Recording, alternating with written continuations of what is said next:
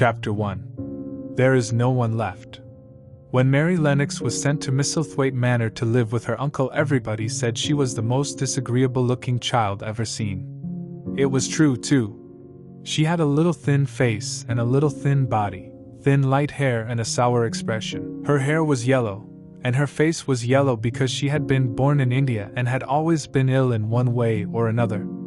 Her father had held a position under the English government, and had always been busy and ill himself, and her mother had been a great beauty who cared only to go to parties and amuse herself with gay people. She had not wanted a little girl at all, and when Mary was born she handed her over to the care of an ayah, who was made to understand that if she wished to please the Mem Sahib she must keep the child out of sight as much as possible. So when she was a sickly, fretful, ugly little baby she was kept out of the way, and when she became a sickly, fretful, toddling thing she was kept out of the way also. She never remembered seeing familiarly anything but the dark faces of her ayah and the other native servants, and as they always obeyed her and gave her her own way in everything, because the Mem Sahib would be angry if she was disturbed by her crying.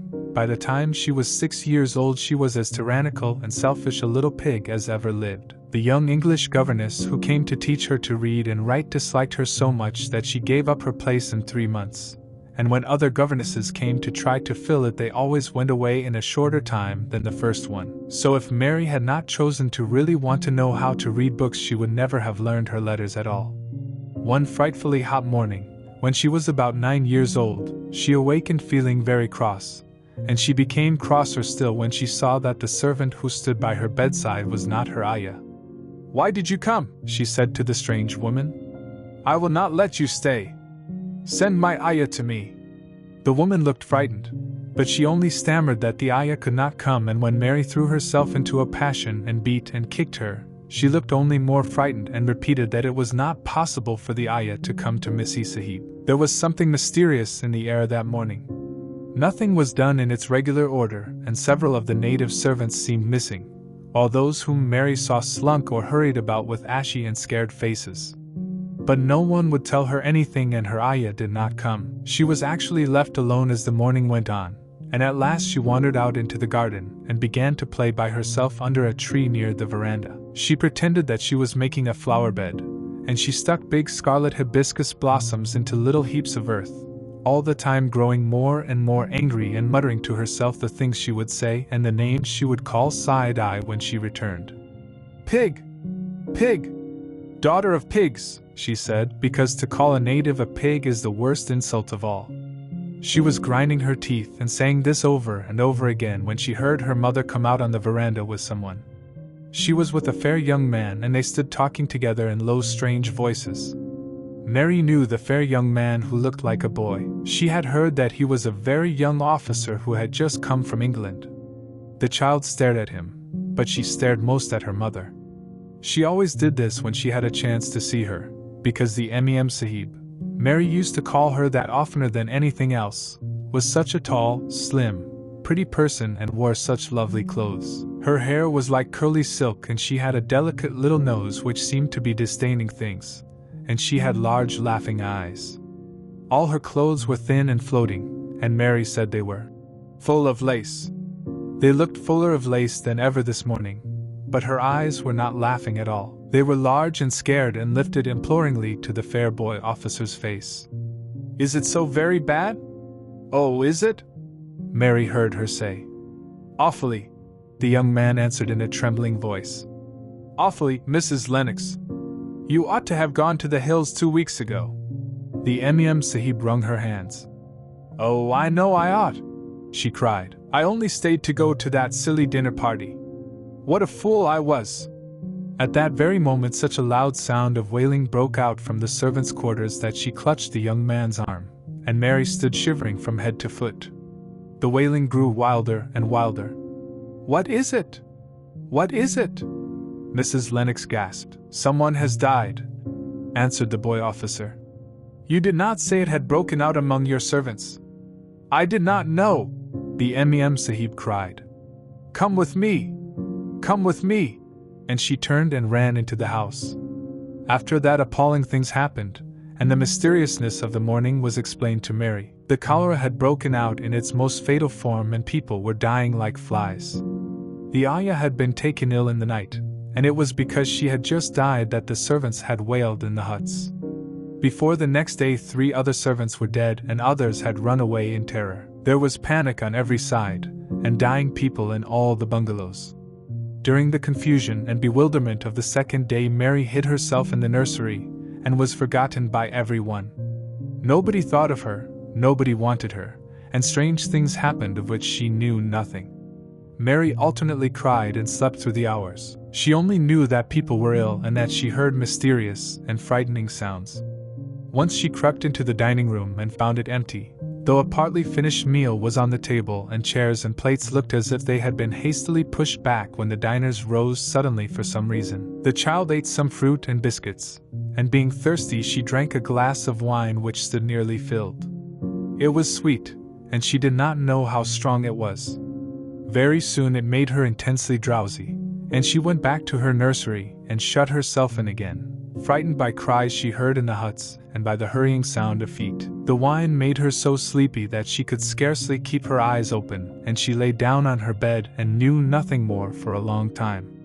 Many things happened during the hours in which she slept so heavily, but she was not disturbed by the wails and the sound of things being carried in and out of the bungalow. When she awakened, she lay and stared at the wall. The house was perfectly still. She had never known it to be so silent before. She heard neither voices nor footsteps, and wondered if everybody had got well of the cholera and all the trouble was over. She wondered also who would take care of her now her ayah was dead. There would be a new ayah, and perhaps she would know some new stories. Mary had been rather tired of the old ones. She did not cry because her nurse had died. She was not an affectionate child and had never cared much for anyone. The noise and hurrying about and wailing over the cholera had frightened her, and she had been angry because no one seemed to remember that she was alive. Everyone was too panic-stricken to think of a little girl no one was fond of. When people had the cholera, it seemed that they remembered nothing but themselves. But if everyone had got well again, surely someone would remember and come to look for her. But no one came, and as she lay waiting, the house seemed to grow more and more silent. She heard something rustling on the matting, and when she looked down she saw a little snake gliding along and watching her with eyes like jewels. She was not frightened, because he was a harmless little thing who would not hurt her, and he seemed in a hurry to get out of the room. He slipped under the door as she watched him. "How queer and quiet it is," she said. "It sounds as if there was no one in the bungalow but me and the snake." Almost the next minute she heard footsteps in the compound, and then on the veranda. They were men's footsteps, and the men entered the bungalow and talked in low voices. No one went to meet or speak to them, and they seemed to open doors and look into rooms. "What desolation!" she heard one voice say. "That pretty woman, I suppose the child, too." "I heard there was a child, though no one ever saw her." Mary was standing in the middle of the nursery when they opened the door a few minutes later. She looked an ugly, cross little thing and was frowning because she was beginning to be hungry and feel disgracefully neglected. The first man who came in was a large officer she had once seen talking to her father. He looked tired and troubled, but when he saw her he was so startled that he almost jumped back. "Barney!" he cried out. "There is a child here. A child alone. In a place like this. Mercy on us, who is she?" "I am Mary Lennox," the little girl said, drawing herself up stiffly. She thought the man was very rude to call her father's bungalow a place like this. "I fell asleep when everyone had the cholera and I have only just wakened up. Why does nobody come? It is the child no one ever saw," exclaimed the man, turning to his companions. "She has actually been forgotten." "Why was I forgotten?" Mary said, stamping her foot. "Why does nobody come?" The young man, whose name was Barney, looked at her very sadly. Mary even thought she saw him wink his eyes as if to wink tears away. "Poor little kid," he said. "There is nobody left to come." It was in that strange and sudden way that Mary found out that she had neither father nor mother left, that they had died and been carried away in the night, and that the few native servants who had not died also had left the house as quickly as they could get out of it, none of them even remembering that there was a Missy Sahib. That was why the place was so quiet. It was true that there was no one in the bungalow but herself and the little rustling snake. Chapter 2. Mistress Mary. Quite contrary, Mary had liked to look at her mother from a distance, and she had thought her very pretty. But as she knew very little of her, she could scarcely have been expected to love her or to miss her very much when she was gone. She did not miss her at all, in fact, and as she was a self-absorbed child, she gave her entire thought to herself, as she had always done. If she had been older, she would no doubt have been very anxious at being left alone in the world. But she was very young, and as she had always been taken care of, she supposed she always would be. What she thought was that she would like to know if she was going to nice people, who would be polite to her and give her her own way as her ayah and the other native servants had done. She knew that she was not going to stay at the English clergyman's house where she was taken at first. She did not want to stay. The English clergyman was poor, and he had 5 children nearly all the same age, and they wore shabby clothes and were always quarreling and snatching toys from each other. Mary hated their untidy bungalow and was so disagreeable to them that after the first day or 2 nobody would play with her. By the second day they had given her a nickname which made her furious. It was Basil who thought of it first. Basil was a little boy with impudent blue eyes and a turned-up nose, and Mary hated him. She was playing by herself under a tree, just as she had been playing the day the cholera broke out. She was making heaps of earth and paths for a garden, and Basil came and stood near to watch her. Presently he got rather interested and suddenly made a suggestion. "Why don't you put a heap of stones there and pretend it is a rockery?" he said. "There in the middle." And he leaned over her to point. "Go away!" cried Mary. "I don't want boys, go away!" For a moment Basil looked angry, and then he began to tease. He was always teasing his sisters. He danced round and round her and made faces and sang and laughed. "Mistress Mary, quite contrary, how does your garden grow? With silver bells, and cockle shells, and marigolds all in a row." He sang it until the other children heard and laughed too, and the crosser Mary got, the more they sang. "Mistress Mary, quite contrary." And after that, as long as she stayed with them, they called her Mistress Mary quite contrary. When they spoke of her to each other, and often when they spoke to her, "You are going to be sent home," Basil said to her, "at the end of the week. And we're glad of it." "I am glad of it too," answered Mary. "Where is home?" "She doesn't know where home is," said Basil, with 7-year-old scorn. "It's England, of course. Our grandmama lives there, and our sister Mabel was sent to her last year." "You are not going to your grandmama. You have none. You are going to your uncle. His name is Mr. Archibald Craven." "I don't know anything about him," snapped Mary. "I know you don't," Basil answered. "You don't know anything. Girls never do. I heard father and mother talking about him. He lives in a great big, desolate old house in the country, and no one goes near him. He's so cross he won't let them, and they wouldn't come if he would let them. He's a hunchback, and he's horrid." "I don't believe you," said Mary, and she turned her back and stuck her fingers in her ears, because she would not listen any more. But she thought over it a great deal afterward, and when Mrs. Crawford told her that night that she was going to sail away to England in a few days and go to her uncle, Mr. Archibald Craven, who lived at Misselthwaite Manor, she looked so stony and stubbornly uninterested that they did not know what to think about her. They tried to be kind to her, but she only turned her face away when Mrs. Crawford attempted to kiss her, and held herself stiffly when Mr. Crawford patted her shoulder. "She is such a plain child," Mrs. Crawford said pityingly afterward. "And her mother was such a pretty creature. She had a very pretty manner, too, and Mary has the most unattractive ways I ever saw in a child. The children call her Mistress Mary quite contrary, and though it's naughty of them, one can't help understanding it. Perhaps if her mother had carried her pretty face and her pretty manners oftener into the nursery, Mary might have learned some pretty ways too. It is very sad, now the poor beautiful thing is gone, to remember that many people never even knew that she had a child at all.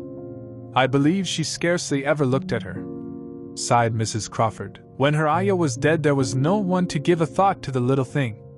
Think of the servants running away and leaving her all alone in that deserted bungalow. Colonel McGrew said he nearly jumped out of his skin when he opened the door and found her standing by herself in the middle of the room. Mary made the long voyage to England under the care of an officer's wife, who was taking her children to leave them in a boarding school. She was very much absorbed in her own little boy and girl, and was rather glad to hand the child over to the woman Mr. Archibald Craven sent to meet her in London. The woman was his housekeeper at Misselthwaite Manor, and her name was Mrs. Medlock. She was a stout woman, with very red cheeks and sharp black eyes. She wore a very purple dress, a black silk mantle with jet fringe on it, and a black bonnet with purple velvet flowers which stuck up and trembled when she moved her head. Mary did not like her at all, but as she very seldom liked people, there was nothing remarkable in that. Besides which, it was very evident Mrs. Medlock did not think much of her. "My word! She's a plain little piece of goods," she said. "And we'd heard that her mother was a beauty.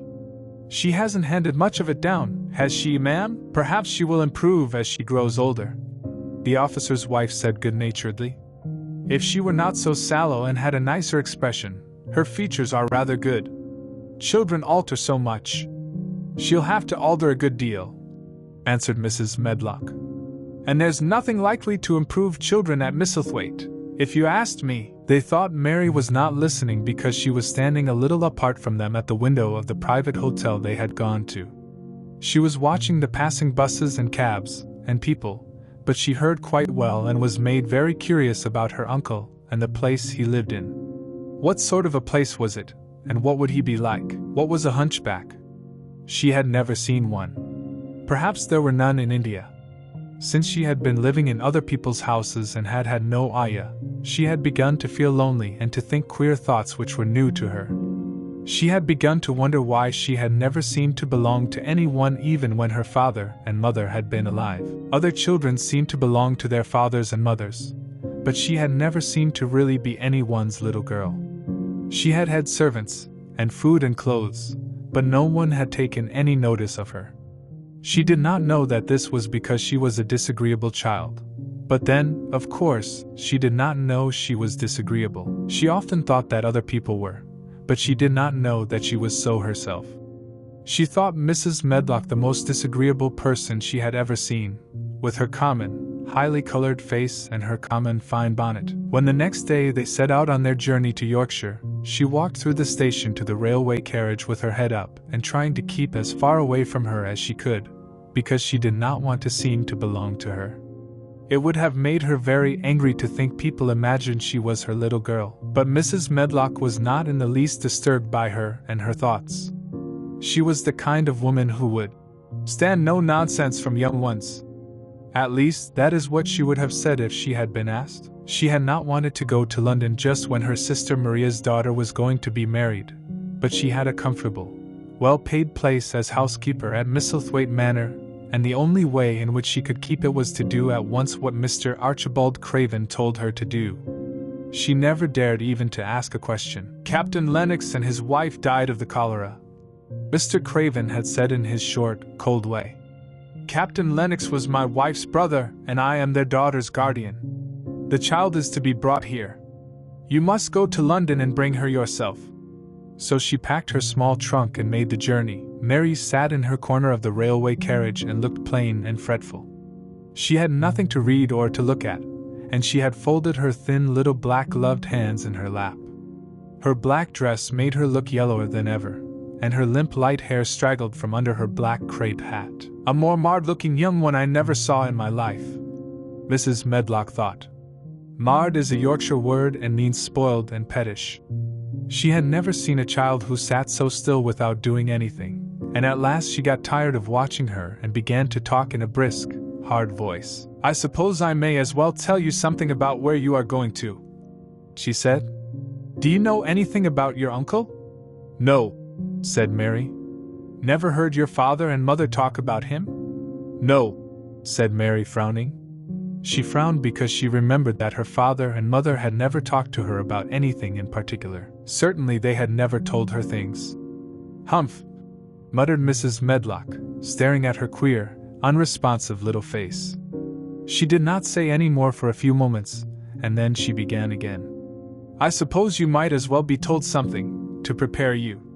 You are going to a queer place." Mary said nothing at all, and Mrs. Medlock looked rather discomfited by her apparent indifference. But, after taking a breath, she went on.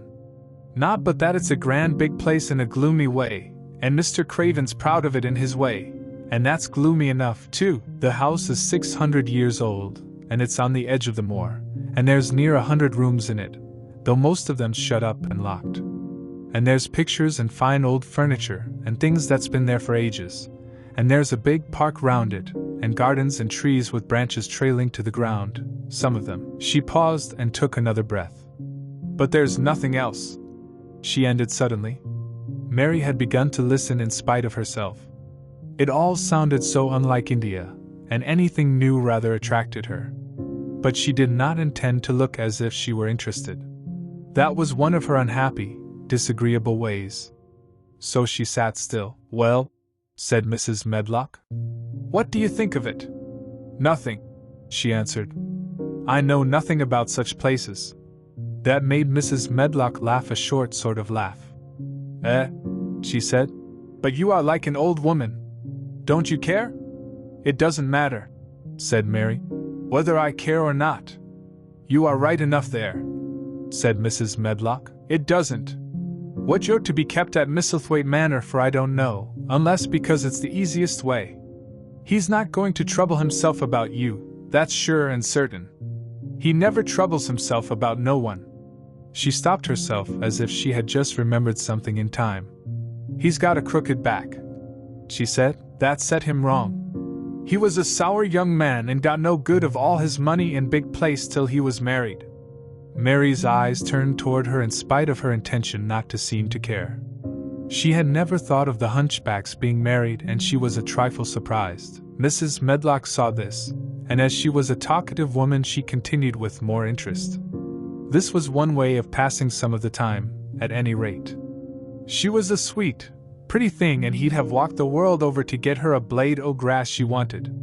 Nobody thought she'd marry him, but she did, and people said she married him for his money, but she didn't. Positively. When she died. Mary gave a little involuntary jump. "Oh, did she die?" she exclaimed, quite without meaning to. She had just remembered a French fairy story she had once read called Riquet à la Houppe. It had been about a poor hunchback and a beautiful princess, and it had made her suddenly sorry for Mr. Archibald Craven. "Yes, she died," Mrs. Medlock answered. "And it made him queerer than ever. He cares about nobody. He won't see people. Most of the time he goes away, and when he is at Misselthwaite he shuts himself up in the west wing and won't let anyone but Pitcher see him. Pitcher's an old fellow, but he took care of him when he was a child and he knows his ways." It sounded like something in a book, and it did not make Mary feel cheerful. A house with 100 rooms, nearly all shut up and with their doors locked. A house on the edge of a moor, whatsoever a moor was, sounded dreary. A man with a crooked back who shut himself up also. She stared out of the window with her lips pinched together, and it seemed quite natural that the rain should have begun to pour down in gray slanting lines and splash and stream down the window panes. If the pretty wife had been alive she might have made things cheerful by being something like her own mother, and by running in and out, and going to parties as she had done in frocks full of lace. But she was not there any more. "You needn't expect to see him, because 10 to 1 you won't," said Mrs. Medlock. "And you mustn't expect that there will be people to talk to you. You'll have to play about and look after yourself. You'll be told what rooms you can go into and what rooms you're to keep out of. There's gardens enough. But when you're in the house don't go wandering and poking about. Mr. Craven won't have it." "I shall not want to go poking about," said sour little Mary. And just as suddenly as she had begun to be rather sorry for Mr. Archibald Craven she began to cease to be sorry and to think he was unpleasant enough to deserve all that had happened to him. And she turned her face toward the streaming panes of the window of the railway carriage and gazed out at the grey rainstorm which looked as if it would go on forever and ever. She watched it so long and steadily that the grayness grew heavier and heavier before her eyes and she fell asleep. Chapter 3. Across the moor she slept a long time, and when she awakened Mrs. Medlock had bought a lunch basket at one of the stations, and they had some chicken and cold beef and bread and butter and some hot tea. The rain seemed to be streaming down more heavily than ever, and everybody in the station wore wet and glistening waterproofs. The guard lighted the lamps in the carriage, and Mrs. Medlock cheered up very much over her tea and chicken and beef. She ate a great deal and afterward fell asleep herself, and Mary sat and stared at her and watched her fine bonnet slip on one side until she herself fell asleep once more in the corner of the carriage, lulled by the splashing of the rain against the windows. It was quite dark when she awakened again. The train had stopped at a station and Mrs. Medlock was shaking her. "You have had a sleep," she said. "It's time to open your eyes. We're at Thwaite Station and we've got a long drive before us." Mary stood up and tried to keep her eyes open while Mrs. Medlock collected her parcels. The little girl did not offer to help her, because in India native servants always picked up or carried things and it seemed quite proper that other people should wait on one. The station was a small one and nobody but themselves seemed to be getting out of the train. The station master spoke to Mrs. Medlock in a rough, good-natured way, pronouncing his words in a queer broad fashion which Mary found out afterward was Yorkshire. "I see there's got back," he said. "And there's browed th young un with thee." "Aye, that's her," answered Mrs. Medlock, speaking with a Yorkshire accent herself, and jerking her head over her shoulder toward Mary. "How's thy missus?" "Well enow. Th carriage is waitin' outside for thee." A brougham stood on the road before the little outside platform. Mary saw that it was a smart carriage, and that it was a smart footman who helped her in. His long waterproof coat and the waterproof covering of his hat were shining and dripping with rain as everything was, the burly station master included. When he shut the door, mounted the box with the coachman, and they drove off, the little girl found herself seated in a comfortably cushioned corner, but she was not inclined to go to sleep again. She sat and looked out of the window, curious to see something of the road over which she was being driven to the queer place Mrs. Medlock had spoken of. She was not at all a timid child and she was not exactly frightened, but she felt that there was no knowing what might happen in a house with 100 rooms nearly all shut up, a house standing on the edge of a moor. "What is a moor?" she said suddenly to Mrs. Medlock. "Look out of the window in about 10 minutes and you'll see," the woman answered. "We've got to drive 5 miles across Misselmore before we get to the manor. You won't see much because it's a dark night, but you can see something." Mary asked no more questions but waited in the darkness of her corner, keeping her eyes on the window. The carriage lamps cast rays of light a little distance ahead of them, and she caught glimpses of the things they passed. After they had left the station, they had driven through a tiny village, and she had seen whitewashed cottages and the lights of a public house. Then they had passed a church and a vicarage and a little shop window or so in a cottage with toys and sweets and odd things set out for sale. Then they were on the high road and she saw hedges and trees. After that there seemed nothing different for a long time, or at least it seemed a long time to her. At last the horses began to go more slowly, as if they were climbing uphill, and presently there seemed to be no more hedges and no more trees. She could see nothing, in fact, but a dense darkness on either side. She leaned forward and pressed her face against the window just as the carriage gave a big jolt. We're on the moor now sure enough," said Mrs. Medlock. The carriage lamp shed a yellow light on a rough-looking road which seemed to be cut through bushes and low-growing things which ended in the great expanse of dark apparently spread out before and around them. A wind was rising and making a singular, wild, low, rushing sound. It's not the sea, is it?" said Mary, looking round at her companion. "No, not it," answered Mrs. Medlock. "Nor it isn't fields nor mountains, it's just miles and miles and miles of wild land that nothing grows on but heather and gorse and broom, and nothing lives on but wild ponies and sheep. I feel as if it might be the sea, if there were water on it," said Mary. "It sounds like the sea just now." "That's the wind blowing through the bushes," Mrs. Medlock said. "It's a wild, dreary enough place to my mind, though there's plenty that likes it, particularly when the heather's in bloom." On and on they drove through the darkness, and though the rain stopped, the wind rushed by and whistled and made strange sounds. The road went up and down, and several times the carriage passed over a little bridge beneath which water rushed very fast with a great deal of noise. Mary felt as if the drive would never come to an end and that the wide, bleak moor was a wide expanse of black ocean through which she was passing on a strip of dry land. "I don't like it," she said to herself. "I don't like it." and she pinched her thin lips more tightly together. The horses were climbing up a hilly piece of road when she first caught sight of a light. Mrs. Medlock saw it as soon as she did and drew a long sigh of relief. "I am glad to see that bit o' light twinkling," she exclaimed. "It's the light in the lodge window. We shall get a good cup of tea after a bit, at all events." It was after a bit, as she said, for when the carriage passed through the park gates there was still 2 miles of avenue to drive through, and the trees, which nearly met overhead, made it seem as if they were driving through a long dark vault. They drove out of the vault into a clear space and stopped before an immensely long but low-built house which seemed to ramble round a stone court. At first Mary thought that there were no lights at all in the windows, but as she got out of the carriage she saw that one room in a corner upstairs showed a dull glow. The entrance door was a huge one made of massive, curiously shaped panels of oak studded with big iron nails and bound with great iron bars. It opened into an enormous hall, which was so dimly lighted that the faces in the portraits on the walls and the figures in the suits of armor made Mary feel that she did not want to look at them. As she stood on the stone floor she looked a very small, odd little black figure, and she felt as small and lost and odd as she looked. A neat, thin old man stood near the manservant who opened the door for them. "You are to take her to her room," he said in a husky voice. "He doesn't want to see her. He's going to London in the morning." "Very well, Mr. Pitcher," Mrs. Medlock answered.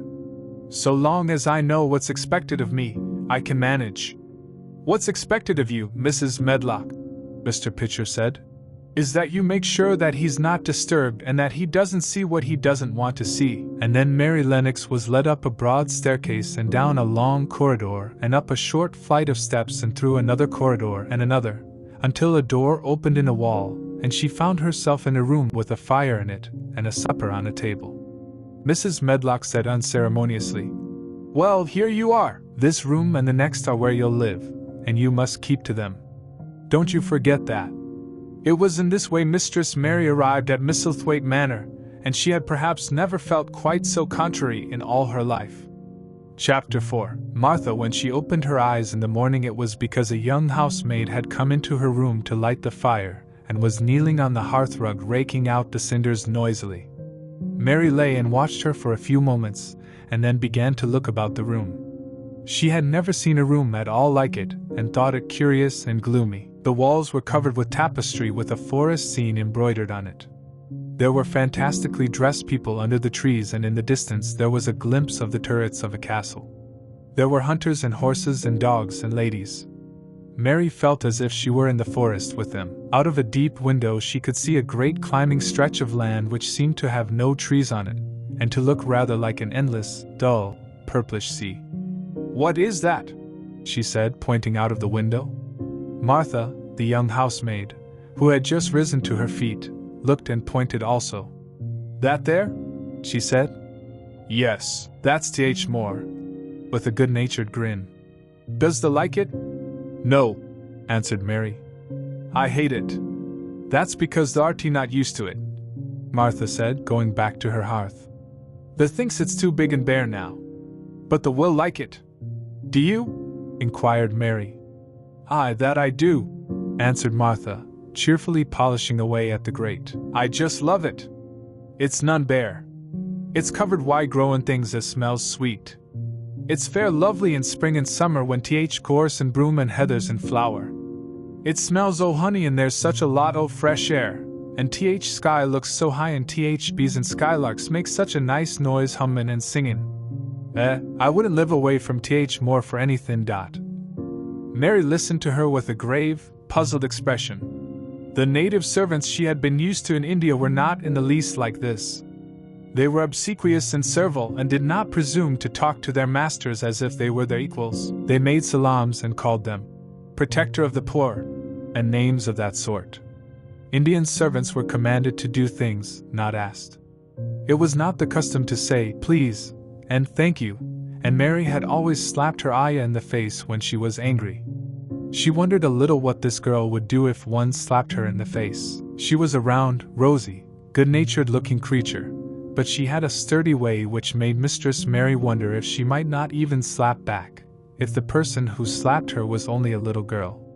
"You are a strange servant," she said from her pillows, rather haughtily. Martha sat up on her heels, with her blacking brush in her hand, and laughed, without seeming the least out of temper. I know that, she said. If there was a grand missus at Misselthwaite, I should never have been even one of th under housemaids. I might have been let to be scullery maid, but I'd never have been let upstairs. I'm too common and I talk too much Yorkshire. But this is a funny house for all it's so grand. Seems like there's neither master nor mistress except Mr. Pitcher and Mrs. Medlock. Mr. Craven, he won't be troubled about anything when he's here, and he's nearly always away. Mrs. Medlock gave me th place out o' kindness. She told me she could never have done it if Misselthwaite had been like other big houses. Are you going to be my servant? Mary asked, still in her imperious little Indian way. Martha began to rub her grate again. I'm Mrs. Medlock's servant, she said stoutly, and she's Mr. Craven's, but I'm to do the housemaid's work up here and wait on you a bit. But you won't need much waiting on. Who is going to dress me? Demanded Mary. Martha sat up on her heels again and stared. She spoke in broad Yorkshire in her amazement. Canna the dress thysen? She said. What do you mean? I don't understand your language, said Mary. I forgot, Martha said. Mrs. Medlock told me I'd have to be careful, or you wouldn't know what I was saying. I mean, can't you put on your own clothes? No, answered Mary, quite indignantly. I never did in my life. My ayah dressed me, of course. Well, said Martha, evidently not in the least aware that she was impudent. It's time they should learn. They cannot begin younger. It'll do thee good to wait on thysen a bit. My mother always said she couldn't see why grand people's children didn't turn out fair fools, what with nurses and bein' washed and dressed and took out to walk as if they was puppies. It is different in India, said Mistress Mary disdainfully. She could scarcely stand this. But Martha was not at all crushed. I can see it's different, she answered almost sympathetically. I dare say it's because there's such a lot o' blacks there instead o' respectable white people. When I heard you was comin' from India, I thought you was a black too. Mary sat up in bed furious. What? She said. What? You thought I was a native? You daughter of a pig! Martha stared and looked hot. Who are you callin' names? She said. You needn't be so vexed. That's not th way for a young lady to talk. I've nothing against th blacks. When you read about 'em in tracts, they're always very religious. You always read as a black's a man and a brother. I've never seen a black, and I was fair pleased to think I was going to see one close. When I come in to light your fire this morning, I crept up to your bed and pulled th cover back careful to look at you. And there you was, disappointedly.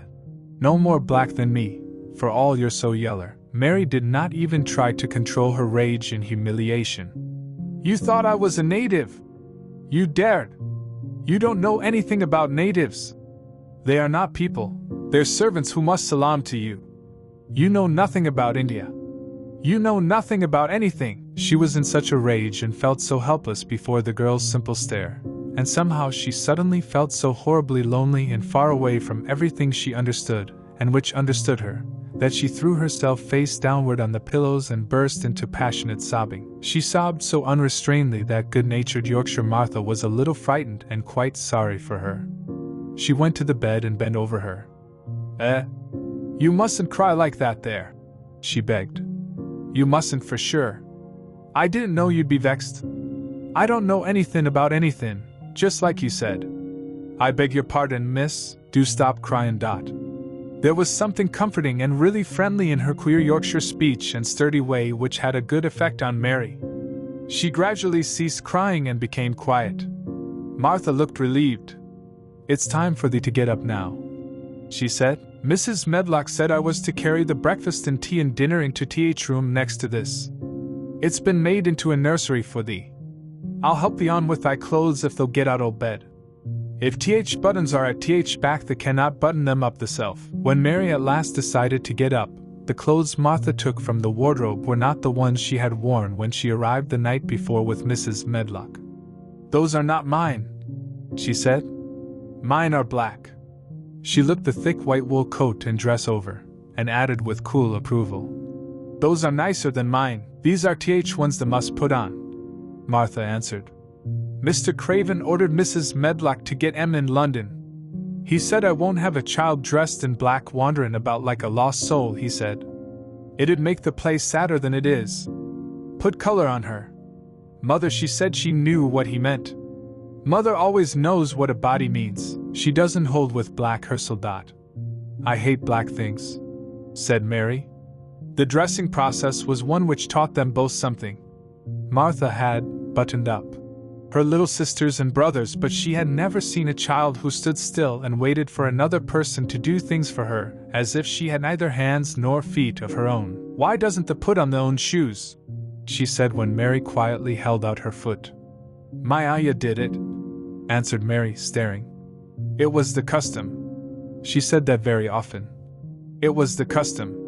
The native servants were always saying it. If one told them to do a thing their ancestors had not done for 1,000 years, they gazed at one mildly and said, It is not the custom. And one knew that was the end of the matter. It had not been the custom that Mistress Mary should do anything but stand and allow herself to be dressed like a doll.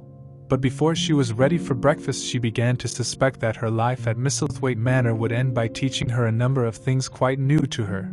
Things such as putting on her own shoes and stockings, and picking up things she let fall. If Martha had been a well-trained fine young lady's maid, she would have been more subservient and respectful, and would have known that it was her business to brush hair, and button boots, and pick things up and lay them away. She was, however, only an untrained Yorkshire rustic who had been brought up in a moorland cottage with a swarm of little brothers and sisters who had never dreamed of doing anything but waiting on themselves and on the younger ones who were either babies in arms or just learning to totter about and tumble over things. If Mary Lennox had been a child who was ready to be amused, she would perhaps have laughed at Martha's readiness to talk. But Mary only listened to her coldly and wondered at her freedom of manner. At first she was not at all interested, but gradually, as the girl rattled on in her good-tempered, homely way, Mary began to notice what she was saying. You should see 'em all, she said. There's 12 of us and my father only gets 16 shilling a week. I can tell you my mother's put to it to get porridge for 'em all. They tumble about on th moor and play there all day, and mother says th air of th moor fattens 'em. She says she believes they eat th grass same as th wild ponies do. Our Dickon, he's 12 years old, and he's got a young pony he calls his own. Where did he get it? Asked Mary. He found it on th moor with its mother when it was a little one, and he began to make friends with it and give it bits o' bread and pluck young grass for it. And it got to like him, so it follows him about and it lets him get on its back. Dickon's a kind lad and animals likes him. Mary had never possessed an animal pet of her own, and had always thought she should like one, so she began to feel a slight interest in Dickon, and as she had never before been interested in any one but herself, it was the dawning of a healthy sentiment. When she went into the room which had been made into a nursery for her, she found that it was rather like the one she had slept in. It was not a child's room, but a grown-up person's room, with gloomy old pictures on the walls and heavy old oak chairs. A table in the center was set with a good substantial breakfast. But she had always had a very small appetite, and she looked with something more than indifference at the first plate Martha set before her. I don't want it, she said. Thee doesn't want thy porridge, Martha exclaimed incredulously. No, thee doesn't know how good it is. Put a bit o' treacle on it or a bit o' sugar. I don't want it, repeated Mary. Said Martha. I can't abide to see good victuals go to waste. If our children was at this table, they'd clean it bare in 5 minutes. Why? Said Mary coldly. Why? Echoed Martha. Because they scarce ever had their stomachs full in their lives. They're as hungry as young hawks and foxes. I don't know what it is to be hungry, said Mary, with the indifference of ignorance. Martha looked indignant. Well, it would do thee good to try it. I can see that plain enough, she said outspokenly. I've no patience with folk as sits and just stares at good bread and meat. My word! Don't I wish Dickon and Phil and Jane and th rest of them had what's here under their pinafores. Why don't you take it to them? Suggested Mary. It's not mine, answered Martha stoutly. And this isn't my day out. I get my day out once a month same as th rest. Then I go home and clean up for Mother and give her a day's rest." Mary drank some tea and ate a little toast and some marmalade.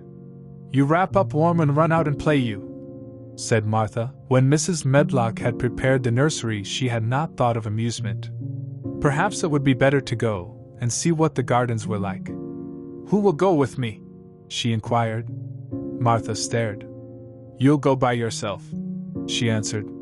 "You'll have to learn to play like other children does when they haven't got sisters and brothers. Our Dickon goes off on Th Moor by himself and plays for hours.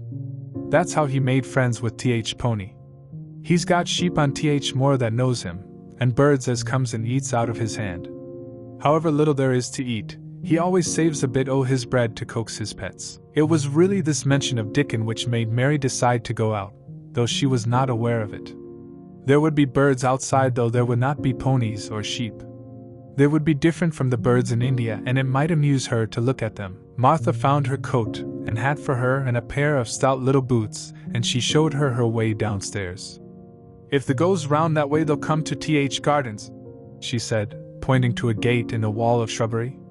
"There's lots o' flowers in summertime, but there's nothin' bloomin' now." She seemed to hesitate a second before she added, "One of Th Gardens is locked up. No one has been in it for 10 years. "Why?" asked Mary in spite of herself. Here was another locked door added to the 100 in the strange house. "Mr. Craven had it shut when his wife died so sudden. He won't let no one go inside. It was her garden." He locked Th door and dug a hole and buried Th key. "There's Mrs. Medlock's bell ringing. I must run." After she was gone, Mary turned down the walk which led to the door in the shrubbery. She could not help thinking about the garden which no one had been into for 10 years. She wondered what it would look like and whether there were any flowers still alive in it. When she had passed through the shrubbery gate, she found herself in great gardens, with wide lawns and winding walks with clipped borders. There were trees, and flower beds, and evergreens clipped into strange shapes, and a large pool with an old grey fountain in its midst. But the flower beds were bare and wintry, and the fountain was not playing. This was not the garden which was shut up. How could a garden be shut up? You could always walk into a garden. She was just thinking this when she saw that, at the end of the path she was following, there seemed to be a long wall, with ivy growing over it. She was not familiar enough with England to know that she was coming upon the kitchen gardens where the vegetables and fruit were growing. She went toward the wall and found that there was a green door in the ivy, and that it stood open. This was not the closed garden, evidently, and she could go into it. She went through the door and found that it was a garden with walls all round it, and that it was only one of several walled gardens which seemed to open into one another. She saw another open green door, revealing bushes and pathways between beds containing winter vegetables. Fruit trees were trained flat against the wall, and over some of the beds there were glass frames. The place was bare and ugly enough, Mary thought, as she stood and stared about her. It might be nicer in summer when things were green, but there was nothing pretty about it now. Presently an old man with a spade over his shoulder walked through the door leading from the second garden. He looked startled when he saw Mary, and then touched his cap. He had a surly old face, and did not seem at all pleased to see her, but then she was displeased with his garden and wore her, quite contrary, expression, and certainly did not seem at all pleased to see him. "What is this place?" she asked. "One Th Kitchen Gardens," he answered. "What is that?" said Mary, pointing through the other green door. "Another of 'em." Shortly. "There's another on t'other side o' Th wall, and there's Th orchard t'other side o' that." "Can I go in them?" asked Mary. "If the likes. But there's nowt to see." Mary made no response. She went down the path and through the second green door. There she found more walls and winter vegetables and glass frames, but in the second wall there was another green door, and it was not open. Perhaps it led into the garden which no one had seen for 10 years. As she was not at all a timid child and always did what she wanted to do, Mary went to the green door and turned the handle. She hoped the door would not open because she wanted to be sure she had found the mysterious garden. But it did open quite easily, and she walked through it, and found herself in an orchard. There were walls all round it also, and trees trained against them, and there were bare fruit trees growing in the winter-brown grass. but there was no green door to be seen anywhere. Mary looked for it, and yet when she had entered the upper end of the garden she had noticed that the wall did not seem to end with the orchard but to extend beyond it, as if it enclosed a place at the other side. She could see the tops of trees above the wall, and when she stood still she saw a bird with a bright red breast sitting on the topmost branch of one of them, and suddenly he burst into his winter song, almost as if he had caught sight of her and was calling to her. She stopped and listened to him, and somehow his cheerful, friendly little whistle gave her a pleased feeling. Even a disagreeable little girl may be lonely, and the big closed house and big bare moor and big bare gardens had made this one feel as if there was no one left in the world but herself. If she had been an affectionate child, who had been used to being loved, she would have broken her heart, but even though she was Mistress Mary quite contrary, she was desolate, and the bright-breasted little bird brought a look into her sour little face which was almost a smile. She listened to him until he flew away. He was not like an Indian bird, and she liked him, and wondered if she should ever see him again. Perhaps he lived in the mysterious garden and knew all about it. Perhaps it was because she had nothing whatever to do that she thought so much of the deserted garden. She was curious about it, and wanted to see what it was like. Why had Mr. Archibald Craven buried the key? If he had liked his wife so much, why did he hate her garden? She wondered if she should ever see him, but she knew that if she did she should not like him, and he would not like her, and that she should only stand and stare at him and say nothing, though she should be wanting dreadfully to ask him why he had done such a queer thing. People never like me, and I never like people, she thought. And I never can talk as the Crawford children could. They were always talking and laughing and making noises. She thought of the robin and of the way he seemed to sing his song at her, and as she remembered the treetop he perched on she stopped rather suddenly on the path. I believe that tree was in the secret garden, I feel sure it was, she said. There was a wall round the place and there was no door. She walked back into the first kitchen garden she had entered and found the old man digging there. She went and stood beside him and watched him a few moments in her cold little way. He took no notice of her, and so at last she spoke to him. I have been into the other gardens, she said. There was nothing to prevent thee, he answered crustily. I went into the orchard. There was no dog at th door to bite thee, he answered. There was no door there into the other garden, said Mary. What garden? He said in a rough voice, stopping his digging for a moment. The one on the other side of the wall, answered Mistress Mary. There are trees there, I saw the tops of them. A bird with a red breast was sitting on one of them, and he sang. To her surprise, the surly old weather-beaten face actually changed its expression. A slow smile spread over it, and the gardener looked quite different. It made her think that it was curious how much nicer a person looked when he smiled. She had not thought of it before. He turned about to the orchard side of his garden and began to whistle, a low, soft whistle. She could not understand how such a surly man could make such a coaxing sound. Almost the next moment a wonderful thing happened. She heard a soft little rushing flight through the air, and it was the bird with the red breast flying to them, and he actually alighted on the big clod of earth quite near to the gardener's foot. Here he is, chuckled the old man, and then he spoke to the bird as if he were speaking to a child. Where has thee been, the cheeky little beggar, he said. I've not seen thee before today. Has thee begun the courtin' this early in th season? Thou art too forad. The bird put his tiny head on one side and looked up at him with his soft bright eye which was like a black dewdrop.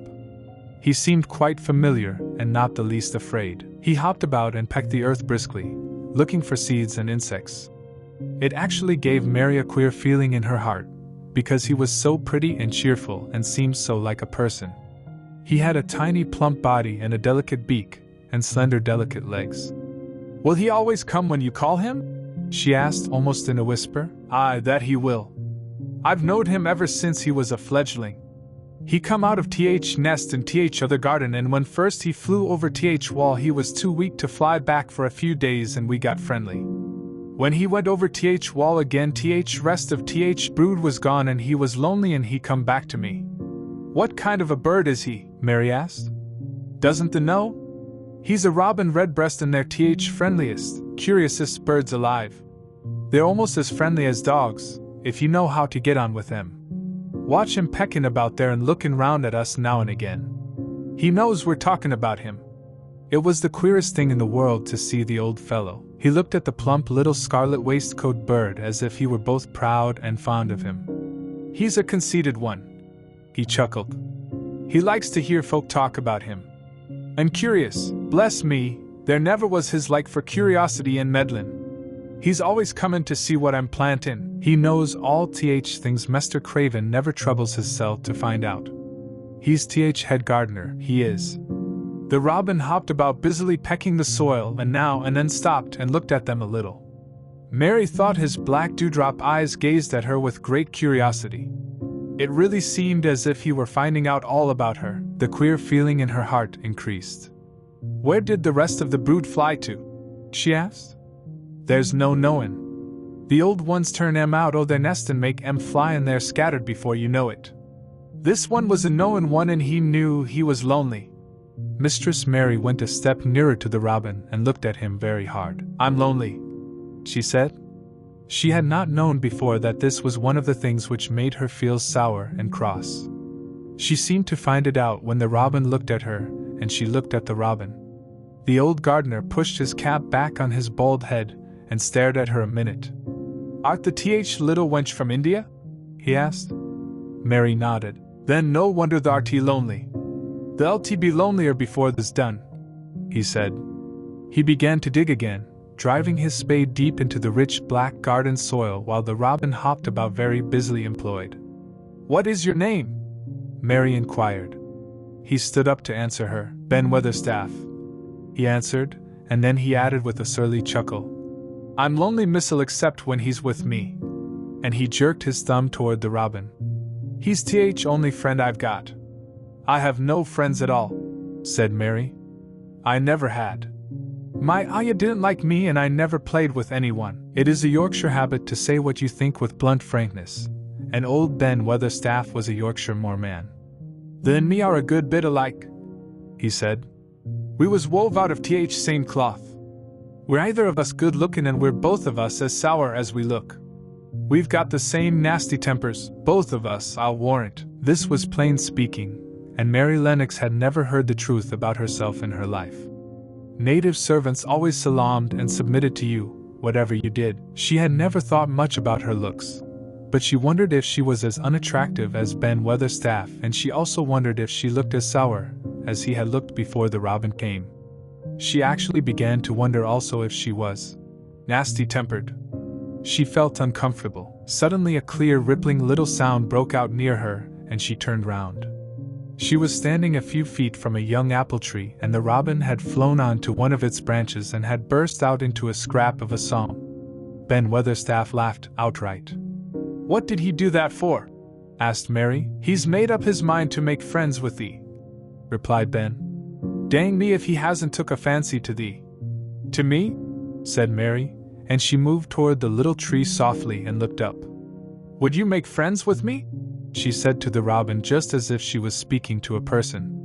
"Would you?" And she did not say it either in her hard little voice or in her imperious Indian voice, but in a tone so soft and eager and coaxing that Ben Weatherstaff was as surprised as she had been when she heard him whistle. "Why," he cried out, "thee said that as nice and human as if there was a real child instead of a sharp old woman. Thee said it almost like Dickon talks to his wild things on Moor." "Do you know Dickon?" Mary asked, turning round rather in a hurry. "Everybody knows him. Dickon's wanderin' about everywhere.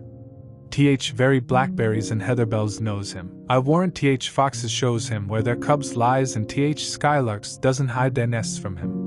Mary would have liked to ask some more questions. She was almost as curious about Dickon as she was about the deserted garden. But just that moment the robin, who had ended his song, gave a little shake of his wings, spread them and flew away. He had made his visit and had other things to do. "He has flown over the wall," Mary cried out, watching him. "He has flown into the orchard. He has flown across the other wall, into the garden where there is no door." "He lives there," said old Ben. "He came out o' egg there. If he's courtin', he's making up to some young madam of a robin that lives among old rose trees there." "Rose trees?" said Mary. "Are there rose trees?" Ben Weatherstaff took up his spade again and began to dig. There was 10 years ago. He mumbled. I should like to see them, said Mary. Where is the green door? There must be a door somewhere. Ben drove his spade deep and looked as uncompanionable as he had looked when she first saw him. There was 10 years ago, but there isn't now, he said. No door, cried Mary. There must be. None as anyone can find, and none as is anyone's business. Don't you be a meddlesome wench and poke your nose where it's no cause to go. Here, I must go on with my work. Get you gone and play you. I've no more time. And he actually stopped digging, threw his spade over his shoulder and walked off, without even glancing at her or saying goodbye. Chapter 5. The cry in the corridor. At first, each day which passed by for Mary Lennox was exactly like the others. Every morning she awoke in her tapestried room and found Martha kneeling upon the hearth building her fire. Every morning she ate her breakfast in the nursery, which had nothing amusing in it, and after each breakfast she gazed out of the window across to the huge moor which seemed to spread out on all sides and climb up to the sky. And after she had stared for a while she realized that if she did not go out she would have to stay in and do nothing. And so she went out. She did not know that this was the best thing she could have done, and she did not know that, when she began to walk quickly or even run along the paths and down the avenue, she was stirring her slow blood and making herself stronger by fighting with the wind which swept down from the moor. She ran only to make herself warm, and she hated the wind which rushed at her face and roared and held her back as if it were some giant she could not see. But the big breaths of rough fresh air blown over the heather filled her lungs with something which was good for her whole thin body, and whipped some red color into her cheeks and brightened her dull eyes when she did not know anything about it. But after a few days spent almost entirely out of doors she wakened one morning knowing what it was to be hungry, and when she sat down to her breakfast she did not glance disdainfully at her porridge and push it away, but took up her spoon and began to eat it, and went on eating it until her bowl was empty. "They got on well enough with that this morning, didn't they?" said Martha. "It tastes nice today," said Mary, feeling a little surprised herself. "It's air of more that's given thee stomach for the victuals," answered Martha. "It's lucky for thee that there's got victuals as well as appetite. There's been 12 in our cottage as had stomach and nothing to put in it. You go on playing you out o' doors every day and you'll get some flesh on your bones and you won't be so yeller." "I don't play," said Mary. "I have nothing to play with." "Nothing to play with!" exclaimed Martha. "Our children plays with sticks and stones. They just runs about and shouts and looks at things." Mary did not shout, but she looked at things. There was nothing else to do. She walked round and round the gardens and wandered about the paths in the park. Sometimes she looked for Ben Weatherstaff, but though several times she saw him at work he was too busy to look at her or was too surly. Once when she was walking toward him he picked up his spade and turned away as if he did it on purpose. One place she went to oftener than to any other. It was the long walk outside the gardens with the walls round them. There were bare flower beds on either side of it, and against the walls ivy grew thickly. There was one part of the wall where the creeping dark green leaves were more bushy than elsewhere. It seemed as if for a long time that part had been neglected. The rest of it had been clipped and made to look neat, but at this lower end of the walk it had not been trimmed at all. A few days after she had talked to Ben Weatherstaff Mary stopped to notice this, and wondered why it was so. She had just paused and was looking up at a long spray of ivy swinging in the wind when she saw a gleam of scarlet and heard a brilliant chirp, and there, on the top of the wall, perched Ben Weatherstaff's robin redbreast, tilting forward to look at her with his small head on one side. "Oh!" she cried out. "Is it you? Is it you?" And it did not seem at all queer to her that she spoke to him as if she was sure that he would understand and answer her. He did answer. He twittered and chirped and hopped along the wall as if he were telling her all sorts of things. It seemed to Mistress Mary as if she understood him, too, though he was not speaking in words. It was as if he said, "Good morning! Isn't the wind nice? Isn't the sun nice? Isn't everything nice? Let us both chirp and hop and twitter. Come on! Come on!" Mary began to laugh, and as he hopped and took little flights along the wall she ran after him. Poor little thin, sallow, ugly Mary, she actually looked almost pretty for a moment. I like you! I like you! She cried out, pattering down the walk, and she chirped and tried to whistle, which last she did not know how to do in the least. But the robin seemed to be quite satisfied and chirped and whistled back at her. At last he spread his wings and made a darting flight to the top of a tree, where he perched and sang loudly. That reminded Mary of the first time she had seen him. He had been swinging on a treetop then, and she had been standing in the orchard. Now she was on the other side of the orchard and standing in the path outside a wall, much lower down, and there was the same tree inside. "It's in the garden no one can go into," she said to herself. "It's the garden without a door. He lives in there. How I wish I could see what it is like." She ran up the walk to the green door she had entered the first morning. Then she ran down the path through the other door and then into the orchard, and when she stood and looked up there was the tree on the other side of the wall, and there was the robin just finishing his song and beginning to preen his feathers with his beak. "It is the garden," she said. "I am sure it is." She walked round and looked closely at that side of the orchard wall, but she only found what she had found before, that there was no door in it. Then she ran through the kitchen gardens again and out into the walk outside the long ivy-covered wall, and she walked to the end of it and looked at it, but there was no door, and then she walked to the other end, looking again, but there was no door. "It's very queer," she said. "Ben Weatherstaff said there was no door, and there is no door, but there must have been one 10 years ago, because Mr. Craven buried the key." This gave her so much to think of that she began to be quite interested and feel that she was not sorry that she had come to Misselthwaite Manor. In India she had always felt hot and too languid to care much about anything. The fact was that the fresh wind from the moor had begun to blow the cobwebs out of her young brain and to waken her up a little. She stayed out of doors nearly all day, and when she sat down to her supper at night she felt hungry and drowsy and comfortable. She did not feel cross when Martha chattered away. She felt as if she rather liked to hear her, and at last she thought she would ask her a question. She asked it after she had finished her supper and had sat down on the hearthrug before the fire. "Why did Mr. Craven hate the garden?" she said. She had made Martha stay with her, and Martha had not objected at all. She was very young, and used to a crowded cottage full of brothers and sisters, and she found it dull in the great servants' hall downstairs where the footmen and upper housemaids made fun of her Yorkshire speech and looked upon her as a common little thing, and sat and whispered among themselves. Martha liked to talk, and the strange child who had lived in India, and been waited upon by blacks, was novelty enough to attract her. She sat down on the hearth herself without waiting to be asked. "Art thou thinking about that garden yet?" she said. "I knew the wood. That was just the way with me when I first heard about it." "Why did he hate it?" Mary persisted. Martha tucked her feet under her and made herself quite comfortable. "Listen to Th wind wuthering round the house," she said. "You could bear stand up on the moor if you was out on it tonight." Mary did not know what wuthering meant until she listened, and then she understood. It must mean that hollow shuddering sort of roar which rushed round and round the house as if the giant no one could see were buffeting it, and beating at the walls and windows to try to break in. But one knew he could not get in, and somehow it made one feel very safe and warm inside a room with a red coal fire. "But why did he hate it so?" she asked, after she had listened. She intended to know if Martha did.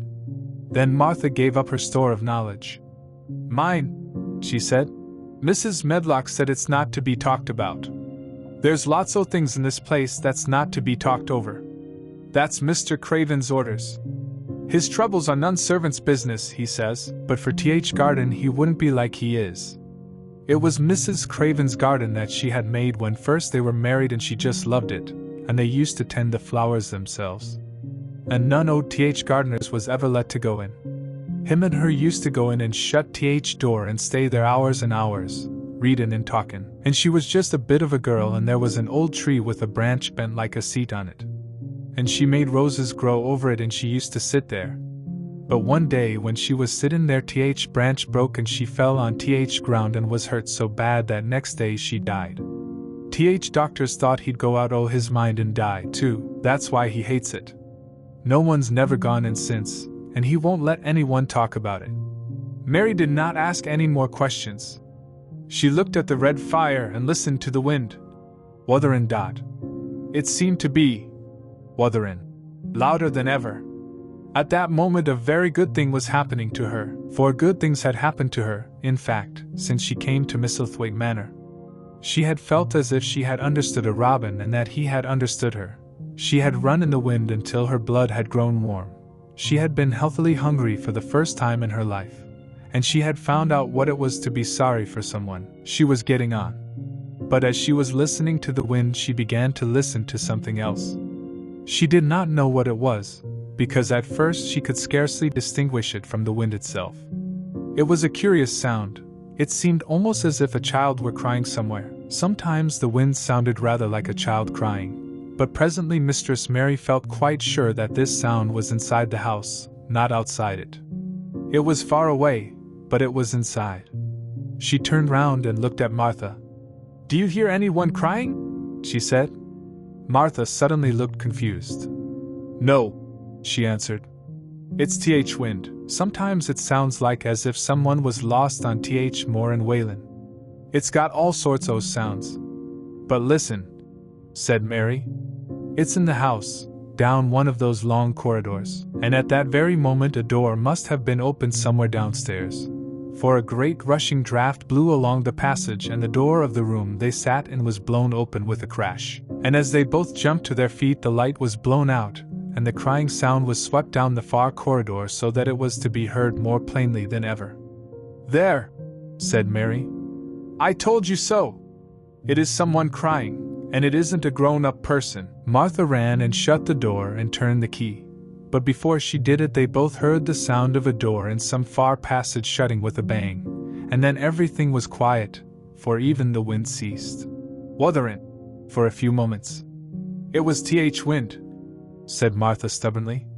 "And if it wasn't, it was little Betty Butterworth, th scullery maid. She's had th toothache all day."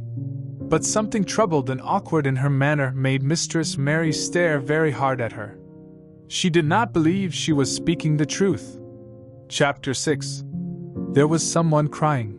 There was. The next day the rain poured down in torrents again, and when Mary looked out of her window the moor was almost hidden by grey mist and cloud.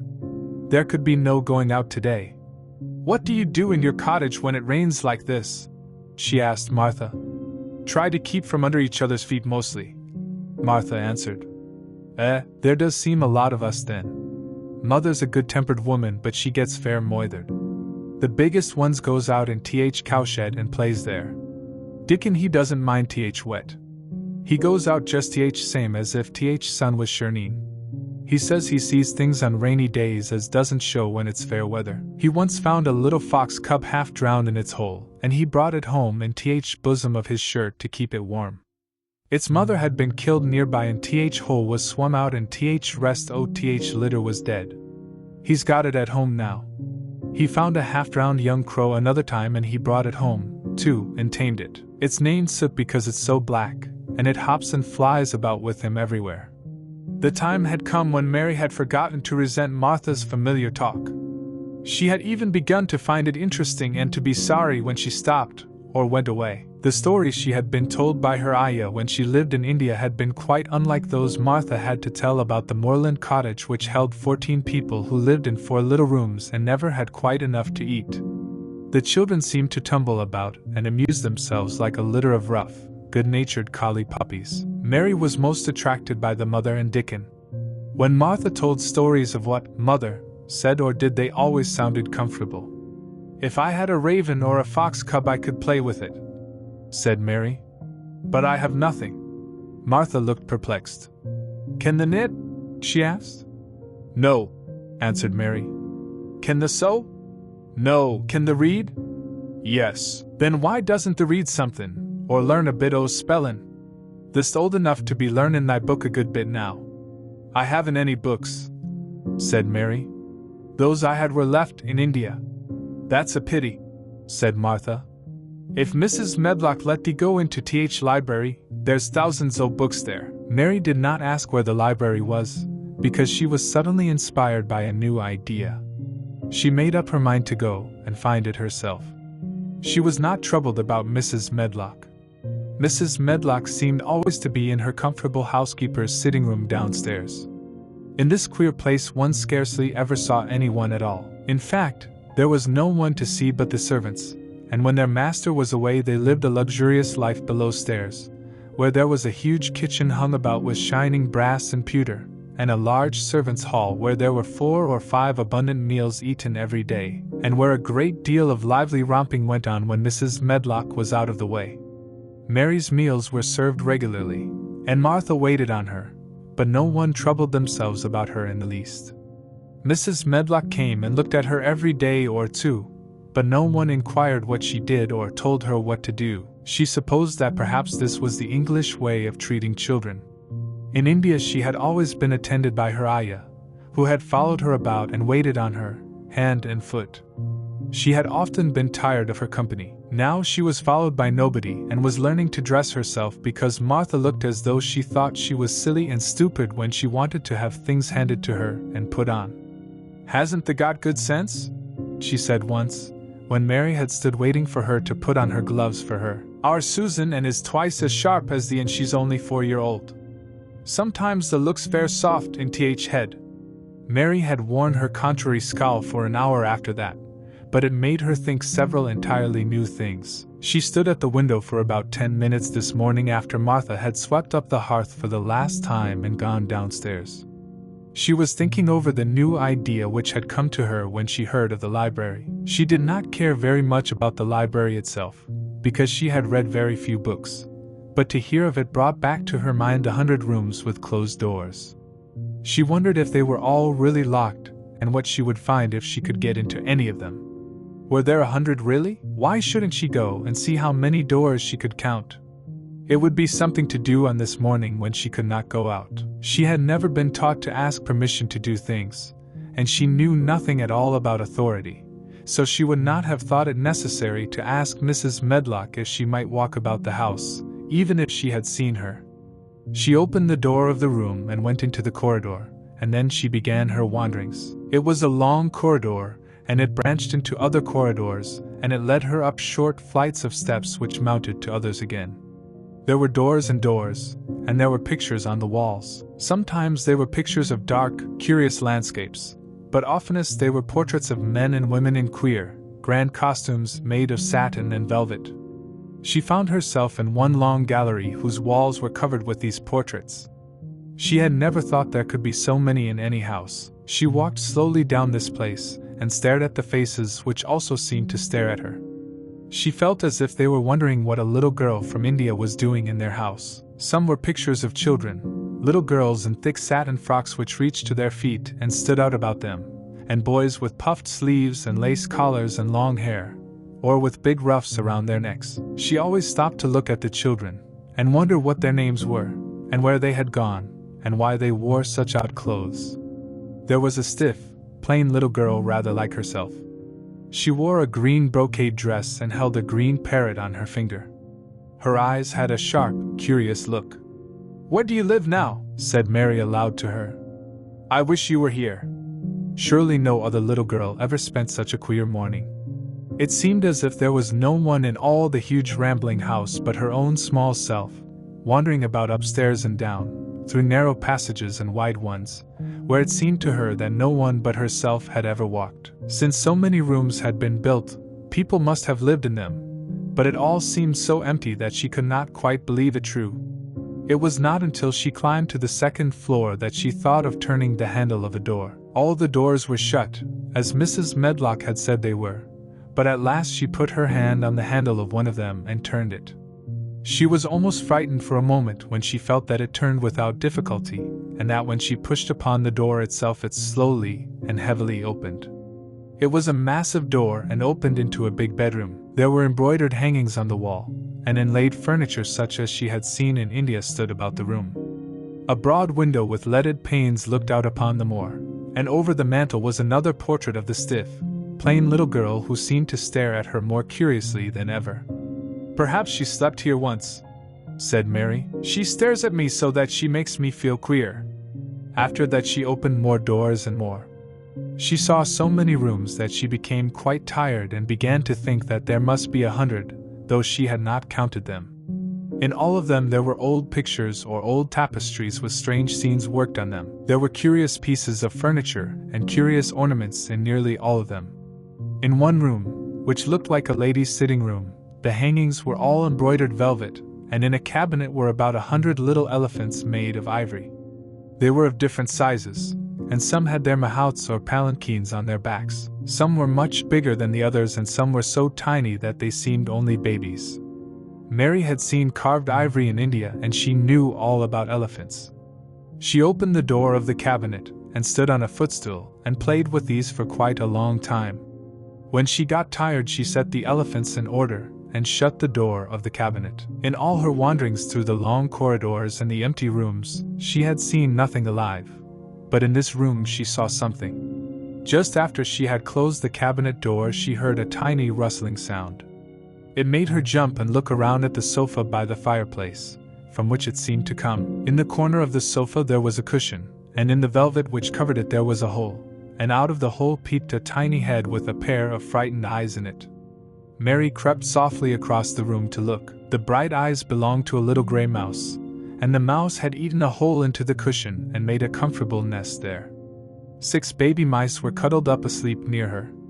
If there was no one else alive in the 100 rooms, there were 7 mice who did not look lonely at all. "If they wouldn't be so frightened, I would take them back with me," said Mary.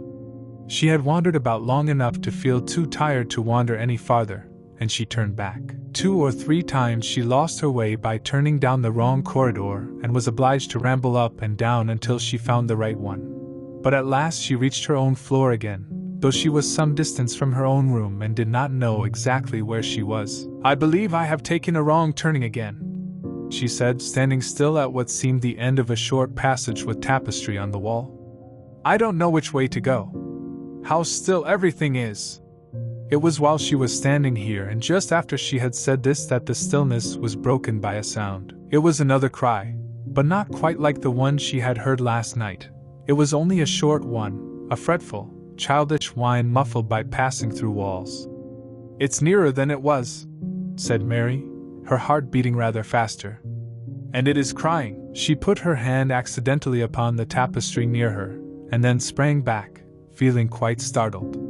The tapestry was the covering of a door which fell open and showed her that there was another part of the corridor behind it, and Mrs. Medlock was coming up it with her bunch of keys in her hand and a very cross look on her face. "What are you doing here?" she said, and she took Mary by the arm and pulled her away. "What did I tell you? I turned round the wrong corner," explained Mary. "I didn't know which way to go and I heard someone crying." She quite hated Mrs. Medlock at the moment, but she hated her more the next. "You didn't hear anything of the sort," said the housekeeper. "You come along back to your own nursery or I'll box your ears." And she took her by the arm and half pushed, half pulled her up one passage and down another until she pushed her in at the door of her own room. "No," she said. "You stay where you're told to stay or you'll find yourself locked up. The master had better get you a governess, same as he said he would. You're one that needs someone to look sharp after you. I've got enough to do." She went out of the room and slammed the door after her, and Mary went and sat on the hearthrug, pale with rage. She did not cry, but ground her teeth. "There was someone crying, there was, she said to herself. She had heard it twice now, and sometime she would find out. She had found out a great deal this morning. She felt as if she had been on a long journey, and at any rate she had had something to amuse her all the time, and she had played with the ivory elephants, and had seen the gray mouse, and its babies in their nest in the velvet cushion. Chapter 7. The key of the garden. 2 days after this, when Mary opened her eyes she sat upright in bed immediately, and called to Martha. "Look at the moor! Look at the moor!" The rainstorm had ended and the gray mist and clouds had been swept away in the night by the wind. The wind itself had ceased and a brilliant, deep blue sky arched high over the moorland. Never had Mary dreamed of a sky so blue. In India skies were hot and blazing. This was of a deep cool blue which almost seemed to sparkle like the waters of some lovely bottomless lake, and here and there, high in the arched blueness floated small clouds of snow-white fleece. The far-reaching world of the moor itself looked softly blue instead of gloomy purple-black or awful dreary gray. said Martha with a cheerful grin. Storm's over for a bit. It does like this at this time year. It goes off in a night like it was pretending it had never been here and never meant to come again. That's because springtime's on its way. It's a long way off yet, but it's coming.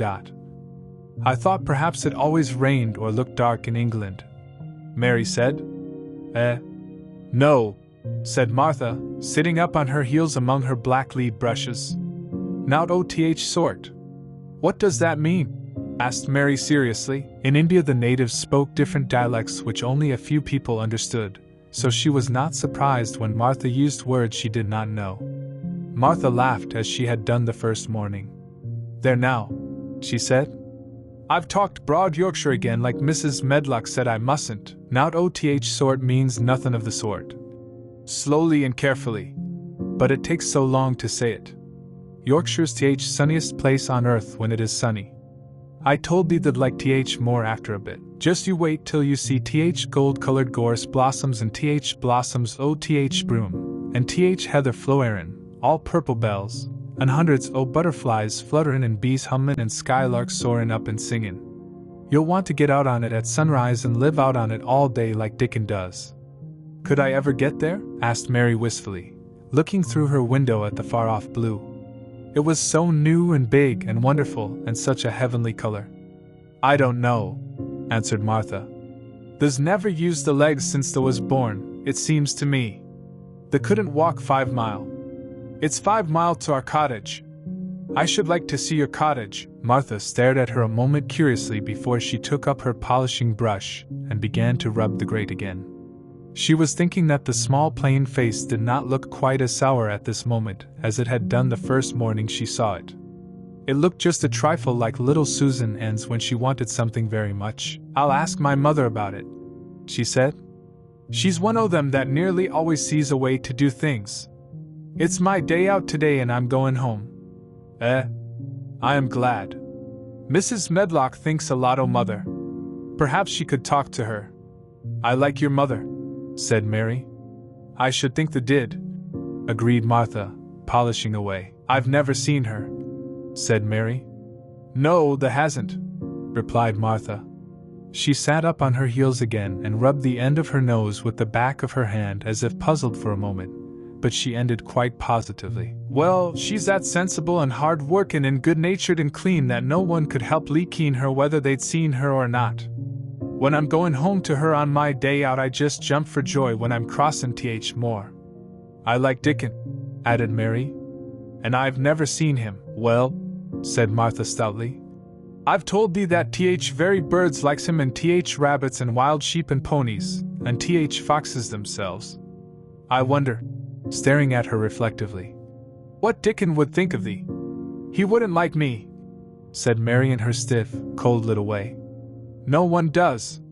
Martha looked reflective again. How does the like thyself? She inquired, really quite as if she were curious to know.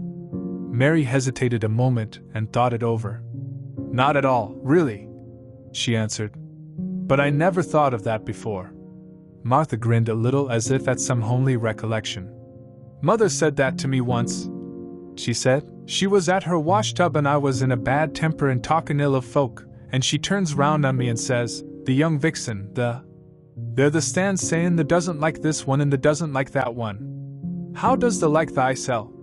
It made me laugh and it brought me to my senses in a minute. She went away in high spirits as soon as she had given Mary her breakfast. She was going to walk 5 miles across the moor to the cottage, and she was going to help her mother with the washing and do the week's baking and enjoy herself thoroughly. Mary felt lonelier than ever when she knew she was no longer in the house. She went out into the garden as quickly as possible, and the first thing she did was to run round and round the fountain flower garden 10 times. She counted the times carefully, and when she had finished she felt in better spirits. The sunshine made the whole place look different. The high, deep, blue sky arched over Misselthwaite as well as over the moor, and she kept lifting her face and looking up into it, trying to imagine what it would be like to lie down on one of the little snow-white clouds and float about. She went into the first kitchen garden and found Ben Weatherstaff working there with 2 other gardeners. The change in the weather seemed to have done him good. He spoke to her of his own accord. "Springtime's comin'," he said. "Cannot thee smell it?" Mary sniffed and thought she could.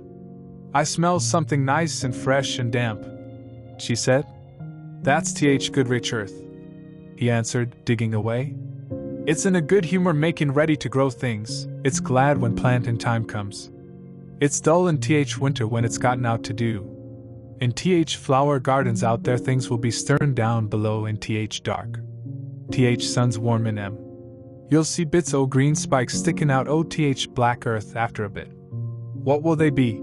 asked Mary. "Crocuses and snowdrops and daffodils. Has thee never seen them?" "No. Everything is hot and wet and green after the rains in India," said Mary. "And I think things grow up in a night." "These won't grow up in a night," said Weatherstaff. "They'll have to wait for 'em. They'll poke up a bit higher here, and push out a spike more there, and uncurl a leaf this day and another that. You watch 'em." "I am going to," answered Mary. Very soon she heard the soft rustling flight of wings again, and she knew at once that the robin had come again. He was very pert and lively, and hopped about so close to her feet, and put his head on one side and looked at her so slyly that she asked Ben Weatherstaff a question. "Do you think he remembers me?" she said. "Remembers thee?" said Weatherstaff indignantly. "He knows every cabbage stump in gardens, let alone people. He's never seen a little wench here before, and he's bent on finding out all about thee. There's no need to try to hide anything from him. Are things stirring down below in the dark in that garden where he lives?" Mary inquired. "What garden?" grunted Weatherstaff, becoming surly again. "The one where the old rose trees are." She could not help asking, because she wanted so much to know. "Are all the flowers dead, or do some of them come again in the summer? Are there ever any roses?" "Ask him," said Ben Weatherstaff, hunching his shoulders toward the robin. "He's the only one as knows. No one else has seen inside it for 10 years. 10 years was a long time, Mary thought. She had been born 10 years ago. She walked away, slowly thinking. She had begun to like the garden just as she had begun to like the robin and Dickon and Martha's mother. She was beginning to like Martha, too. That seemed a good many people to like, when you were not used to liking. She thought of the robin as one of the people. She went to her walk outside the long, ivy-covered wall over which she could see the treetops, and the second time she walked up and down the most interesting and exciting thing happened to her, and it was all through Ben Weatherstaff's robin. She heard a chirp and a twitter, and when she looked at the bare flower bed at her left side there he was hopping about, and pretending to peck things out of the earth to persuade her that he had not followed her. But she knew he had followed her, and the surprise so filled her with delight that she almost trembled a little. "You do remember me," she cried out. "You do! You are prettier than anything else in the world." She chirped, and talked, and coaxed, and he hopped, and flirted his tail and twittered. It was as if he were talking. His red waistcoat was like satin, and he puffed his tiny breast out, and was so fine and so grand and so pretty that it was really as if he was showing her how important and like a human person a robin could be. Mistress Mary forgot that she had ever been contrary in her life when he allowed her to draw closer and closer to him, and bend down, and talk and try to make something like robin sounds. Oh! To think that he should actually let her come as near to him as that. He knew nothing in the world would make her put out her hand toward him or startle him in the least tiniest way. He knew it because he was a real person, only nicer than any other person in the world. She was so happy that she scarcely dared to breathe. The flower bed was not quite bare. It was bare of flowers because the perennial plants had been cut down for their winter rest. But there were tall shrubs and low ones which grew together at the back of the bed, and as the robin hopped about under them she saw him hop over a small pile of freshly turned up earth. He stopped on it to look for a worm. The earth had been turned up because a dog had been trying to dig up a mole and he had scratched quite a deep hole. Mary looked at it, not really knowing why the hole was there, and as she looked she saw something almost buried in the newly turned soil. It was something like a ring of rusty iron or brass, and when the robin flew up into a tree nearby she put out her hand and picked the ring up. It was more than a ring, however. It was an old key which looked as if it had been buried a long time. Mistress Mary stood up and looked at it with an almost frightened face as it hung from her finger. "Perhaps it has been buried for 10 years, she said in a whisper. "Perhaps it is the key to the garden." Chapter 8. The robin who showed the way. She looked at the key quite a long time. She turned it over and over, and thought about it. As I have said before, she was not a child who had been trained to ask permission or consult her elders about things. All she thought about the key was that if it was the key to the closed garden, and she could find out where the door was, she could perhaps open it and see what was inside the walls, and what had happened to the old rose trees. It was because it had been shut up so long that she wanted to see it. It seemed as if it must be different from other places, and that something strange must have happened to it during 10 years. Besides that, if she liked it, she could go into it every day and shut the door behind her, and she could make up some play of her own and play it quite alone, because nobody would ever know where she was, but would think the door was still locked and the key buried in the earth. The thought of that pleased her very much. Living, as it were, all by herself in a house with 100 mysteriously closed rooms and having nothing whatever to do to amuse herself, had set her inactive brain to working and was actually awakening her imagination. There is no doubt that the fresh, strong, pure air from the moor had a great deal to do with it. Just as it had given her an appetite, and fighting with the wind had stirred her blood, so the same things had stirred her mind. In India she had always been too hot and languid and weak to care much about anything, but in this place she was beginning to care and to want to do new things. Already she felt less contrary, though she did not know why. She put the key in her pocket and walked up and down her walk. No one but herself ever seemed to come there, so she could walk slowly and look at the wall, or rather, at the ivy growing on it. The ivy was the baffling thing. Howsoever carefully she looked, she could see nothing but thickly growing, glossy, dark green leaves. She was very much disappointed. Something of her contrariness came back to her as she paced the walk and looked over it at the treetops inside. It seemed so silly, she said to herself, to be near it and not be able to get in. She took the key in her pocket when she went back to the house, and she made up her mind that she would always carry it with her when she went out, so that if she ever should find the hidden door she would be ready. Mrs. Medlock had allowed Martha to sleep all night at the cottage, but she was back at her work in the morning with cheeks redder than ever and in the best of spirits. "I got up at 4 o'clock, she said. It was pretty on th moor with th birds getting up and th rabbits scamperin' about and th sun risin'. I didn't walk all th way. A man gave me a ride in his cart and I can tell you I did enjoy myself." She was full of stories of the delights of her day out. Her mother had been glad to see her, and they had got the baking and washing all out of the way. She had even made each of the children a dough cake with a bit of brown sugar in it. I had 'em all pippin' hot when they came in from playin' on th moor. In th cottage all smelt oh nice, clean hot bacon, and there was a good fire, and they just shouted for joy. Our Dickon, he said our cottage was good enough for a king to live in. In the evening they had all sat round the fire, and Martha and her mother had sewed patches on torn clothes and mended stockings, and Martha had told them about the little girl who had come from India and who had been waited on all her life by what Martha called blacks, until she didn't know how to put on her own stockings. They did like to hear about you," said Martha. "They wanted to know all about th blacks and about th ship you came in. I couldn't tell 'em enough." Mary reflected a little. "I'll tell you a great deal more before your next day out," she said, "so that you will have more to talk about. I dare say they would like to hear about riding on elephants and camels, and about the officers going to hunt tigers." "My word!" cried delighted Martha. "It would set 'em clean off their heads." "Would they really do that, miss?" "It would be same as a wild beast show like we heard they had in York once." "India is quite different from Yorkshire," Mary said slowly, as she thought the matter over. "I never thought of that. Did Dickon and your mother like to hear you talk about me?" "Why, our Dickon's eyes nearly started out o' his head, they got that round," answered Martha. "But mother, she was put out about your seemin' to be all by yourself like," she said. "Hasn't Mr. Craven got no governess for her, nor no nurse?" And I said, "No, he hasn't, though Mrs. Medlock says he will when he thinks of it, but she says he mayn't think of it for 2 or 3 years.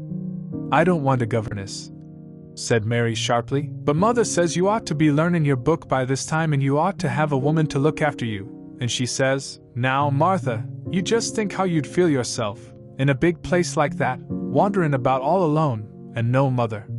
You do your best to cheer her up, she says, and I said I would. Mary gave her a long, steady look. You do cheer me up, she said. I like to hear you talk. Presently Martha went out of the room and came back with something held in her hands under her apron. What does thee think? She said with a cheerful grin. I've brought thee a present. A present? Exclaimed Mistress Mary. How could a cottage full of 14 hungry people give anyone a present? A man was driving across the moor peddling, Martha explained. And he stopped his cart at our door. He had pots and pans and odds and ends, but Mother had no money to buy anything. Just as he was going away, our Elizabeth Ellen called out, Mother, he's got skipping ropes with red and blue handles. And Mother, she calls out quite sudden, Here, stop, mister. How much are they? And he says, 2pence. And Mother, she began fumbling in her pocket and she says to me, Martha, thou's brought me thy wages like a good lass, and I've got 4 places to put every penny. But I'm just going to take 2pence out of it to buy that child a skipping rope. And she bought one, and here it is. She brought it out from under her apron and exhibited it quite proudly. It was a strong, slender rope with a striped red and blue handle at each end, but Mary Lennox had never seen a skipping rope before. She gazed at it with a mystified expression. What is it for? She asked curiously. For, cried out Martha, does that mean that they've not got skipping ropes in India? For all they've got elephants and tigers and camels. No wonder most of them's black. This is what it's for, just watch me. And she ran into the middle of the room and, taking a handle in each hand, began to skip and skip and skip, while Mary turned in her chair to stare at her, and the queer faces in the old portraits seemed to stare at her, too, and wonder what on earth this common little cottager had the impudence to be doing under their very noses. But Martha did not even see them. The interest and curiosity in Mistress Mary's face delighted her, and she went on skipping and counted as she skipped until she had reached 100. I could skip longer than that, she said when she stopped. I've skipped as much as 500 when I was 12, but I wasn't as fat then as I am now, and I was in practice. Mary got up from her chair, beginning to feel excited herself. It looks nice, she said. Your mother is a kind woman. Do you think I could ever skip like that? You just try it, urged Martha, handing her the skipping rope. You can't skip 100 at first, but if you practice you'll mount up. That's what Mother said. She says nothing will do her more good than skipping rope. It's the sensiblest toy a child can have. Let her play out in fresh air skipping and it'll stretch her legs and arms and give her some strength in 'em. It was plain that there was not a great deal of strength in Mistress Mary's arms and legs when she first began to skip. She was not very clever at it, but she liked it so much that she did not want to stop. Put on the things and run and skip out o' said Martha. Mother said I must tell you to keep out o' as much as you could, even when it rains a bit, so as to wrap up warm. Mary put on her coat and hat and took her skipping rope over her arm. She opened the door to go out, and then suddenly thought of something and turned back rather slowly. Martha, she said, they were your wages. It was your 2pence really. Thank you. She said it stiffly because she was not used to thanking people or noticing that they did things for her. Thank you, she said, and held out her hand because she did not know what else to do. Martha gave her hand a clumsy little shake, as if she was not accustomed to this sort of thing either. Then she laughed. Th'art a queer, old womanish thing, she said. If there'd been our Elizabeth Ellen that'd have give me a kiss. Mary looked stiffer than ever. Do you want me to kiss you? Martha laughed again. Nay, not me, she answered.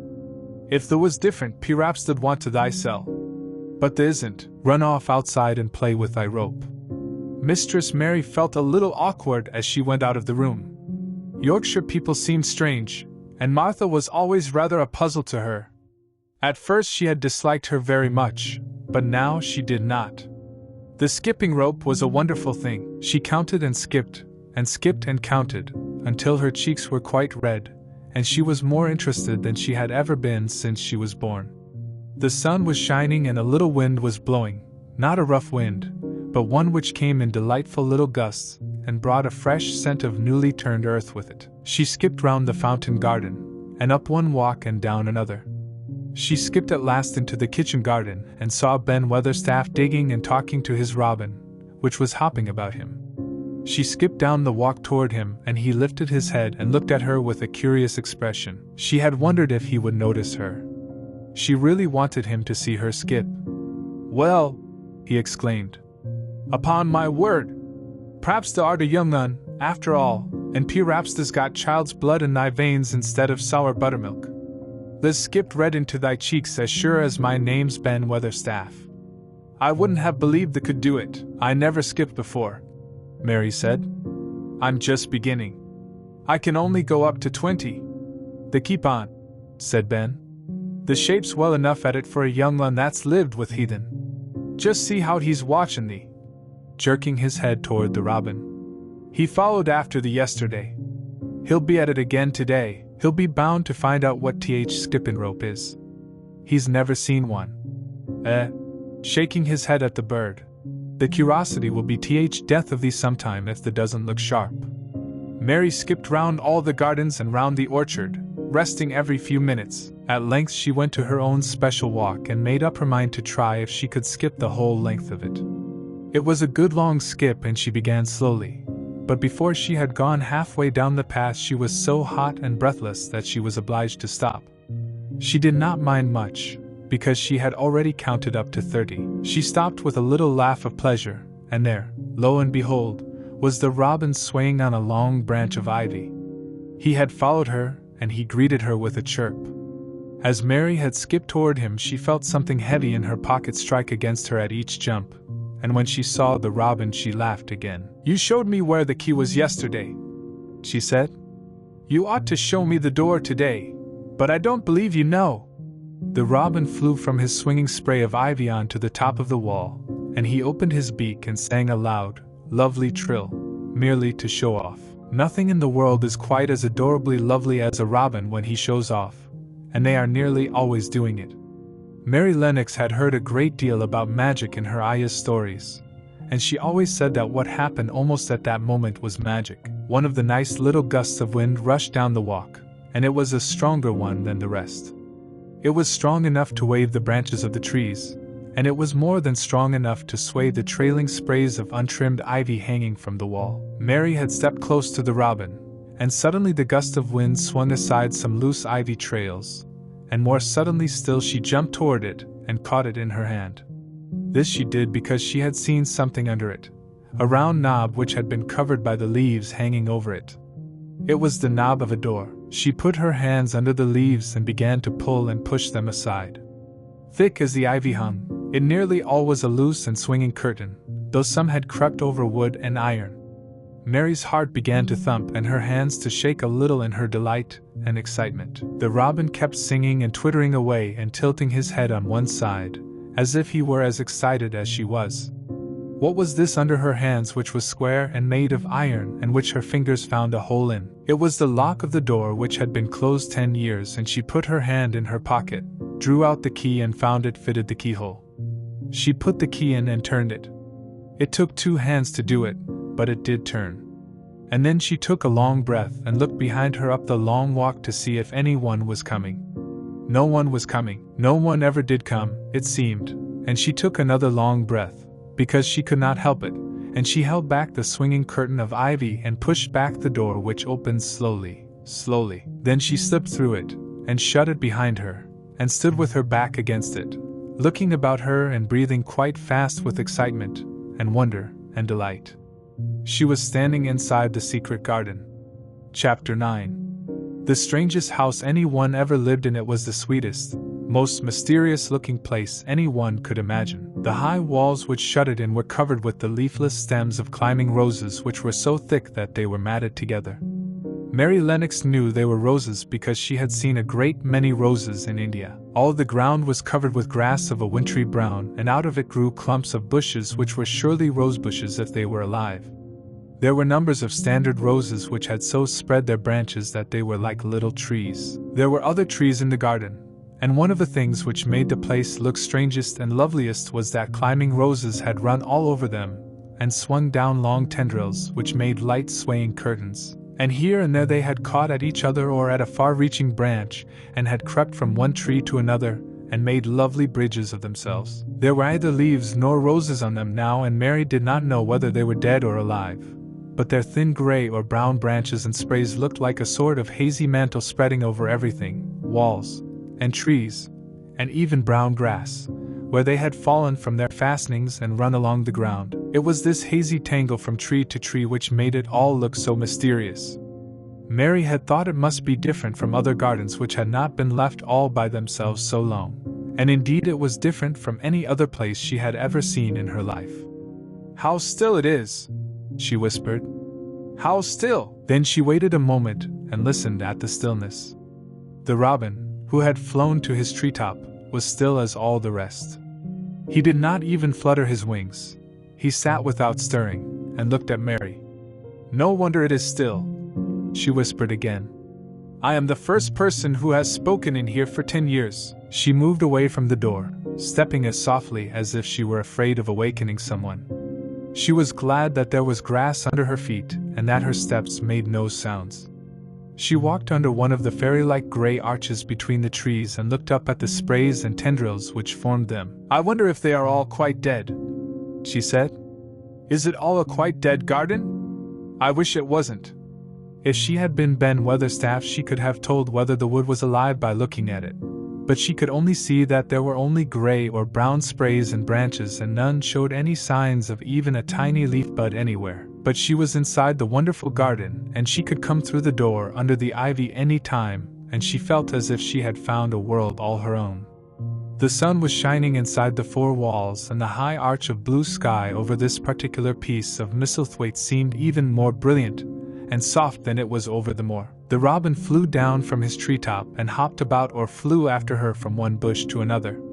He chirped a good deal and had a very busy air, as if he were showing her things.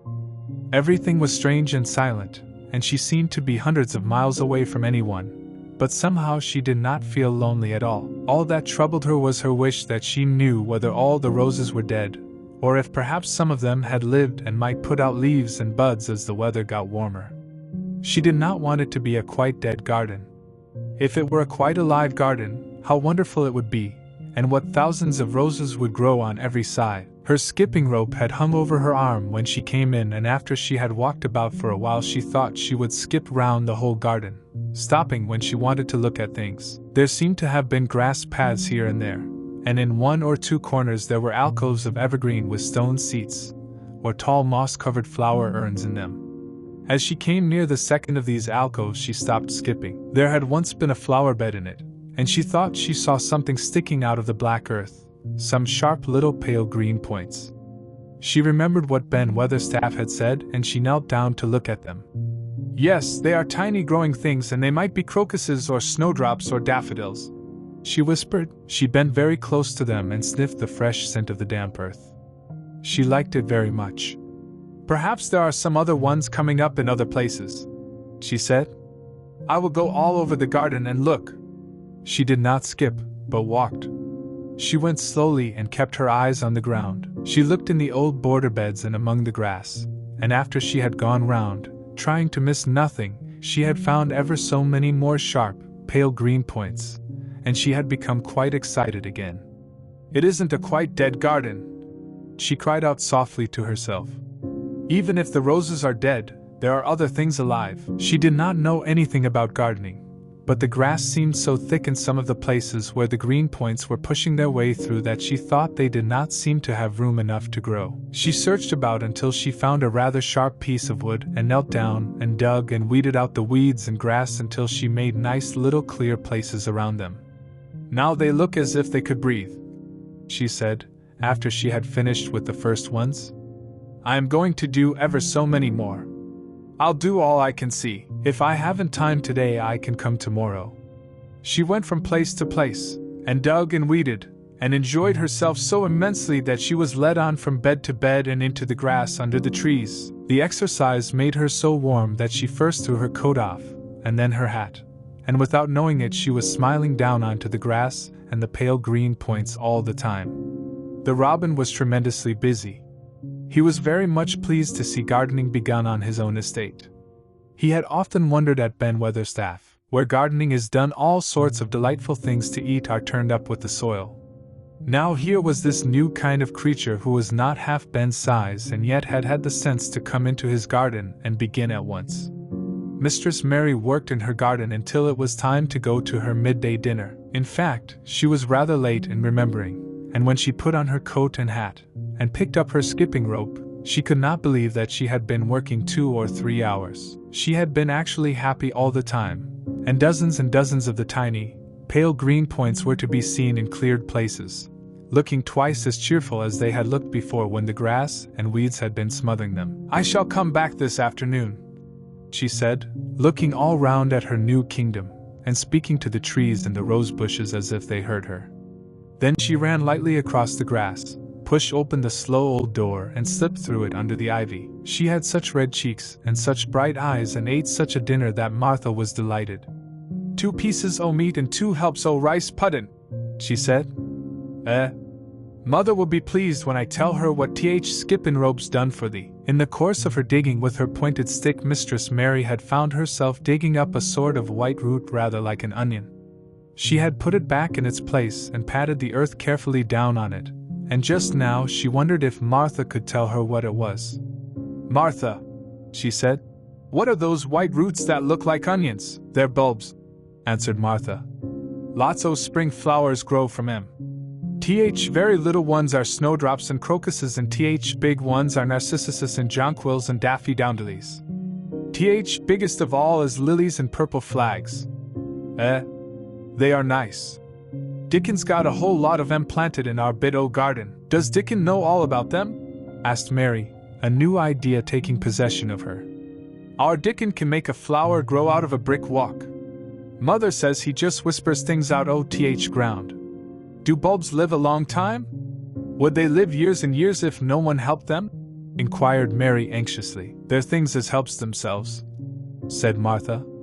"That's why poor folk can afford to have 'em. If you don't trouble 'em, most of 'em will work away underground for a lifetime and spread out and have little uns. There's a place in Park Woods here where there's snowdrops by thousands. They're the prettiest sight in Yorkshire when spring comes. No one knows when they was first planted. I wish the spring was here now," said Mary. "I want to see all the things that grow in England." She had finished her dinner and gone to her favorite seat on the hearth rug. I wish I had a little spade," she said. "Whatever does the want a spade for?" asked Martha, laughing. "Art the going to take to diggin'? I must tell Mother that, too." Mary looked at the fire and pondered a little. She must be careful if she meant to keep her secret kingdom. She wasn't doing any harm, but if Mr. Craven found out about the open door he would be fearfully angry and get a new key and lock it up forevermore. She really could not bear that. "This is such a big lonely place," she said slowly, as if she were turning matters over in her mind. "The house is lonely, and the park is lonely, and the gardens are lonely. So many places seem shut up. I never did many things in India, but there were more people to look at, natives and soldiers marching by, and sometimes bands playing, and my ayah told me stories. There is no one to talk to here except you and Ben Weatherstaff, and you have to do your work and Ben Weatherstaff won't speak to me often. I thought if I had a little spade I could dig somewhere as he does, and I might make a little garden if he would give me some seeds." Martha's face quite lighted up. "There now," she exclaimed. "If that wasn't one of things Mother said. She says there's such a lot o' room in that big place. Why don't they give her a bit for herself, even if she doesn't plant nothin' but parsley and radishes? She'd dig and rake away and be right down happy over it." Them was the very words she said. "Were they?" said Mary. "How many things she knows, doesn't she?" Said Martha. "It's like she says, a woman as brings up 12 children learns something besides her ABC. Children's as good as arithmetic to set you find in out things." "How much would a spade cost, a little one?" Mary asked. "Well," was Martha's reflective answer, At Thwaite Village there's a shop or so, and I saw little garden sets with a spade and a rake and a fork all tied together for 2 shillings. And they was stout enough to work with, too. I've got more than that in my purse, said Mary. Mrs. Morrison gave me 5 shillings and Mrs. Medlock gave me some money from Mr. Craven. Did he remember thee that much? Exclaimed Martha. Mrs. Medlock said I was to have 1 shilling a week to spend. She gives me one every Saturday. I didn't know what to spend it on. My word! That's riches, said Martha. They can buy anything in th world the wants. Th rent of our cottage is only 1 and 3pence, and it's like pulling eye teeth to get it. Now I've just thought of something, putting her hands on her hips. What? Said Mary eagerly. In the shop at Thwaite they sell packages of flower seeds for 1 penny each, and our Dickon he knows which is th prettiest ones and how to make 'em grow. He walks over to Thwaite many a day just for th fun of it. Does thee know how to print letters? Suddenly. I know how to write, Mary answered. Martha shook her head. Our Dickon can only read printin'. If they could print, we could write a letter to him and ask him to go and buy th garden tools and th seeds at th same time. Oh, you're a good girl, Mary cried. You are, really? I didn't know you were so nice. I know I can print letters if I try. Let's ask Mrs. Medlock for a pen and ink and some paper. I've got some of my own, said Martha. I bought 'em so I could print a bit of a letter to Mother of a Sunday. I'll go and get it. She ran out of the room, and Mary stood by the fire and twisted her thin little hands together with sheer pleasure. If I have a spade, she whispered, I can make the earth nice and soft and dig up weeds. If I have seeds and can make flowers grow, the garden won't be dead at all. It will come alive. She did not go out again that afternoon because when Martha returned with her pen and ink and paper she was obliged to clear the table and carry the plates and dishes downstairs, and when she got into the kitchen Mrs. Medlock was there and told her to do something, so Mary waited for what seemed to her a long time before she came back. Then it was a serious piece of work to write to Dickon.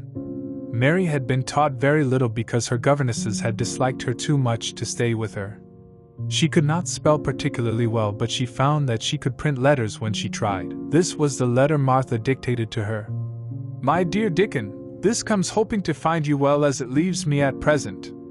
Miss Mary has plenty of money, and will you go to Thwaite and buy her some flower seeds and a set of garden tools to make a flower bed? Pick the prettiest ones and easy to grow because she has never done it before and lived in India, which is different.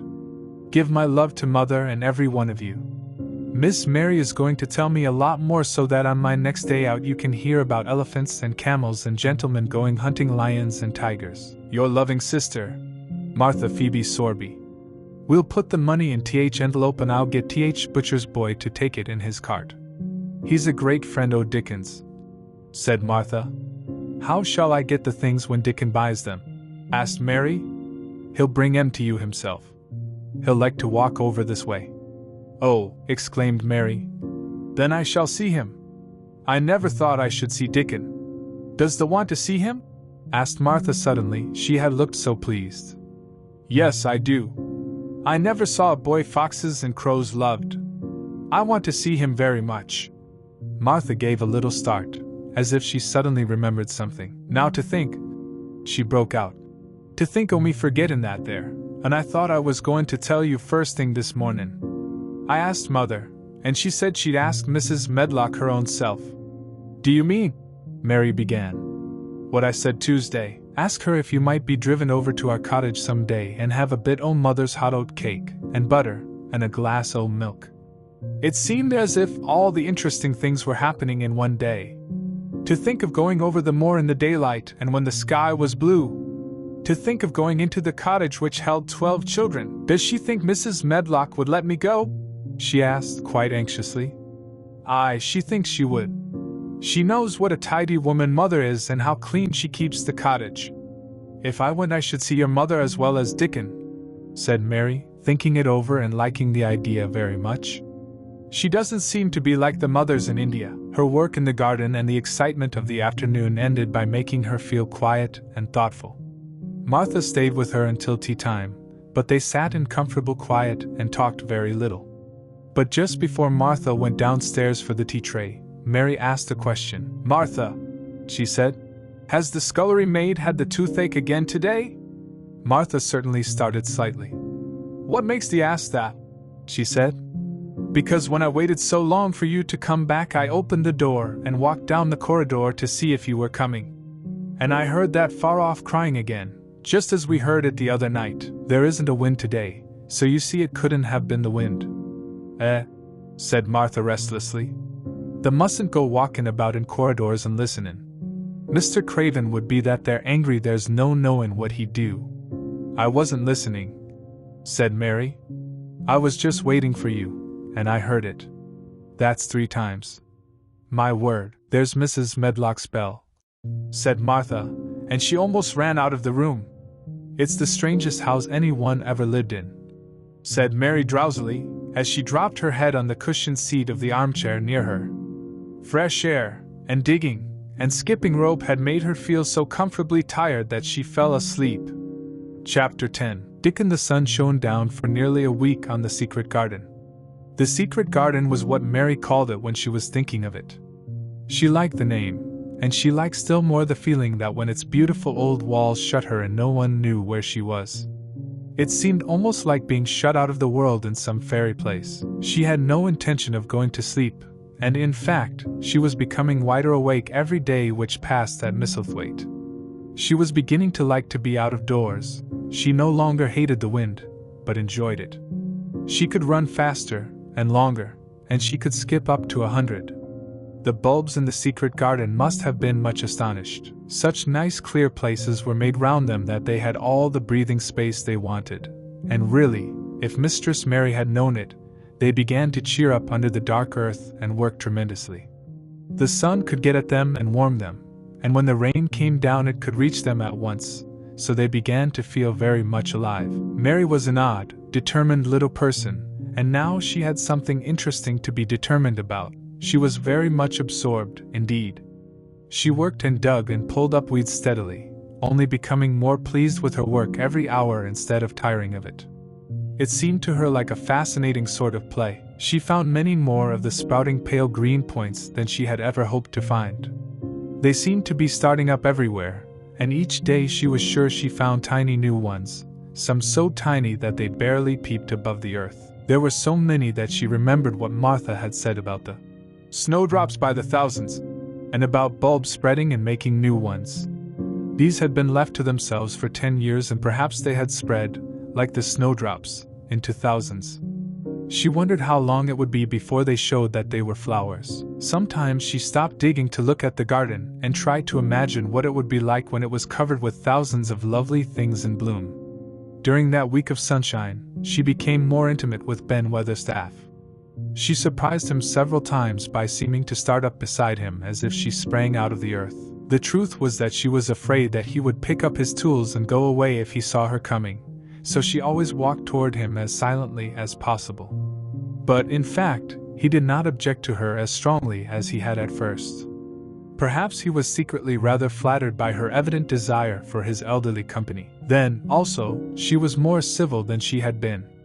He did not know that when she first saw him she spoke to him as she would have spoken to a native, and had not known that a cross, sturdy old Yorkshire man was not accustomed to salaam to his masters, and be merely commanded by them to do things. "Thou'rt like Th. Robin," he said to her one morning when he lifted his head and saw her standing by him.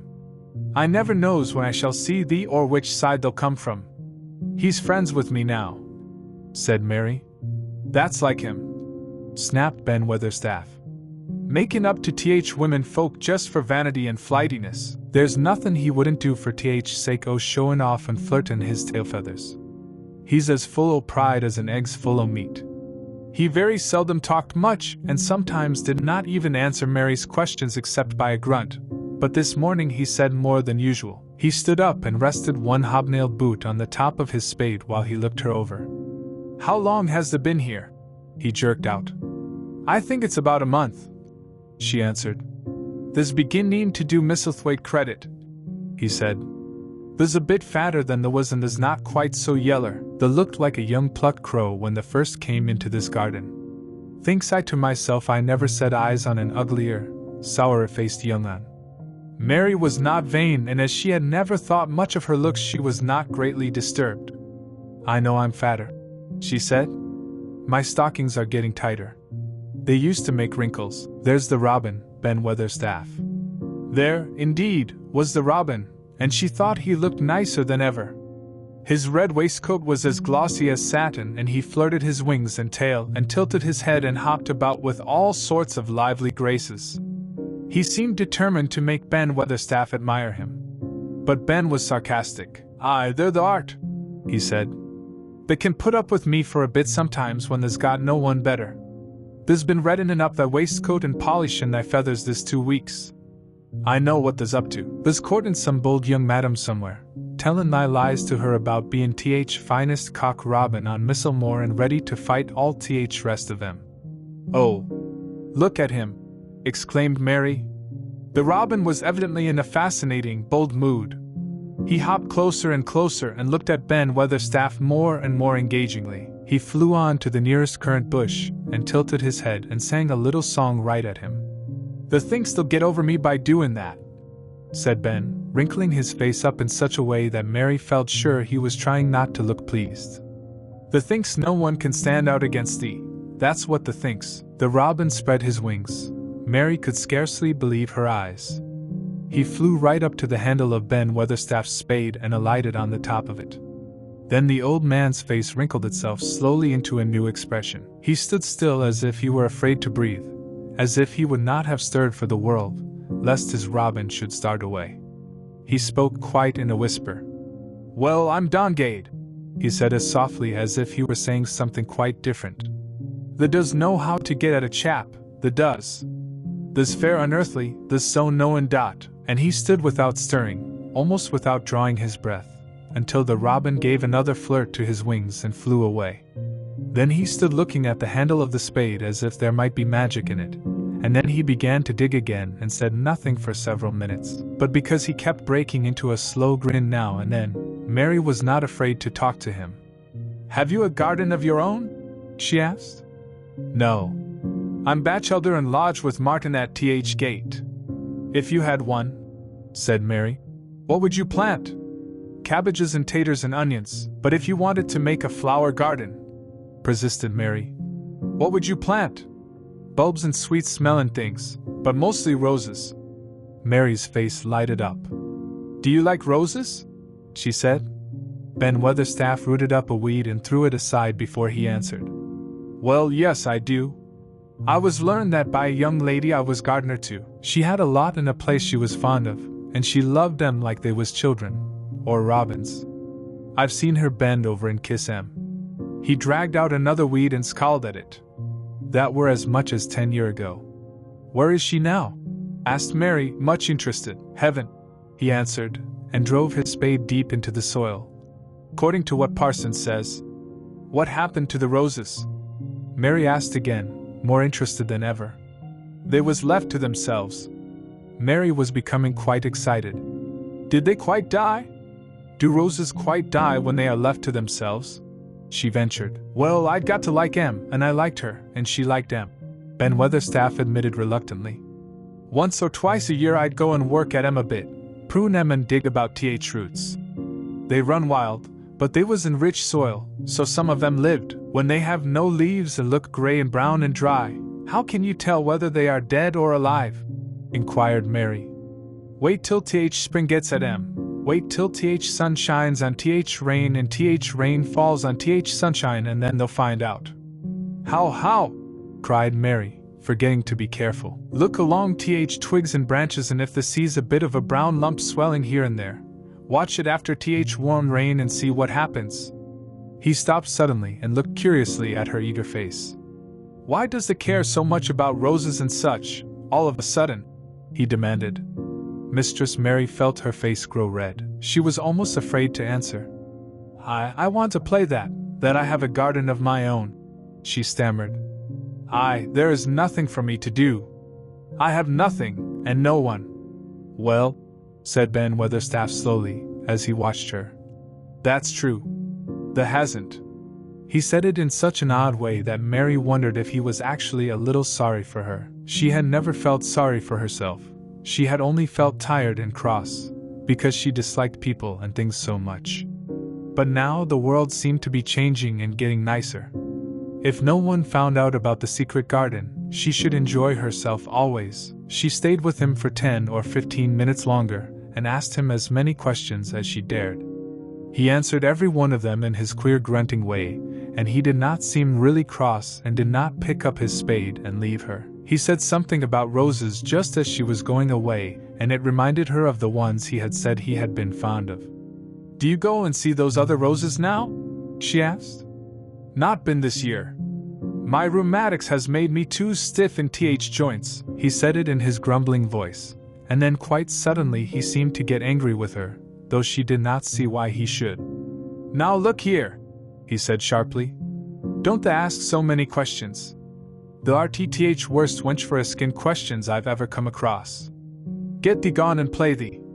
I've done talkin' for today," and he said it so crossly that she knew there was not the least use in staying another minute.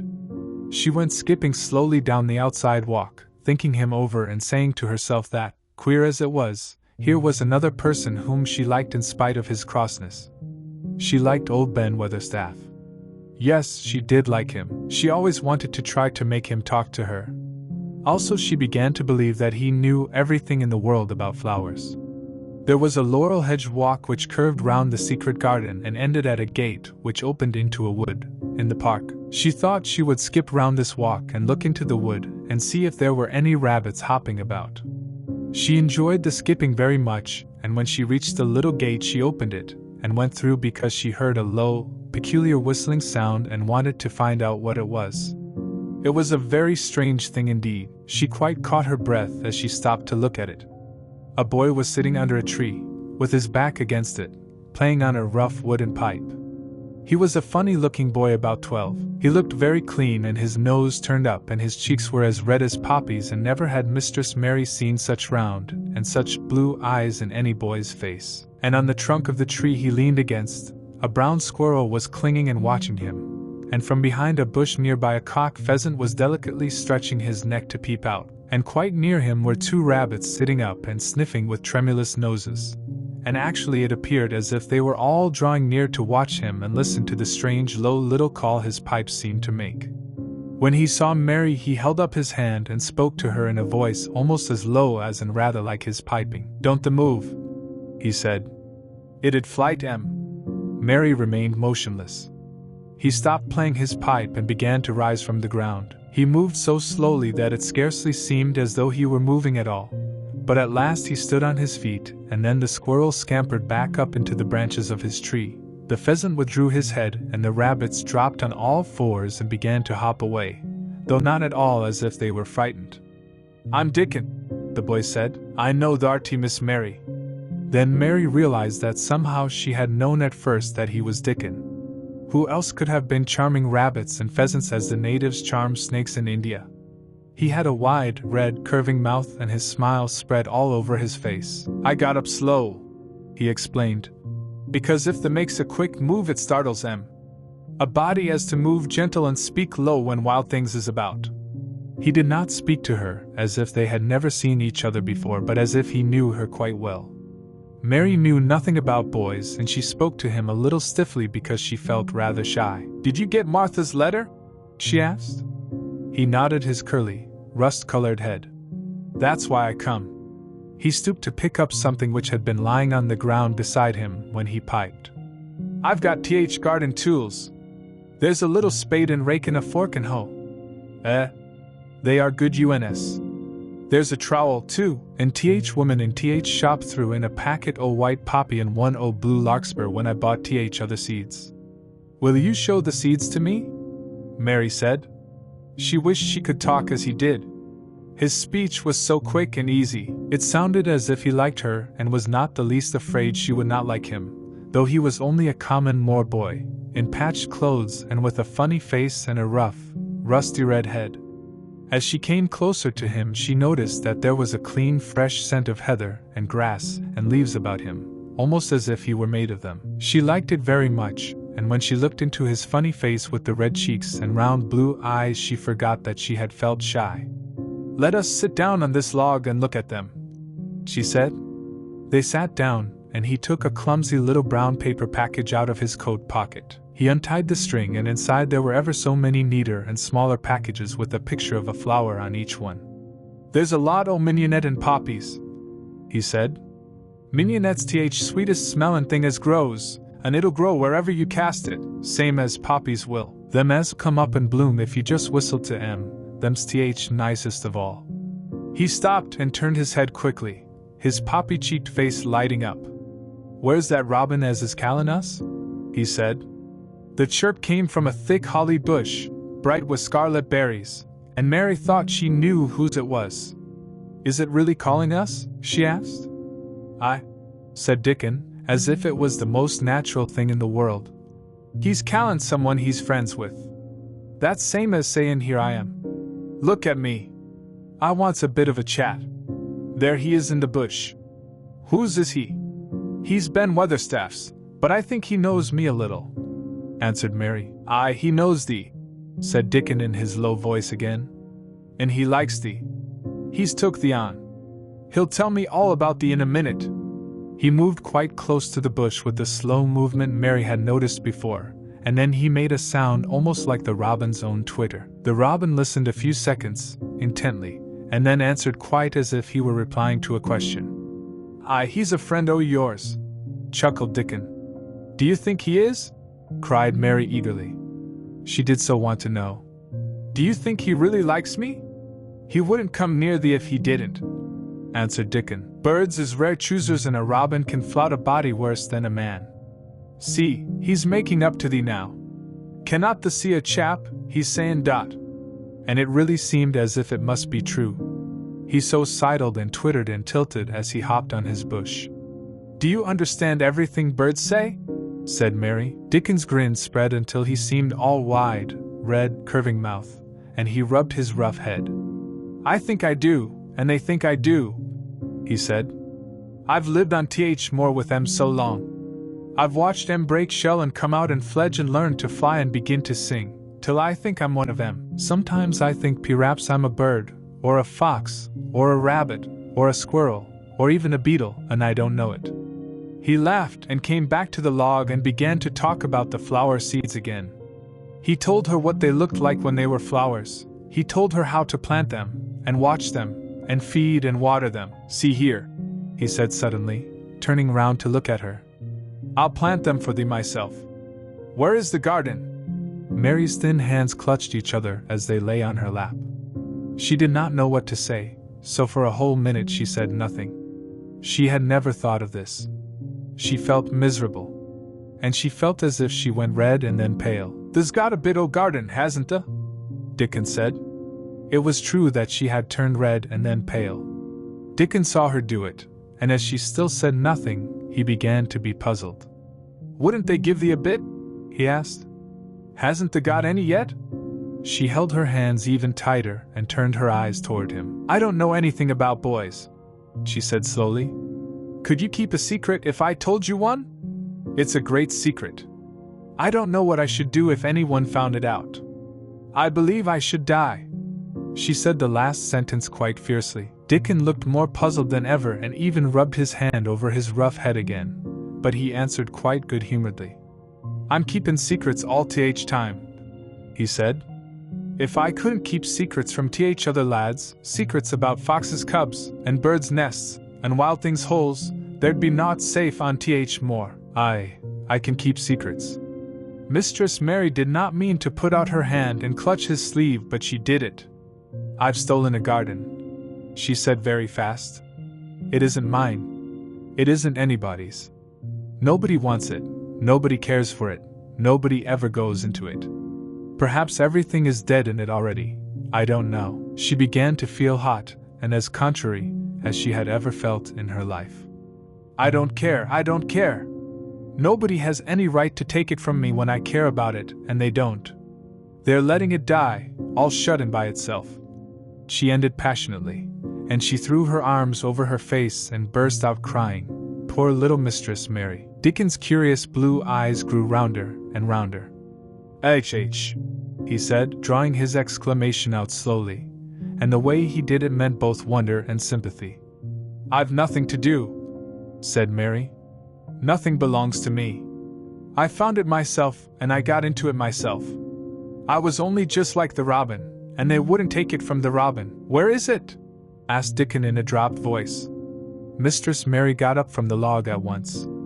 She knew she felt contrary again, and obstinate, and she did not care at all.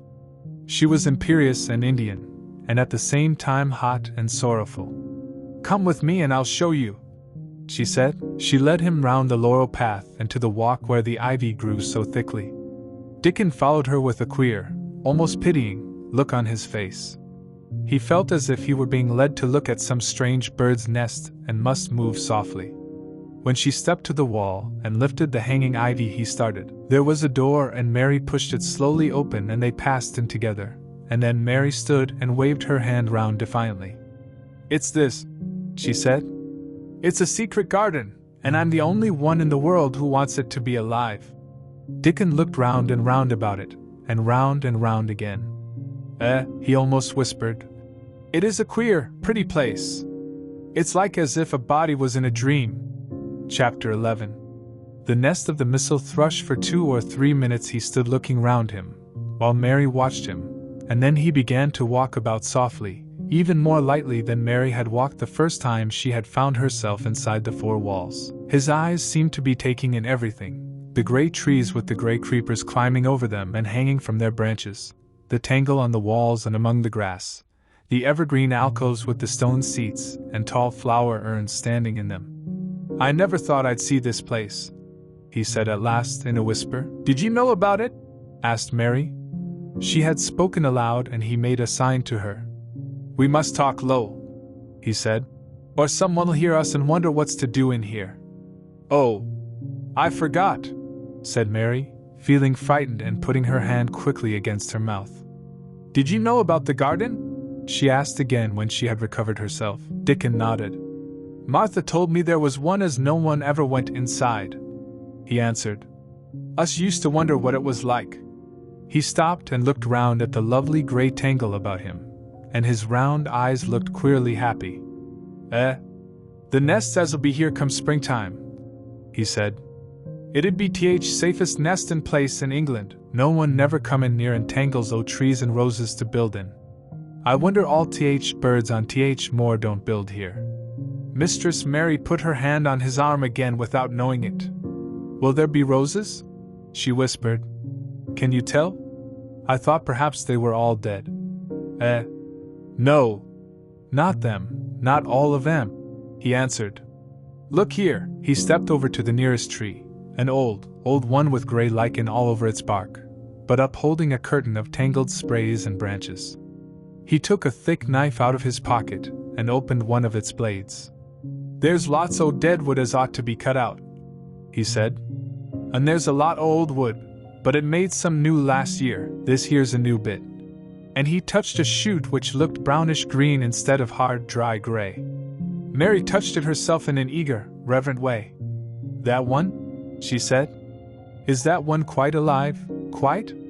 Dickon curved his wide, smiling mouth. "It's as wick as you or me," he said, and Mary remembered that Martha had told her that wick meant alive, or lively. "I'm glad it's wick," she cried out in her whisper. "I want them all to be wick. Let us go round the garden and count how many wick ones there are." She quite panted with eagerness, and Dickon was as eager as she was. They went from tree to tree and from bush to bush. Dickon carried his knife in his hand and showed her things which she thought wonderful. "They've run wild," he said, "but strongest ones has fair thrived on it. The delicatest ones has died out, but others has growed and spread, till they's a wonder. See here," and he pulled down a thick gray, dry-looking branch. "A body might think this was dead wood, but I don't believe it is, down to root. I'll cut it low down and see." He knelt and with his knife cut the lifeless-looking branch through, not far above the earth. "There," he said exultantly. "I told thee so. There's green in that wood yet, look at it." Mary was down on her knees before he spoke, gazing with all her might. "When it looks a bit greenish and juicy like that, it's wick," he explained. When th inside is dry and breaks easy, like this here piece I've cut off, it's done for. There's a big root here as all this live wood sprung out of, and if th old wood's cut off and it's dug round, and took care of, there'll be. He stopped and lifted his face to look up at the climbing and hanging sprays above him. There'll be a fountain o' roses here this summer. They went from bush to bush and from tree to tree. He was very strong and clever with his knife and knew how to cut the dry and dead wood away, and could tell when an unpromising bough or twig had still green life in it. In the course of half an hour Mary thought she could tell too, and when he cut through a lifeless-looking branch she would cry out joyfully under her breath when she caught sight of the least shade of moist green. The spade, and hoe, and fork were very useful. He showed her how to use the fork while he dug about roots with the spade and stirred the earth and let the air in. They were working industriously round one of the biggest standard roses when he caught sight of something which made him utter an exclamation of surprise. "Why!" he cried, pointing to the grass a few feet away. "Who did that there?" It was one of Mary's own little clearings round the pale green points. "I did it," said Mary. "Why, I thought they didn't know nothing about gardening," he exclaimed. "I don't," she answered. "But they were so little, and the grass was so thick and strong, and they looked as if they had no room to breathe. So I made a place for them. I don't even know what they are." Dickon went and knelt down by them, smiling his wide smile. "Thou was right," he said. "A gardener couldn't have told thee better. They'll grow now like Jack's beanstalk. They're crocuses and snowdrops, and these here is narcissuses," turning to another patch. "And here's daffodillies. They will be a sight." He ran from one clearing to another. "They has done a lot o' work for such a little wench," he said, looking her over. "I'm growing fatter," said Mary, "and I'm growing stronger. I used always to be tired. When I dig I'm not tired at all. I like to smell the earth when it's turned up. It's rare good for thee," he said, nodding his head wisely. "There's naught as nice as th smell o' good clean earth, except th smell o' fresh growin' things when th rain falls on 'em. I get out on th more many a day when it's rainin' and I lie under a bush and listen to th soft swish o' drops on th heather and I just sniff and sniff. My nose end fair quivers like a rabbit's, mother says." "Do you never catch cold?" inquired Mary, gazing at him wonderingly. She had never seen such a funny boy, or such a nice one. "Not me," he said, grinning. "I never catched cold since I was born. I wasn't brought up nesh enough. I've chased about th more in all weathers same as th rabbits does. Mother says I've sniffed up too much fresh air for 12 year to ever get to sniffin' with cold. I'm as tough as a white thorn knob stick." He was working all the time he was talking and Mary was following him and helping him with her fork, or the trowel. "There's a lot of work to do here," he said once, looking about quite exultantly. "Will you come again and help me to do it?" Mary begged. "I'm sure I can help too. I can dig and pull up weeds, and do whatever you tell me." "Oh, do come, Dickon. I'll come every day if the wants me, rain or shine," he answered stoutly. "It's th best fun I ever had in my life, shut in here and wakening up a garden." "If you will come," said Mary. "If you will help me to make it alive I don't know what I'll do," she ended helplessly. "What could you do for a boy like that?" "I'll tell thee what they'll do," said Dickon, with his happy grin. "They'll get fat and they'll get as hungry as a young fox and they'll learn how to talk to th Robin same as I do. We'll have a lot o' fun." He began to walk about, looking up in the trees and at the walls and bushes with a thoughtful expression. "I wouldn't want to make it look like a gardener's garden, all clipped and spick and span, would you?" he said. "It's nicer like this with things runnin' wild, and swingin' and catchin' hold of each other." "Don't let us make it tidy," said Mary anxiously. "It wouldn't seem like a secret garden if it was tidy." Dickon stood rubbing his rusty red head with a rather puzzled look. "It's a secret garden sure enough," he said, "but seems like someone besides th Robin must have been in it since it was shut up 10 years ago." "But the door was locked and the key was buried," said Mary. "No one could get in." "That's true," he answered. "It's a queer place. Seems to me as if there'd been a bit o' prunin' done here and there, later than 10 years ago. But how could it have been done?" said Mary. He was examining a branch of a standard rose and he shook his head. How could it? He murmured. With door locked and key buried, Mistress Mary always felt that however many years she lived she should never forget that first morning when her garden began to grow. Of course, it did seem to begin to grow for her that morning.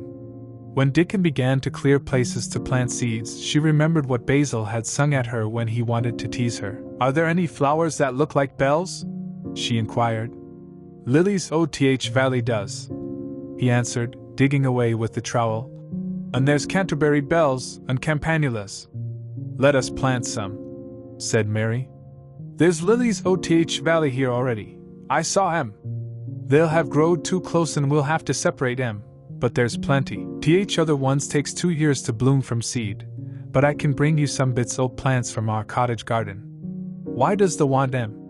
Then Mary told him about Basil and his brothers and sisters in India and of how she had hated them and of their calling her Mistress Mary quite contrary. "They used to dance round and sing at me. They sang, 'Mistress Mary, quite contrary, how does your garden grow? With silver bells, and cockle shells, and marigolds all in a row.' I just remembered it, and it made me wonder if there were really flowers like silver bells." She frowned a little and gave her trowel a rather spiteful dig into the earth. "I wasn't as contrary as they were," but Dickon laughed. He said, and as he crumbled the rich black soil she saw he was sniffing up the scent of it. "There doesn't seem to be no need for no one to be contrary when there's flowers and such like, and such lots o' friendly wild things runnin' about makin' homes for themselves, or buildin' nests and singin' and whistlin', does there?" Mary, kneeling by him holding the seeds, looked at him and stopped frowning. "Dickon," she said, "you are as nice as Martha said you were. I like you, and you make the 5th person. I never thought I should like 5 people." Dickon sat up on his heels as Martha did when she was polishing the grate. He did look funny and delightful, Mary thought, with his round blue eyes and red cheeks and happy-looking turned-up nose. "Only 5 folk as the likes?" he said. "Who is other for?" "Your mother and Martha." Mary checked them off on her fingers. "And the Robin and Ben Weatherstaff." Dickon laughed so that he was obliged to stifle the sound by putting his arm over his mouth. "I know the thinks I'm a queer lad," he said, "but I think the art queerest little lass I ever saw." Then Mary did a strange thing. She leaned forward and asked him a question she had never dreamed of asking anyone before, and she tried to ask it in Yorkshire because that was his language, and in India a native was always pleased if you knew his speech. "Does thee like me?" she said. He answered heartily. "That I does. I likes thee wonderful, and so does Robin, I do believe." "That's 2 then," said Mary. "That's 2 for me." And then they began to work harder than ever and more joyfully. Mary was startled and sorry when she heard the big clock in the courtyard strike the hour of her midday dinner. "I shall have to go," she said mournfully. "And you will have to go too, won't you?" Dickon grinned.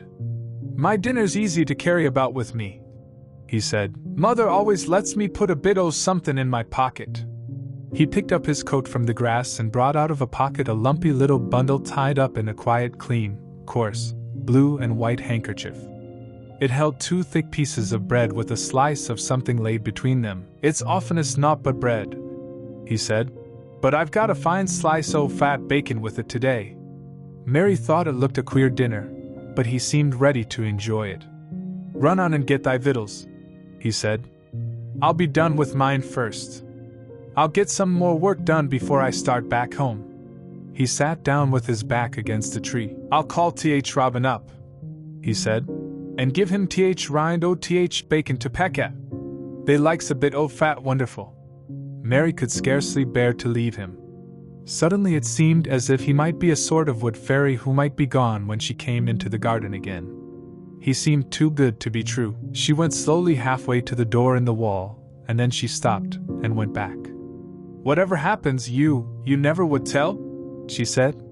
His poppy-colored cheeks were distended with his first big bite of bread and bacon, but he managed to smile encouragingly. "If there was a missel thrush and showed me where thy nest was, does thee think I'd tell anyone?" "Not me," he said. The art as safe as a missile thrush. And she was quite sure she was. Chapter 12. Might I have a bit of earth? Mary ran so fast that she was rather out of breath when she reached her room. Her hair was ruffled on her forehead, and her cheeks were bright pink. Her dinner was waiting on the table, and Martha was waiting near it. "This a bit late," she said. "Where has the been?" "I've seen Dickon," said Mary.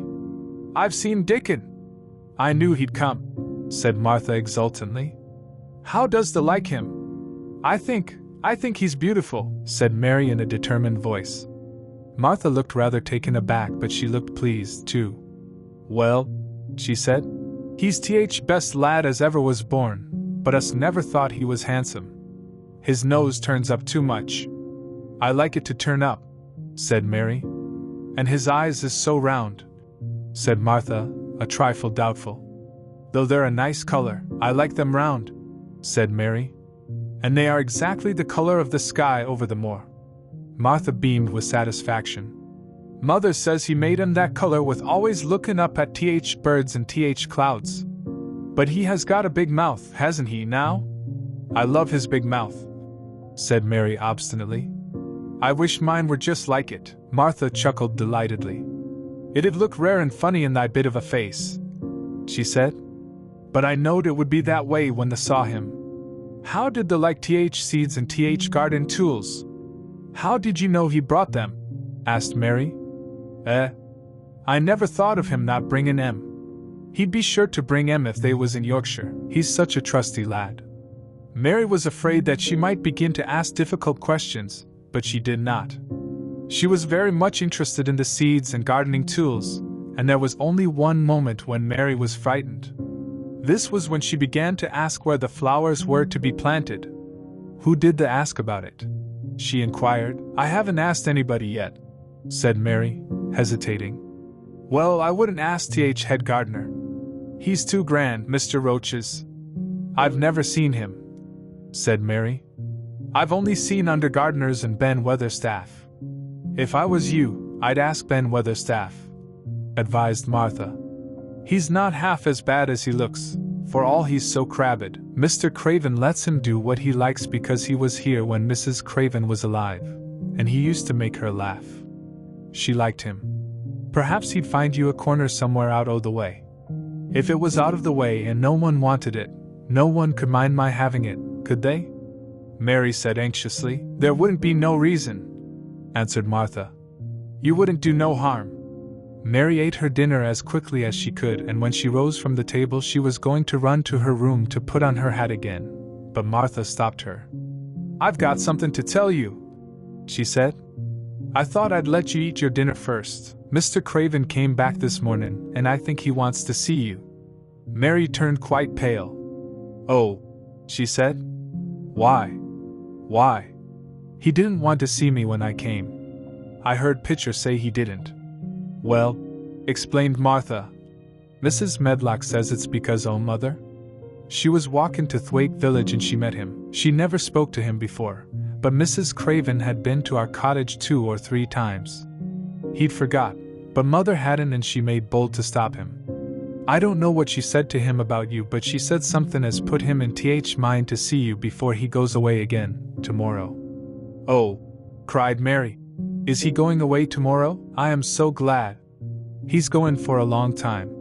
He mayn't come back till autumn or winter. He's going to travel in foreign places. He's always doing it." "Oh, I'm so glad," said Mary thankfully. "If he did not come back until winter or even autumn, there would be time to watch the secret garden come alive. Even if he found out then and took it away from her, she would have had that much at least. When do you think he will want to see?" She did not finish the sentence, because the door opened, and Mrs. Medlock walked in. She had on her best black dress and cap, and her collar was fastened with a large brooch with a picture of a man's face on it. It was a colored photograph of Mr. Medlock, who had died years ago, and she always wore it when she was dressed up. She looked nervous and excited. "Your hair's rough," she said quickly. "Go and brush it. Martha, help her to slip on her best dress. Mr. Craven sent me to bring her to him in his study." All the pink left Mary's cheeks. Her heart began to thump and she felt herself changing into a stiff, plain, silent child again. She did not even answer Mrs. Medlock, but turned and walked into her bedroom, followed by Martha.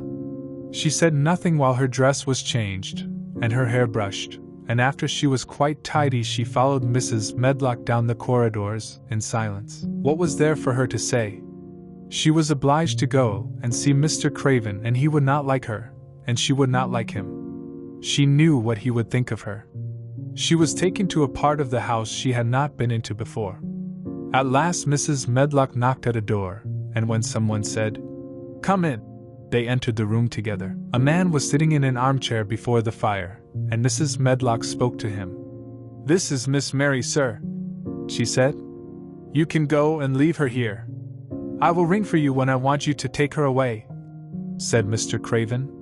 When she went out and closed the door, Mary could only stand waiting, a plain little thing, twisting her thin hands together. She could see that the man in the chair was not so much a hunchback as a man with high, rather crooked shoulders, and he had black hair streaked with white. He turned his head over his high shoulders and spoke to her. "Come here," he said. Mary went to him. He was not ugly. His face would have been handsome if it had not been so miserable. He looked as if the sight of her worried and fretted him, and as if he did not know what in the world to do with her. "Are you well?" he asked. "Yes," answered Mary. "Do they take good care of you?" "Yes." He rubbed his forehead fretfully as he looked her over. "You are very thin," he said. "I am getting fatter." Mary answered in what she knew was her stiffest way. What an unhappy face he had! His black eyes seemed as if they scarcely saw her, as if they were seeing something else, and he could hardly keep his thoughts upon her. "I forgot you," he said. "How could I remember you? I intended to send you a governess or a nurse, or someone of that sort, but I forgot." "Please," began Mary. "Please," and then the lump in her throat choked her. "What do you want to say?" he inquired. I am too big for a nurse," said Mary. "And please don't make me have a governess yet." He rubbed his forehead again and stared at her. "That was what the Sowerby woman said," he muttered absent-mindedly. Then Mary gathered a scrap of courage. Is she Martha's mother?" she stammered. "Yes, I think so," he replied. "She knows about children," said Mary. "She has 12. She knows." He seemed to rouse himself. "What do you want to do?" "I want to play out of doors," Mary answered, hoping that her voice did not tremble. "I never liked it in India. It makes me hungry here, and I am getting fatter." He was watching her. "Mrs. Sowerby said it would do you good." "Perhaps it will," he said. "She thought you had better get stronger before you had a governess." "It makes me feel strong when I play and the wind comes over the moor," argued Mary. "Where do you play?" he asked next. "Everywhere," gasped Mary. "Martha's mother sent me a skipping rope. I skip and run, and I look about to see if things are beginning to stick up out of the earth.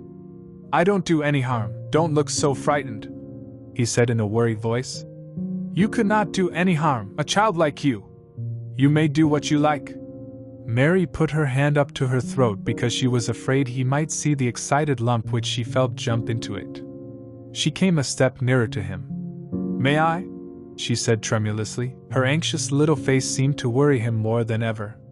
"Don't look so frightened," he exclaimed. "Of course you may. I am your guardian, though I am a poor one for any child. I cannot give you time or attention. I am too ill, and wretched and distracted, but I wish you to be happy and comfortable. I don't know anything about children, but Mrs. Medlock is to see that you have all you need. I sent for you today because Mrs. Sowerby said I ought to see you. Her daughter had talked about you.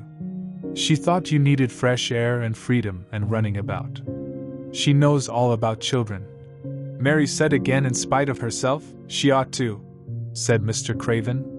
"I thought her rather bold to stop me on the moor, but she said Mrs. Craven had been kind to her." It seemed hard for him to speak his dead wife's name. "She is a respectable woman. Now I have seen you, I think she said sensible things. Play out of doors as much as you like. It's a big place and you may go where you like and amuse yourself as you like. Is there anything you want? As if a sudden thought had struck him. Do you want toys, books, dolls? Might I? Quavered Mary. Might I have a bit of earth? In her eagerness, she did not realize how queer the words would sound and that they were not the ones she had meant to say. Mr. Craven looked quite startled. Earth, he repeated. What do you mean? To plant seeds in, to make things grow, to see them come alive. Mary faltered. He gazed at her a moment, and then passed his hand quickly over his eyes. Do you care about gardens so much? He said slowly. I didn't know about them in India, said Mary. I was always ill and tired and it was too hot. I sometimes made little beds in the sand and stuck flowers in them. But here it is different. Mr. Craven got up and began to walk slowly across the room. A bit of earth, he said to himself, and Mary thought that somehow she must have reminded him of something. When he stopped and spoke to her, his dark eyes looked almost soft and kind. You can have as much earth as you want, he said. You remind me of someone else who loved the earth and things that grow. When you see a bit of earth you want, with something like a smile, take it, child, and make it come alive. May I take it from anywhere, if it's not wanted? Anywhere, he answered. There. You must go now, I am tired. He touched the bell to call Mrs. Medlock. Goodbye, I shall be away all summer. Mrs. Medlock came so quickly that Mary thought she must have been waiting in the corridor. Mrs. Medlock, Mr. Craven said to her. Now I have seen the child, I understand what Mrs. Sowerby meant. She must be less delicate before she begins lessons. Give her simple, healthy food. Let her run wild in the garden, don't look after her too much. She needs liberty and fresh air and romping about. Mrs. Sowerby is to come and see her now and then, and she may sometimes go to the cottage. Mrs. Medlock looked pleased. She was relieved to hear that she need not look after Mary too much. She had felt her a tiresome charge and had indeed seen as little of her as she dared. In addition to this, she was fond of Martha's mother. Thank you, sir, she said. Susan Sowerby and me went to school together, and she's as sensible and good-hearted a woman as you'd find in a day's walk. I never had any children myself, and she's had 12, and there never was healthier or better ones. Miss Mary can get no harm from them. I'd always take Susan Sowerby's advice about children myself. She's what you might call healthy-minded, if you understand me. I understand, Mr. Craven answered. Take Miss Mary away now and send Pitcher to me. When Mrs. Medlock left her at the end of her own corridor, Mary flew back to her room. She found Martha waiting there. Martha had, in fact, hurried back after she had removed the dinner service. I can have my garden, cried Mary. I may have it where I like. I am not going to have a governess for a long time. Your mother is coming to see me and I may go to your cottage. He says a little girl like me could not do any harm and I may do what I like, anywhere. Said Martha delightedly. That was nice of him, wasn't it? Martha, said Mary solemnly. He is really a nice man, only his face is so miserable and his forehead is all drawn together. She ran as quickly as she could to the garden. She had been away so much longer than she had thought she should, and she knew Dickon would have to set out early on his 5-mile walk. When she slipped through the door under the ivy, she saw he was not working where she had left him. The gardening tools were laid together under a tree. She ran to them, looking all round the place, but there was no Dickon to be seen. He had gone away and the secret garden was empty, except for the robin who had just flown across the wall and sat on a standard rosebush watching her. He's gone, she said wistfully. Oh, was he only a wood fairy? Something white fastened to the standard rosebush caught her eye. It was a piece of paper. In fact, it was a piece of the letter she had printed for Martha to send to Dickon. It was fastened on the bush with a long thorn, and in a minute she knew Dickon had left it there. There were some roughly printed letters on it, and a sort of picture. At first she could not tell what it was. Then she saw it was meant for a nest with a bird sitting on it. Underneath were the printed letters and they said, I will come back. Chapter 13. I am Colin. Mary took the picture back to the house when she went to her supper, and she showed it to Martha. Said Martha with great pride. I never knew our Dickon was as clever as that. That there's a picture of a missel thrush on her nest, as large as life and twice as natural. Then Mary knew Dickon had meant the picture to be a message. He had meant that she might be sure he would keep her secret. Her garden was her nest, and she was like a missel thrush. Oh, how she did like that queer, common boy! She hoped he would come back the very next day, and she fell asleep looking forward to the morning. But you never know what the weather will do in Yorkshire, particularly in the springtime. She was awakened in the night by the sound of rain beating with heavy drops against her window. It was pouring down in torrents, and the wind was wuthering round the corners and in the chimneys of the huge old house. Mary sat up in bed and felt miserable and angry. The rain is as contrary as I ever was, she said. It came because it knew I did not want it. She threw herself back on her pillow and buried her face. She did not cry, but she lay and hated the sound of the heavily beating rain. She hated the wind and its wuthering. She could not go to sleep again. The mournful sound kept her awake because she felt mournful herself. If she had felt happy, it would probably have lulled her to sleep. How it wuthered, and how the big raindrops poured down and beat against the pane.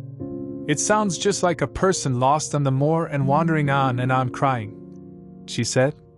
She had been lying awake turning from side to side for about an hour, when suddenly something made her sit up in bed and turn her head toward the door listening. She listened and she listened. It isn't the wind now, she said in a loud whisper. That isn't the wind. It is different. It is that crying I heard before. The door of her room was ajar and the sound came down the corridor, a far-off faint sound of fretful crying. She listened for a few minutes, and each minute she became more and more sure. She felt as if she must find out what it was. It seemed even stranger than the secret garden and the buried key. Perhaps the fact that she was in a rebellious mood made her bold. She put her foot out of bed and stood on the floor. I am going to find out what it is, she said.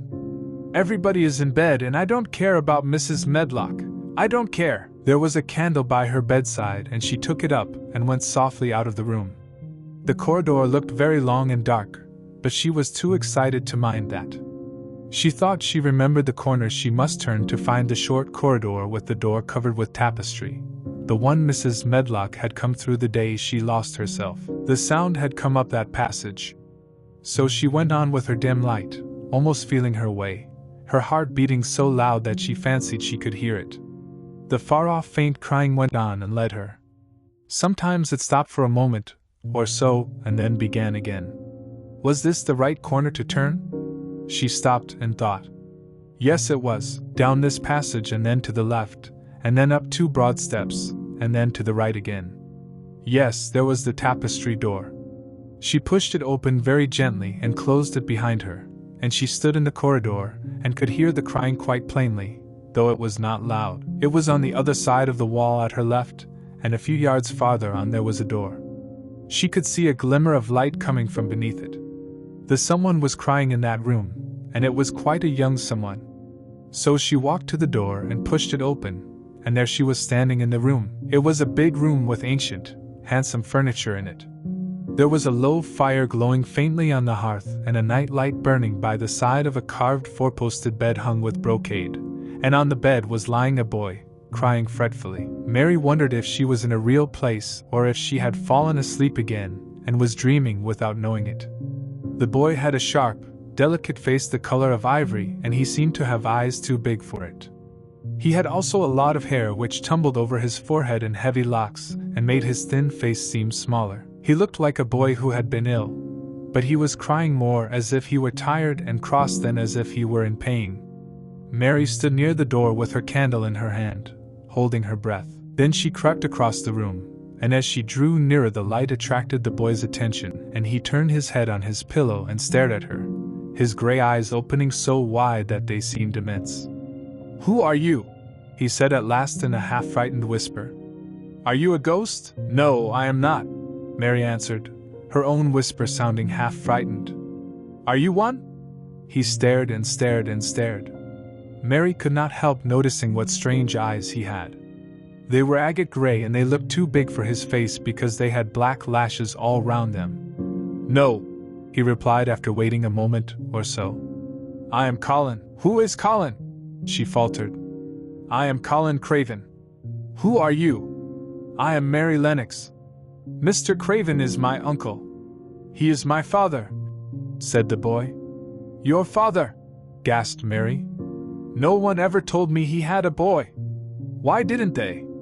"Come here," he said, still keeping his strange eyes fixed on her with an anxious expression. She came close to the bed, and he put out his hand and touched her. "You are real, aren't you?" he said. "I have such real dreams very often. You might be one of them." Mary had slipped on a woolen wrapper before she left her room, and she put a piece of it between his fingers. "Rub that and see how thick and warm it is," she said. "I will pinch you a little if you like, to show you how real I am. For a minute I thought you might be a dream too." "Where did you come from?" he asked. "From my own room. The wind wuthered so I couldn't go to sleep, and I heard someone crying and wanted to find out who it was." "What were you crying for?" "Because I couldn't go to sleep either and my head ached." "Tell me your name again." "Mary Lennox." "Did no one ever tell you I had come to live here?" He was still fingering the fold of her wrapper, but he began to look a little more as if he believed in her reality. "No," he answered. "They daren't." "Why?" asked Mary. "Because I should have been afraid you would see me. I won't let people see me and talk me over." "Why?" Mary asked again, feeling more mystified every moment. "Because I am like this always, ill and having to lie down. My father won't let people talk me over either. The servants are not allowed to speak about me. If I live I may be a hunchback, but I shan't live. My father hates to think I may be like him." "Oh, what a queer house this is," Mary said. "What a queer house. Everything is a kind of secret. Rooms are locked up and gardens are locked up. And you? Have you been locked up?" "No. I stay in this room because I don't want to be moved out of it. It tires me too much." "Does your father come and see you?" Mary ventured. "Sometimes. Generally when I am asleep. He doesn't want to see me." "Why?" Mary could not help asking again. A sort of angry shadow passed over the boy's face. "My mother died when I was born, and it makes him wretched to look at me. He thinks I don't know, but I've heard people talking. He almost hates me. He hates the garden, because she died," said Mary, half speaking to herself. "What garden?" the boy asked. "Oh, just a garden she used to like," Mary stammered. "Have you been here always?" "Nearly always. Sometimes I have been taken to places at the seaside, but I won't stay because people stare at me. I used to wear an iron thing to keep my back straight, but a grand doctor came from London to see me and said it was stupid. He told them to take it off and keep me out in the fresh air. I hate fresh air and I don't want to go out." "I didn't when first I came here," said Mary. "Why do you keep looking at me like that?" "Because of the dreams that are so real," he answered rather fretfully. "Sometimes when I open my eyes I don't believe I'm awake." "We're both awake," said Mary. She glanced round the room with its high ceiling and shadowy corners and dim firelight. "It looks quite like a dream, and it's the middle of the night, and everybody in the house is asleep, everybody but us. We are wide awake." "I don't want it to be a dream," the boy said restlessly. Mary thought of something all at once. "If you don't like people to see you," she began. "Do you want me to go away?" He still held the fold of her wrapper, and he gave it a little pull. "No," he said. "I should be sure you were a dream if you went. If you are real, sit down on that big footstool and talk. I want to hear about you." Mary put down her candle on the table near the bed and sat down on the cushioned stool. She did not want to go away at all. She wanted to stay in the mysterious hidden-away room and talk to the mysterious boy. "What do you want me to tell you?" she said. He wanted to know how long she had been at Misselthwaite. He wanted to know which corridor her room was on. He wanted to know what she had been doing, if she disliked the moor as he disliked it, where she had lived before she came to Yorkshire. She answered all these questions and many more, and he lay back on his pillow and listened. He made her tell him a great deal about India and about her voyage across the ocean. She found out that because he had been an invalid, he had not learned things as other children had. One of his nurses had taught him to read when he was quite little, and he was always reading and looking at pictures in splendid books. Though his father rarely saw him when he was awake, he was given all sorts of wonderful things to amuse himself with. He never seemed to have been amused, however. He could have anything he asked for, and was never made to do anything he did not like to do. "Everyone is obliged to do what pleases me," he said indifferently. "It makes me ill to be angry. No one believes I shall live to grow up." He said it as if he was so accustomed to the idea that it had ceased to matter to him at all. He seemed to like the sound of Mary's voice. As she went on talking, he listened in a drowsy, interested way. Once or twice she wondered if he were not gradually falling into a doze, but at last he asked a question which opened up a new subject. "How old are you?" he asked. "I am 10, answered Mary, forgetting herself for the moment. "And so are you. How do you know that?" he demanded in a surprised voice. "Because when you were born the garden door was locked and the key was buried. And it has been locked for 10 years. Colin half sat up, turning toward her, leaning on his elbows. "What garden door was locked? Who did it? Where was the key buried?"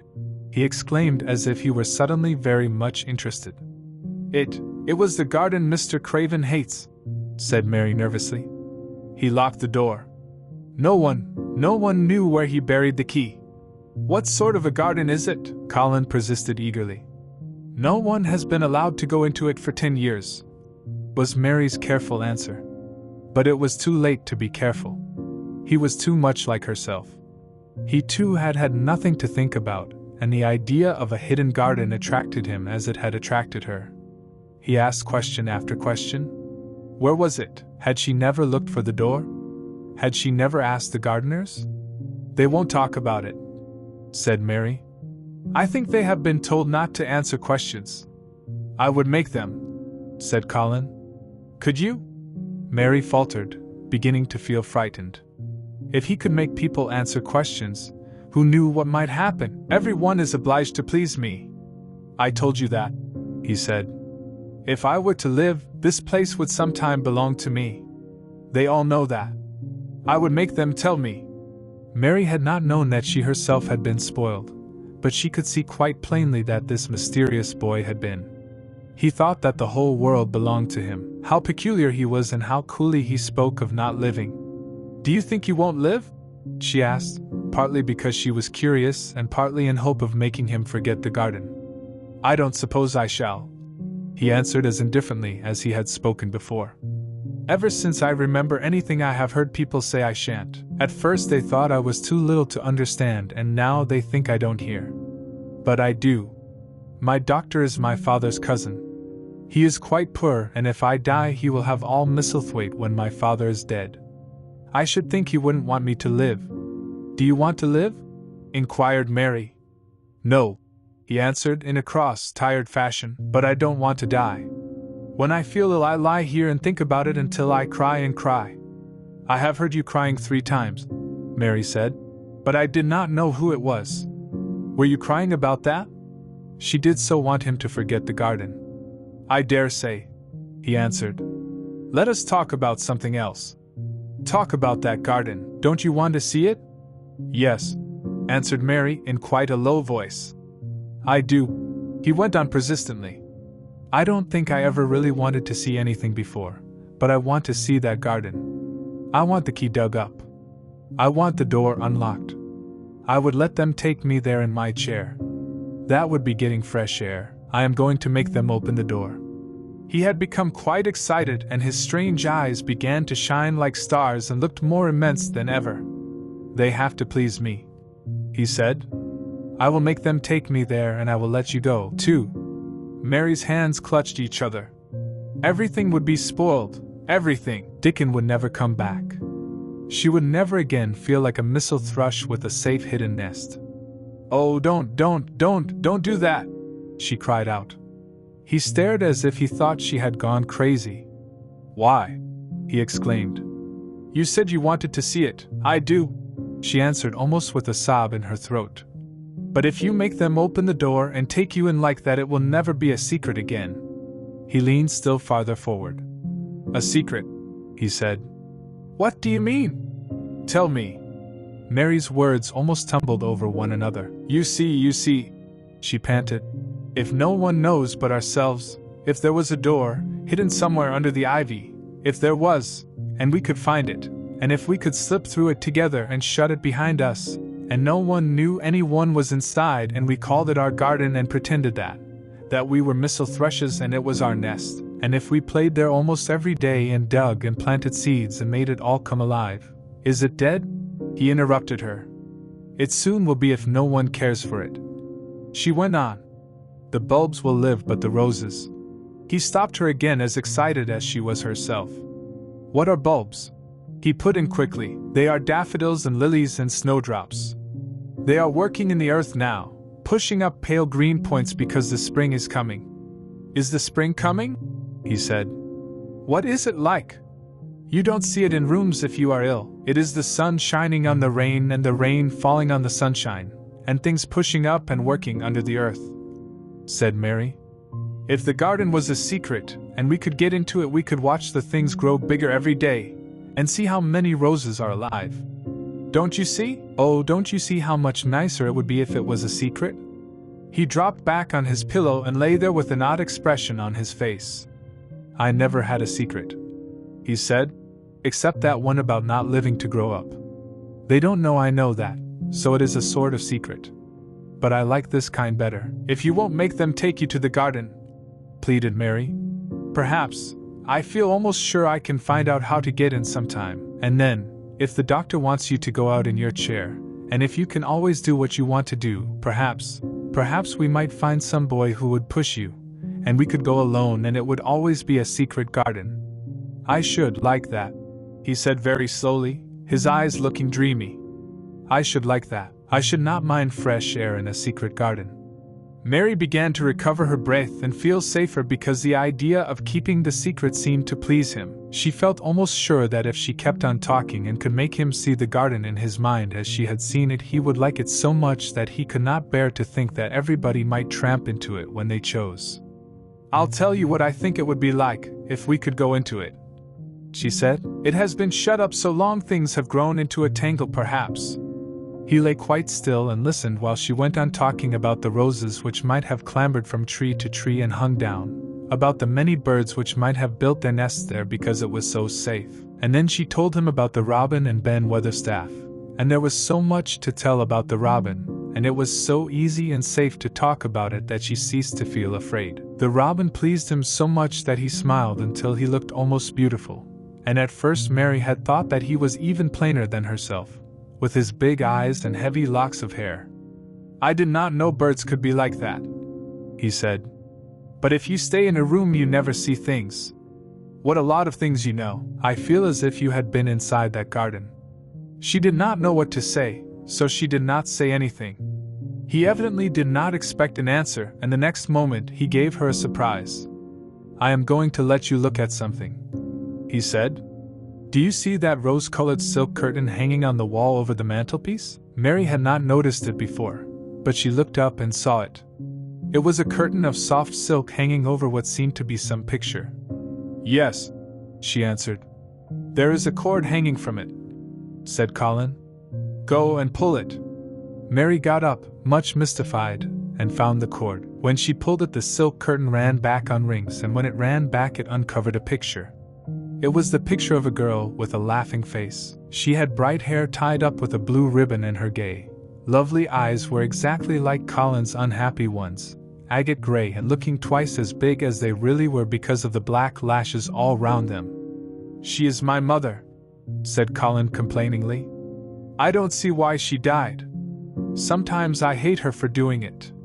How queer, said Mary. If she had lived, I believe I should not have been ill always, he grumbled. I dare say I should have lived too, and my father would not have hated to look at me. I dare say I should have had a strong back. Draw the curtain again. Mary did as she was told and returned to her footstool. She is much prettier than you, she said, but her eyes are just like yours, At least they are the same shape and color. Why is the curtain drawn over her? He moved uncomfortably. I made them do it, he said. Sometimes I don't like to see her looking at me. She smiles too much when I am ill and miserable. Besides, she is mine and I don't want everyone to see her. There were a few moments of silence and then Mary spoke. What would Mrs. Medlock do if she found out that I had been here? She inquired. She would do as I told her to do, he answered. And I should tell her that I wanted you to come here and talk to me every day. I am glad you came. So am I, said Mary. I will come as often as I can, but... She hesitated. I shall have to look every day for the garden door. Yes, you must, said Colin. And you can tell me about it afterward. He lay thinking a few minutes, as he had done before, and then he spoke again. I think you shall be a secret too, he said. I will not tell them until they find out. I can always send the nurse out of the room and say that I want to be by myself. Do you know Martha? Yes, I know her very well, said Mary. She waits on me. He nodded his head toward the outer corridor. She is the one who is asleep in the other room. The nurse went away yesterday to stay all night with her sister, and she always makes Martha attend to me when she wants to go out. Martha shall tell you when to come here.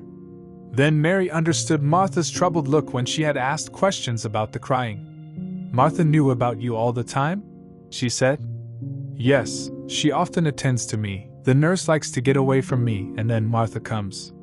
I have been here a long time, said Mary. Shall I go away now? Your eyes look sleepy. I wish I could go to sleep before you leave me, he said rather shyly.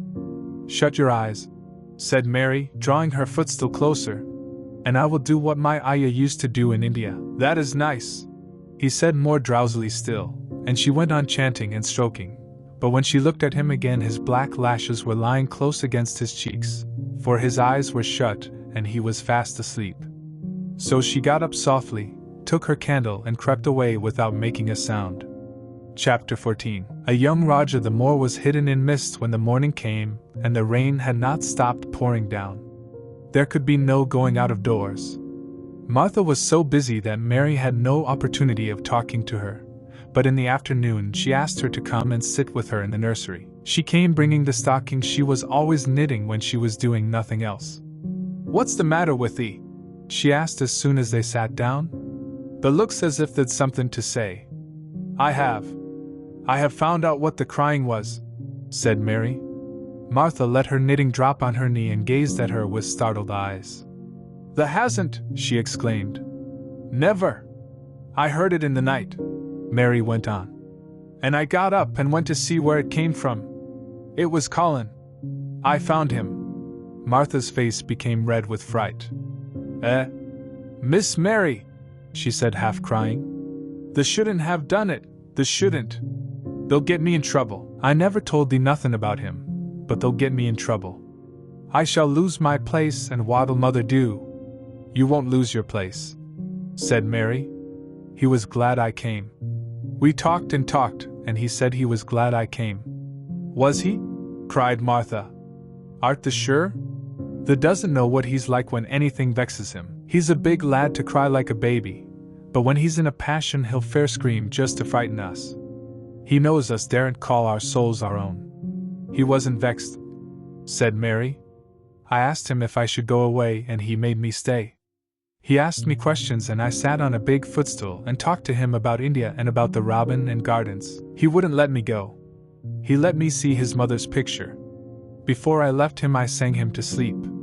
Martha fairly gasped with amazement. "I can scarcely believe thee," she protested.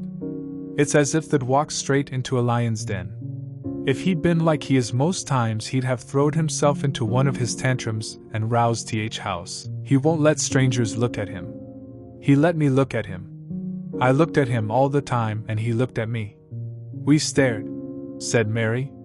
"I don't know what to do," cried agitated Martha. "If Mrs. Medlock finds out, she'll think I broke orders and told thee and I shall be packed back to mother." "He is not going to tell Mrs. Medlock anything about it yet. It's to be a sort of secret just at first," said Mary firmly. And he says everybody is obliged to do as he pleases. Aye, that's true enough, bad lad, sighed Martha, wiping her forehead with her apron. He says Mrs. Medlock must. And he wants me to come and talk to him every day, and you are to tell me when he wants me. Me, said Martha. I shall lose my place. I shall for sure. You can't if you are doing what he wants you to do and everybody is ordered to obey him. Mary argued. Does the mean to say, cried Martha with wide open eyes, that he was nice to thee?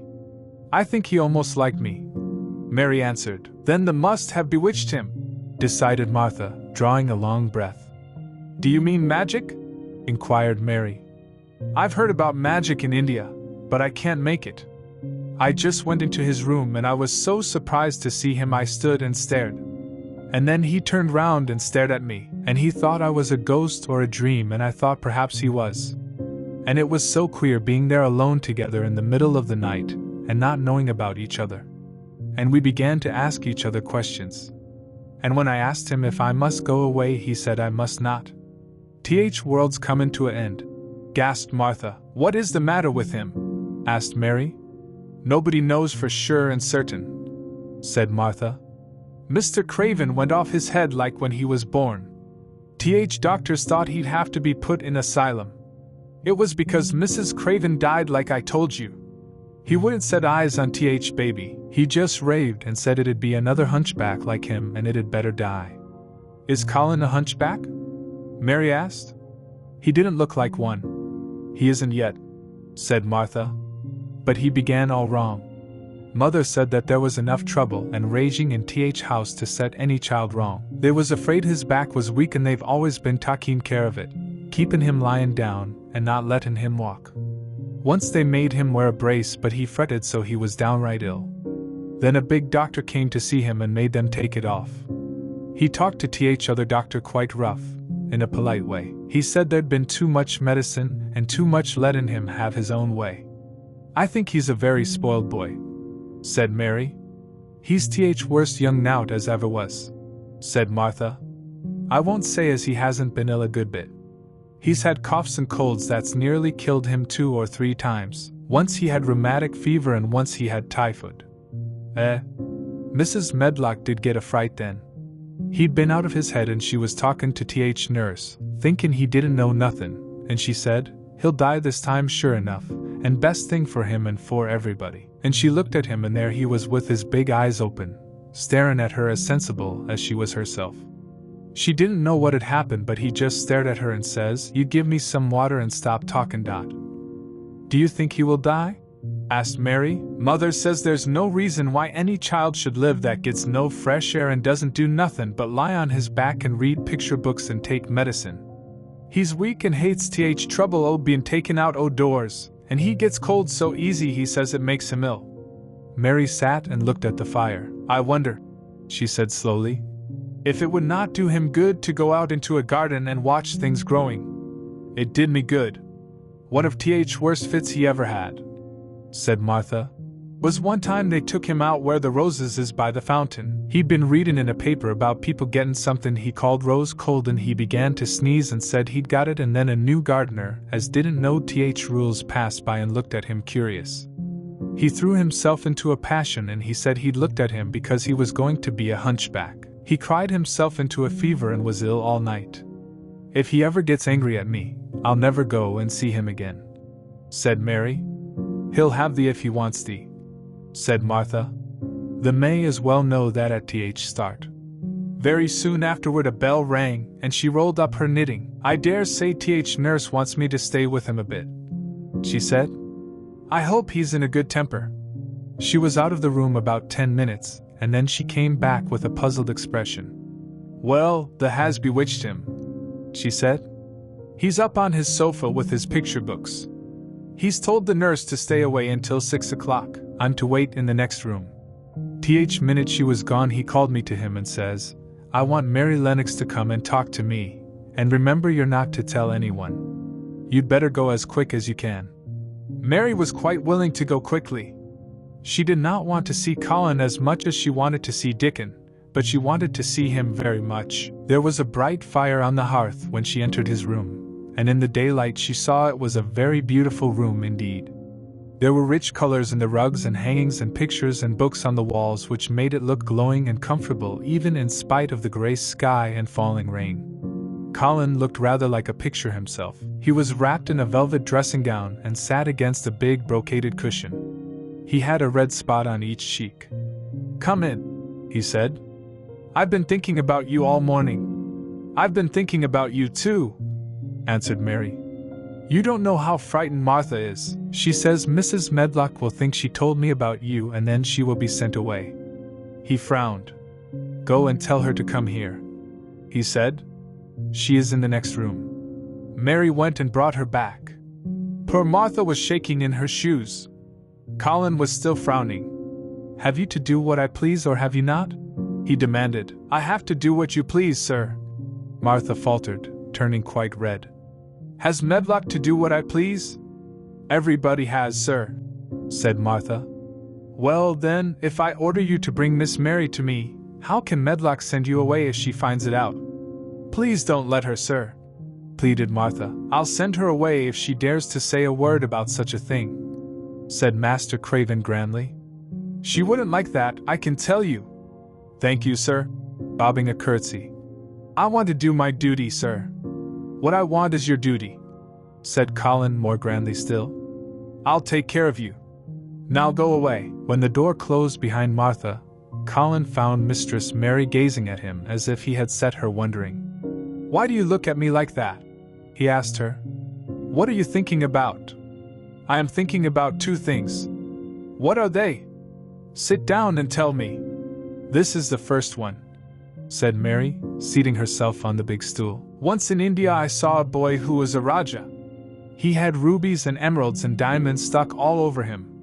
He spoke to his people just as you spoke to Martha. Everybody had to do everything he told them, in a minute. I think they would have been killed if they hadn't. I shall make you tell me about Rajas presently," he said. "But first tell me what the second thing was." "I was thinking," said Mary, "how different you are from Dickon." "Who is Dickon?" he said. "What a queer name!" She might as well tell him, she thought. She could talk about Dickon without mentioning the secret garden. She had liked to hear Martha talk about him. Besides, she longed to talk about him. It would seem to bring him nearer. "He is Martha's brother. He is 12 years old," she explained. "He is not like anyone else in the world. He can charm foxes and squirrels and birds just as the natives in India charm snakes. He plays a very soft tune on a pipe and they come and listen." There were some big books on a table at his side and he dragged one suddenly toward him. "There is a picture of a snake charmer in this," he exclaimed. "Come and look at it." The book was a beautiful one with superb colored illustrations and he turned to one of them. "Can he do that?" he asked eagerly. "He played on his pipe and they listened," Mary explained. "But he doesn't call it magic. He says it's because he lives on the moor so much and he knows their ways. He says he feels sometimes as if he was a bird or a rabbit himself, he likes them so. I think he asked the robin questions. It seemed as if they talked to each other in soft chirps." Colin lay back on his cushion and his eyes grew larger and larger and the spots on his cheeks burned. "Tell me some more about him," he said. "He knows all about eggs and nests," Mary went on.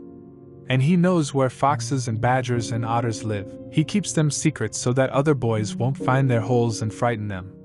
He knows about everything that grows or lives on the moor." "Does he like the moor?" said Colin. "How can he when it's such a great, bare, dreary place?"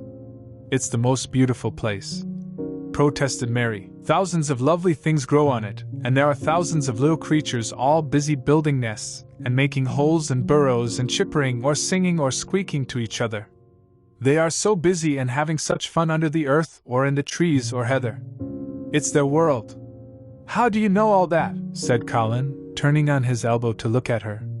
"I have never been there once, really," said Mary, suddenly remembering. "I only drove over it in the dark. I thought it was hideous." Martha told me about it first, and then Dickon. When Dickon talks about it, you feel as if you saw things and heard them, and as if you were standing in the heather with the sun shining and the gorse smelling like honey, and all full of bees and butterflies. You never see anything if you are ill, said Colin restlessly. He looked like a person listening to a new sound in the distance, and wondering what it was. You can't if you stay in a room, said Mary. I couldn't go on the moor, he said in a resentful tone. Mary was silent for a minute, and then she said something bold. You might, sometime. He moved as if he were startled. Go on the moor? How could I? I am going to die. How do you know? Said Mary unsympathetically. She didn't like the way he had of talking about dying. She did not feel very sympathetic. She felt rather as if he almost boasted about it. Oh, I've heard it ever since I remember, he answered crossly. They are always whispering about it, and thinking I don't notice. They wish I would, too. Mistress Mary felt quite contrary. She pinched her lips together. If they wished I would, she said, I wouldn't. Who wishes you would? The servants, and of course Dr. Craven, because he would get Misselthwaite and be rich instead of poor. He daren't say so, but he always looks cheerful when I am worse. When I had typhoid fever his face got quite fat. I think my father wishes it too. I don't believe he does, said Mary quite obstinately. That made Colin turn and look at her again. Don't you? He said. And then he lay back on his cushion and was still, as if he were thinking. And there was quite a long silence. Perhaps they were both of them thinking strange things children do not usually think of. I like the Grand Doctor from London, because he made them take the iron thing off, said Mary at last. Did he say you were going to die? No, what did he say? He didn't whisper, Colin answered. Perhaps he knew I hated whispering. I heard him say one thing quite aloud. He said the lad might live if he would make up his mind to it. Put him in the humor. It sounded as if he was in a temper. I'll tell you who would put you in the humor, perhaps, said Mary, reflecting. She felt as if she would like this thing to be settled one way or the other. I believe Dickon would. He's always talking about live things. He never talks about dead things or things that are ill. He's always looking up in the sky to watch birds flying, or looking down at the earth to see something growing. He has such round blue eyes, and they are so wide open with looking about, and he laughs such a big laugh with his wide mouth, and his cheeks are as red as cherries. She pulled her stool nearer to the sofa, and her expression quite changed at the remembrance of the wide curving mouth and wide open eyes. See here, she said. Don't let us talk about dying. I don't like it. Let us talk about living. Let us talk about Dickon. And then we will look at your pictures. It was the best thing she could have said. To talk about Dickon meant to talk about the moor and about the cottage and the 14 people who lived in it on 16 shillings a week, and the children who got fat on the moor grass like the wild ponies, and about Dickon's mother, and the skipping rope, and the moor with the sun on it, and about pale green points sticking up out of the black sod. And it was all so alive that Mary talked more than she had ever talked before, and Colin both talked and listened as he had never done either before, and they both began to laugh over nothings as children will when they are happy together. And they laughed so that in the end they were making as much noise as if they had been two ordinary, healthy, natural 10-year-old creatures, instead of a hard, little, unloving girl and a sickly boy who believed that he was going to die. They enjoyed themselves so much that they forgot the pictures and they forgot about the time. They had been laughing quite loudly over Ben Weatherstaff and his robin, and Colin was actually sitting up as if he had forgotten about his weak back when he suddenly remembered something. Do you know, there is one thing we have never once thought of, he said. We are cousins. It seemed so queer that they had talked so much and never remembered this simple thing that they laughed more than ever, because they had got into the humor to laugh at anything. And in the midst of the fun the door opened, and in walked Dr. Craven and Mrs. Medlock. Dr. Craven started in actual alarm, and Mrs. Medlock almost fell back because he had accidentally bumped against her. Good Lord! Exclaimed poor Mrs. Medlock, with her eyes almost starting out of her head. Good Lord! What is this? Said Dr. Craven, coming forward. What does it mean?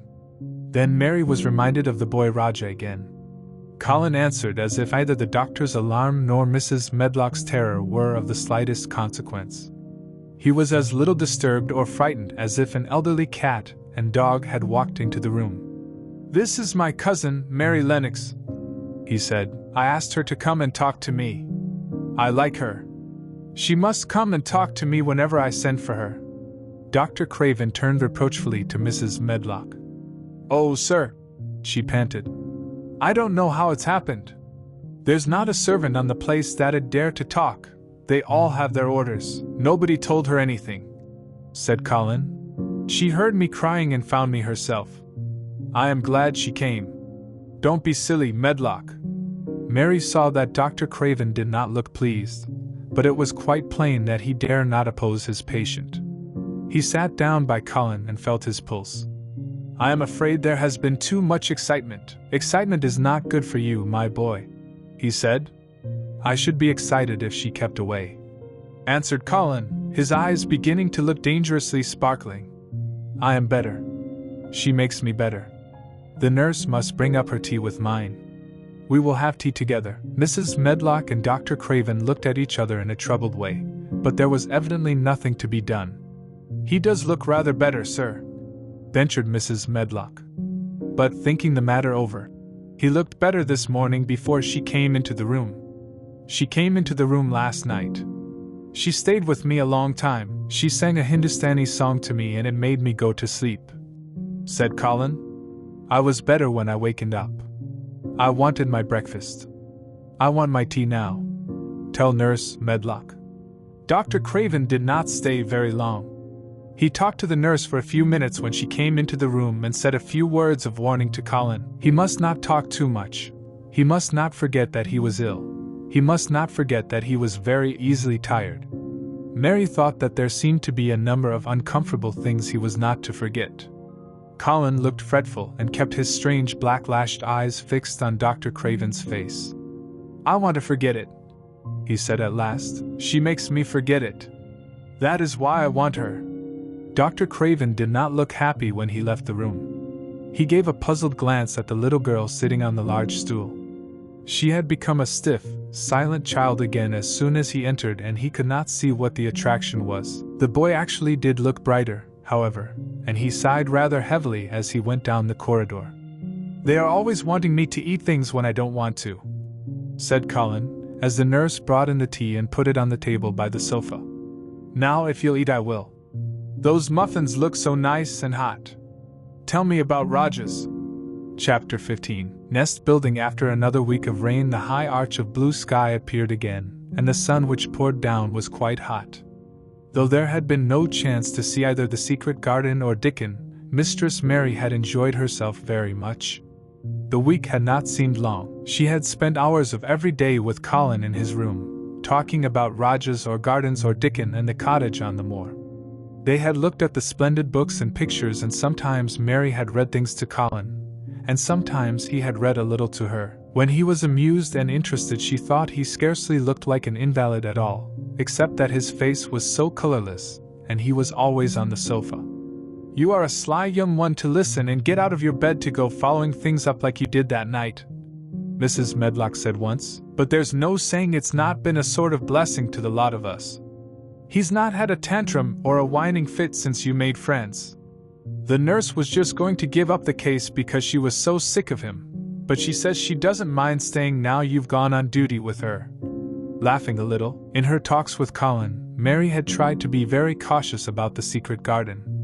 There were certain things she wanted to find out from him, but she felt that she must find them out without asking him direct questions. In the first place, as she began to like to be with him, she wanted to discover whether he was the kind of boy you could tell a secret to.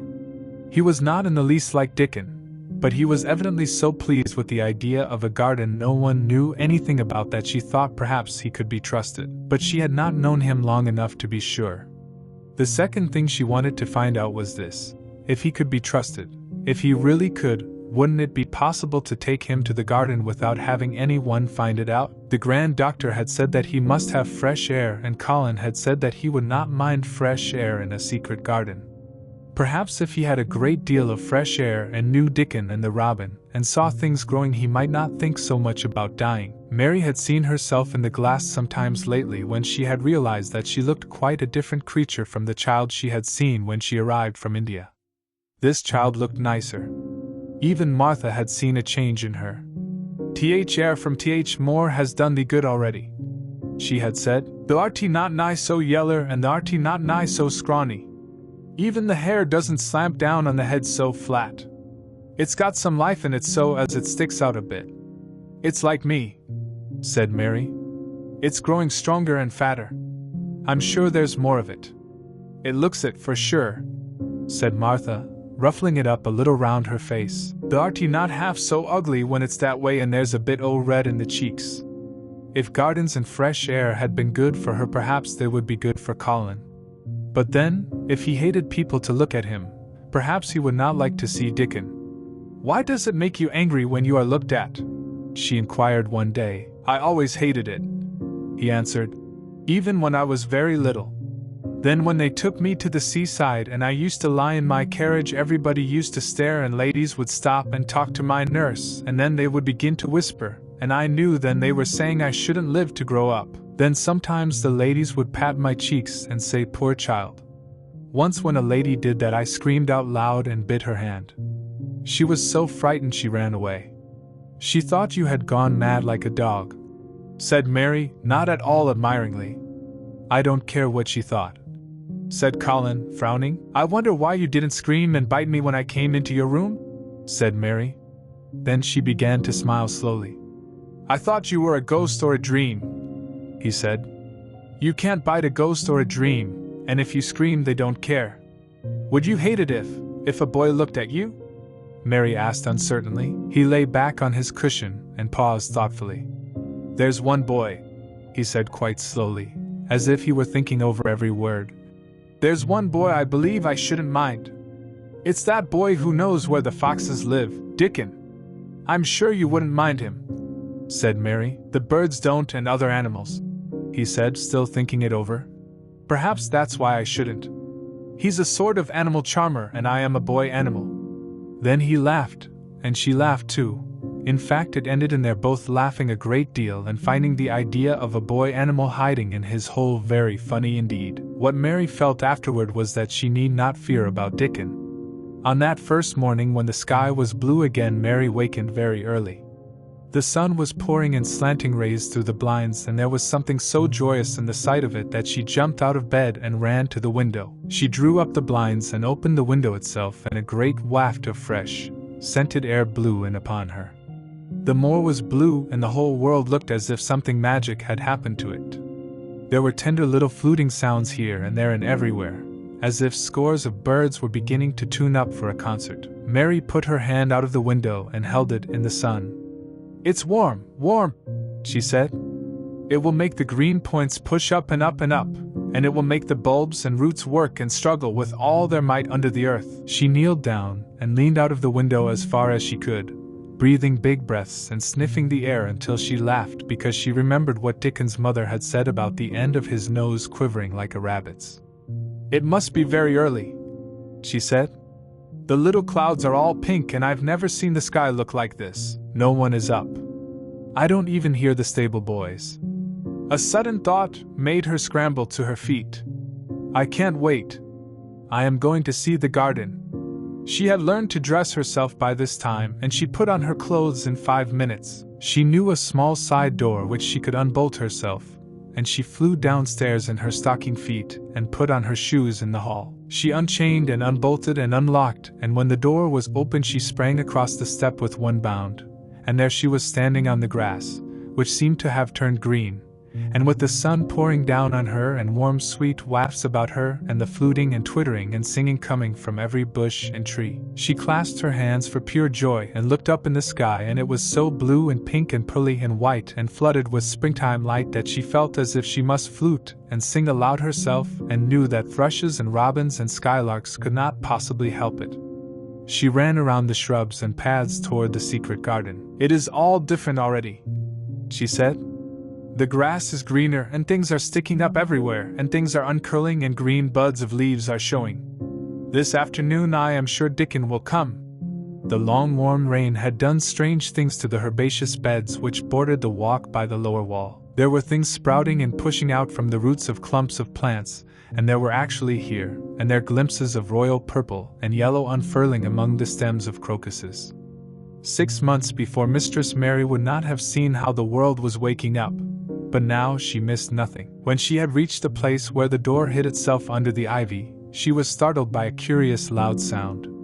It was the caw of a crow, and it came from the top of the wall. And when she looked up, there sat a big glossy-plumaged blue-black bird, looking down at her very wisely indeed. She had never seen a crow so close before, and he made her a little nervous. But the next moment he spread his wings and flapped away across the garden. She hoped he was not going to stay inside, and she pushed the door open, wondering if he would. When she got fairly into the garden, she saw that he probably did intend to stay, because he had alighted on a dwarf apple tree, and under the apple tree was lying a little reddish animal with a bushy tail, and both of them were watching the stooping body and rust-red head of Dickon, who was kneeling on the grass working hard. Mary flew across the grass to him. "Oh, Dickon! Dickon!" she cried out. "How could you get here so early? How could you? The sun has only just got up." He got up himself, laughing and glowing, and tousled, his eyes like a bit of the sky. He said. "I was up long before him. How could I have stayed abed? World's all fair begun again this morning, it has. And it's workin' and hummin' and scratchin' and pippin' and nest buildin' and breathin' out sense, till you've got to be out on it 'stead o' lyin' on your back." When Sun did jump up, Moore went mad for joy, and I was in the midst of Heather, and I run like mad myself, shoutin' and singin'. And I come straight here. I couldn't have stayed away. Why, Garden was lyin' here waitin'. Mary put her hands on her chest, panting, as if she had been running herself. "Oh, Dickon! Dickon!" she said. "I'm so happy I can scarcely breathe." Seeing him talking to a stranger, the little bushy-tailed animal rose from its place under the tree and came to him, and the rook, cawing once, flew down from its branch and settled quietly on his shoulder. "This is little fox cub," he said, rubbing the little reddish animal's head. "It's named Captain, and this here's Soot. Soot he flew across Moor with me, and Captain he run same as if hounds had been after him. They both felt same as I did. Neither of the creatures looked as if he were the least afraid of Mary. When Dickon began to walk about, Soot stayed on his shoulder and Captain trotted quietly close to his side. "See here," said Dickon. "See how these has pushed up, and these and these. Look at these here." He threw himself upon his knees and Mary went down beside him. They had come upon a whole clump of crocuses burst into purple and orange and gold. Mary bent her face down and kissed them. "You never kiss a person in that way," she said when she lifted her head. "Flowers are so different." He looked puzzled but smiled. He said.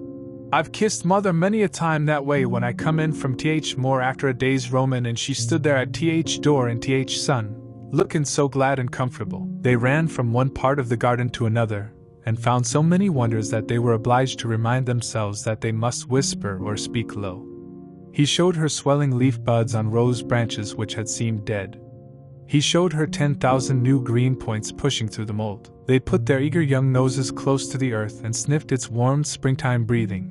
They dug and pulled and laughed low with rapture until Mistress Mary's hair was as tumbled as Dickon's and her cheeks were almost as poppy red as his. There was every joy on earth in the secret garden that morning, and in the midst of them came a delight more delightful than all, because it was more wonderful. Swiftly something flew across the wall and darted through the trees to a close-grown corner. A little flare of red-breasted bird with something hanging from its beak. Dickon stood quite still and put his hand on Mary almost as if they had suddenly found themselves laughing in a church. "We mun not stir," he whispered in broad Yorkshire. "We mun not scarce breathe. I knowed he was mate huntin' when I seed him last. It's Ben Weatherstaff's robin. He's buildin' his nest. He'll stay here if us don't flight him." They settled down softly upon the grass and sat there without moving. "Us mustn't seem as if us was watchin' him too close," said Dickon. "He'd be out with us for good if he got notion us was interferin' now. He'll be a good bit different till all this is over." He's setting up housekeeping. He'll be shyer and readier to take things ill. He's got no time for visitin' and gossipin'. Us must keep still a bit and try to look as if us was grass and trees and bushes. Then when he's got used to seein' us, I'll chirp a bit and he'll know us'll not be in his way." Mistress Mary was not at all sure that she knew, as Dickon seemed to, how to try to look like grass and trees and bushes, but he had said the queer thing as if it were the simplest and most natural thing in the world, and she felt it must be quite easy to him, and indeed she watched him for a few minutes carefully, wondering if it was possible for him to quietly turn green and put out branches and leaves. But he only sat wonderfully still, and when he spoke dropped his voice to such a softness that it was curious that she could hear him, but she could. "It's part o' springtime, this nest buildin' is," he said. "I warrant it's been goin' on in same way every year since world was begun. They've got their way o' thinkin' and doin' things, and a body had better not meddle. You can lose a friend in springtime easier than any other season if you're too curious. If we talk about him, I can't help looking at him," Mary said as softly as possible. "We must talk of something else. There is something I want to tell you. He'll like it better if us talks o' something else," said Dickon. "What is it that's got to tell me?" "Well, do you know about Colin?" she whispered. He turned his head to look at her. "What does the know about him?" he asked. "I've seen him. I have been to talk to him every day this week. He wants me to come. He says I'm making him forget about being ill and dying," answered Mary. Dickon looked actually relieved as soon as the surprise died away from his round face. "I am glad o' that," he exclaimed. "I'm right down glad. It makes me easier. I knowed I must say nothing about him, and I don't like having to hide things." "Don't you like hiding the garden?" said Mary. "I'll never tell about it," he answered. "But I says to Mother, 'Mother,' I says, 'I got a secret to keep. It's not a bad un, thee knows that. It's no worse than hidin' where a bird's nest is. Thee doesn't mind it, does thee?" Mary always wanted to hear about Mother. "What did she say?" she asked, not at all afraid to hear. Dickon grinned sweet-temperedly. "It was just like her, what she said," he answered. "She give my head a bit of a rub and laughed, and she says, 'Lad, they can have all secrets the likes. I've knowed thee 12 year dot.'" "How did you know about Colin?" asked Mary. "Everybody as knowed about Mester Craven knowed there was a little lad as was like to be a cripple, and they knowed Mester Craven didn't like him to be talked about. Folks is sorry for Mester Craven because Mrs. Craven was such a pretty young lady and they was so fond of each other. Mrs. Medlock stops in our cottage whenever she goes to Thwaite, and she doesn't mind talking to Mother before us children, because she knows us has been brought up to be trusty." "How did they find out about him?" "Martha was in fine trouble last time she came home. She said that heard him frettin' and there was a skin questions and she didn't know what to say." Mary told him her story about the midnight wuthering of the wind which had wakened her, and about the faint far-off sounds of the complaining voice which had led her down the dark corridors with her candle, and had ended with her opening of the door of the dimly lighted room with the carven four-posted bed in the corner. When she described the small ivory-white face and the strange black-rimmed eyes, Dickon shook his head. "Them's just like his mother's eyes, only hers was always Logan, they say," he said. "They say as Mr. Craven can't bear to see him when he's awake, and it's because his eyes is so like his mother's and yet looks so different in his miserable bit of a face." "Do you think he wants him to die?" whispered Mary. "No, but he wishes he'd never been born. Mother, she says that's worst thing on earth for a child. Them as is not wanted scarce ever thrives. Mr. Craven he'd buy anything as money could buy for poor lad, but he'd like to forget as he's on earth. For one thing, he's afraid he'll look at him some day and find he's growed hunchback. Colin's so afraid of it himself that he won't sit up," said Mary. "He says he's always thinking that if he should feel a lump coming he should go crazy and scream himself to death." He oughtn't to lie there thinking things like that," said Dickon.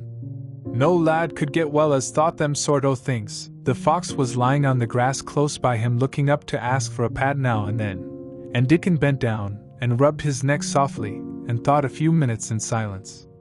Presently he lifted his head and looked round the garden.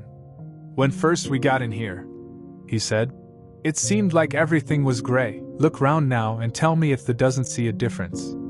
Mary looked and caught her breath a little. "Why?" she cried.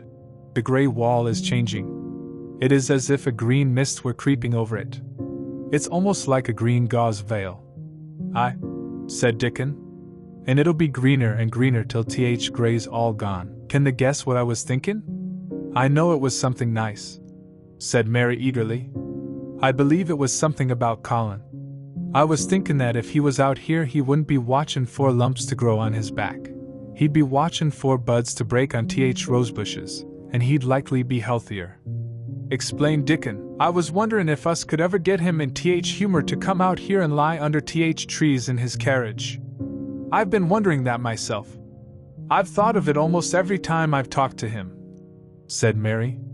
"I've wondered if he could keep a secret, and I've wondered if we could bring him here without anyone seeing us. I thought perhaps you could push his carriage. The doctor said he must have fresh air, and if he wants us to take him out, no one dare disobey him. He won't go out for other people, and perhaps they will be glad if he will go out with us. He could order the gardeners to keep away so they wouldn't find out." Dickon was thinking very hard as he scratched Captain's back. "It'd be good for him, I'll warrant," he said. "Us not be thinking he'd better never been born. Us be just two children watching a garden grow, and he'd be another.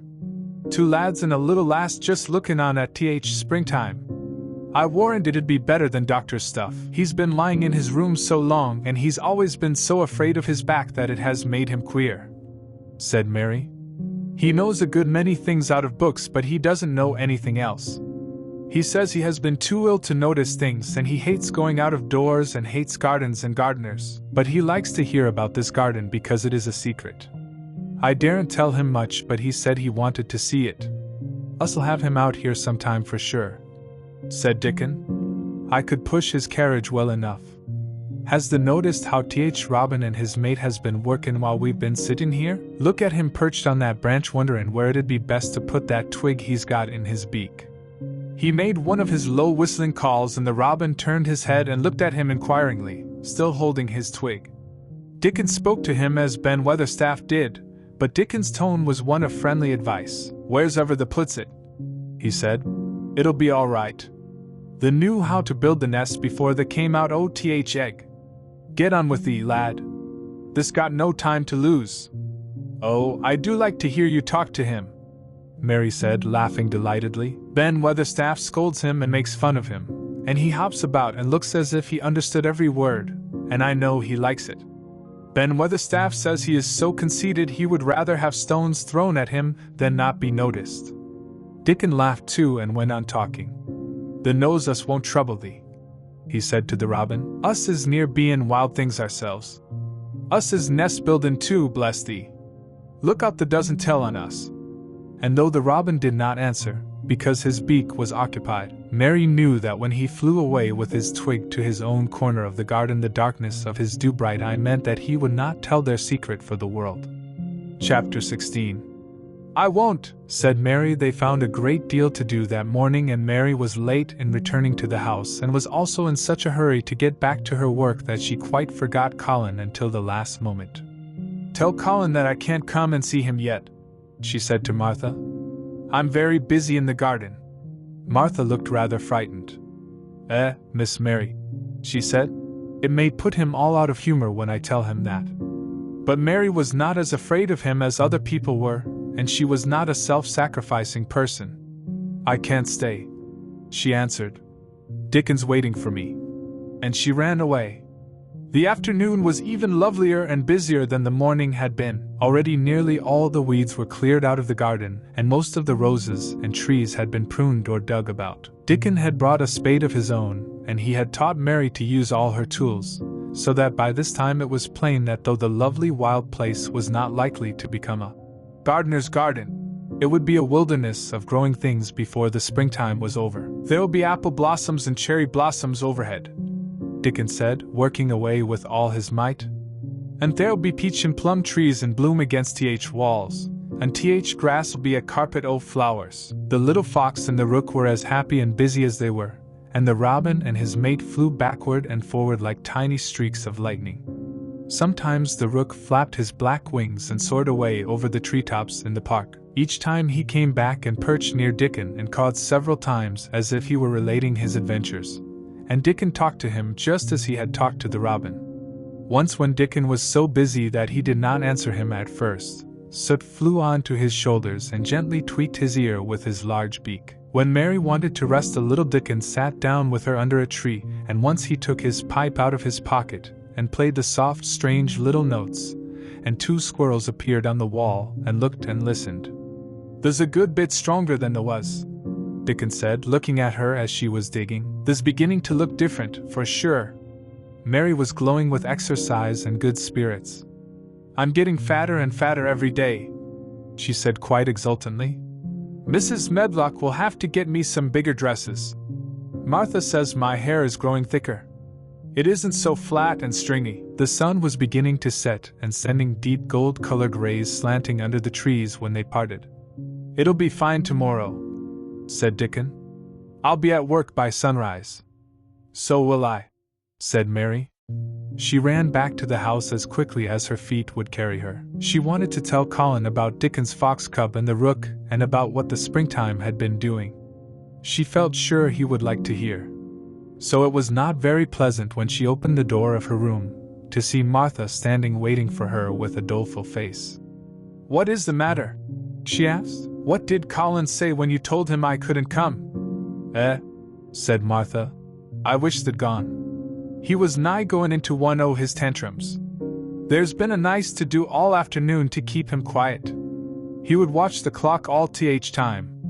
Mary's lips pinched themselves together. She was no more used to considering other people than Colin was, and she saw no reason why an ill-tempered boy should interfere with the thing she liked best.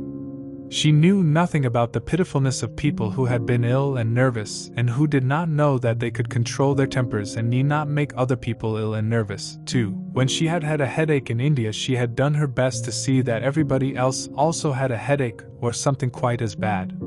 And she felt she was quite right. But of course now she felt that Colin was quite wrong. He was not on his sofa when she went into his room. He was lying flat on his back in bed, and he did not turn his head toward her as she came in. This was a bad beginning, and Mary marched up to him with her stiff manner. "Why didn't you get up?" she said. "I did get up this morning when I thought you were coming," he answered, without looking at her. "I made them put me back in bed this afternoon. My back ached and my head ached, and I was tired." "Why didn't you come?" "I was working in the garden with Dickon," said Mary. Colin frowned and condescended to look at her. "I won't let that boy come here if you go and stay with him instead of coming to talk to me," he said.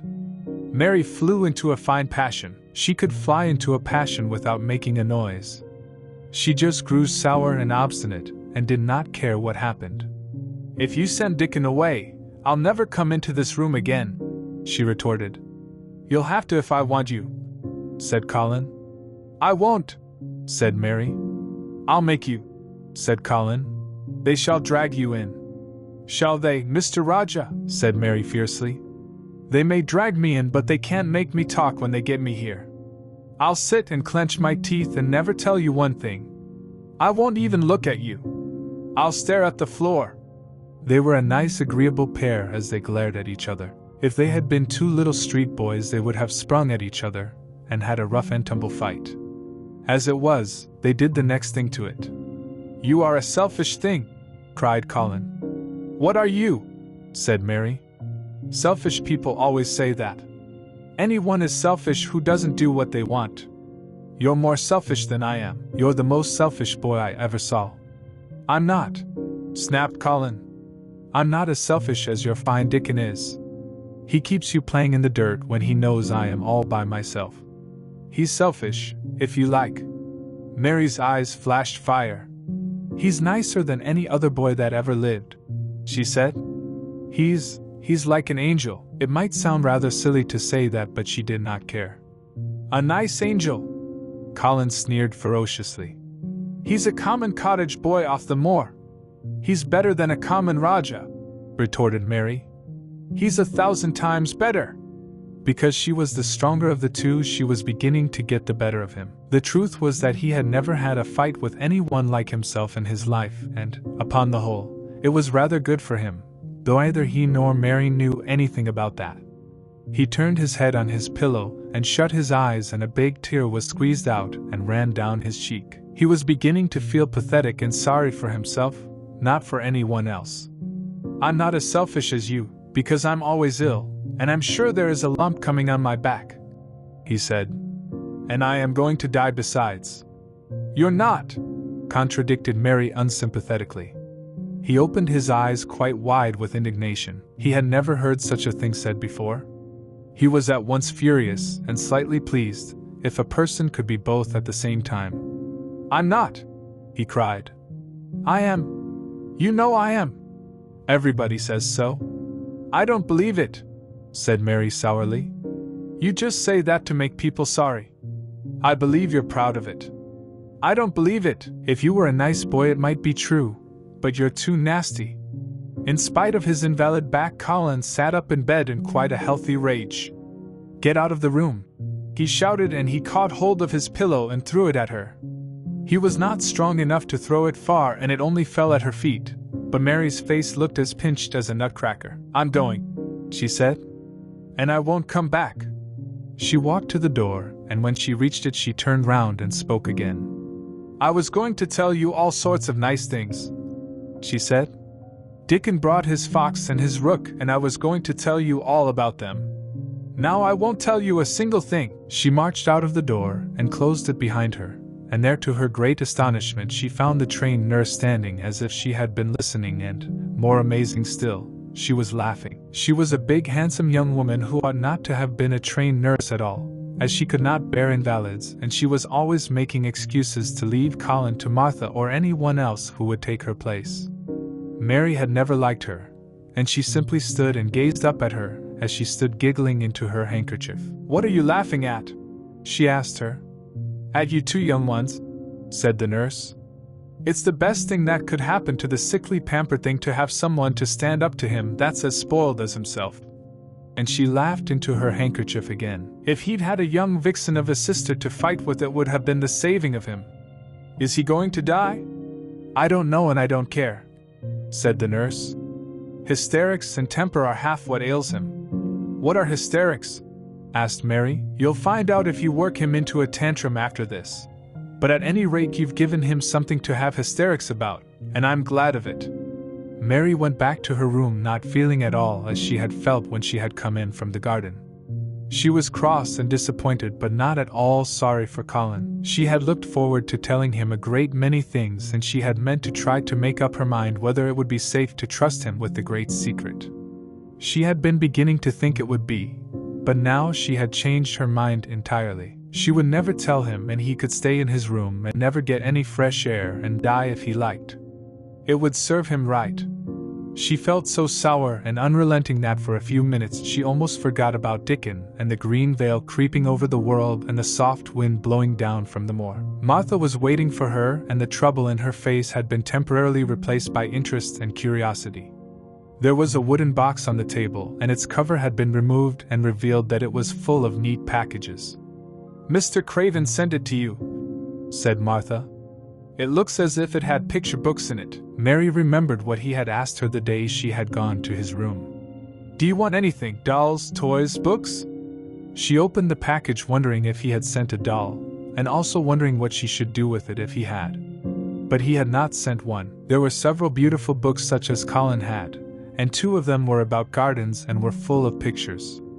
There were 2 or 3 games, and there was a beautiful little writing case with a gold monogram on it, and a gold pen and inkstand. Everything was so nice that her pleasure began to crowd her anger out of her mind. She had not expected him to remember her at all, and her hard little heart grew quite warm.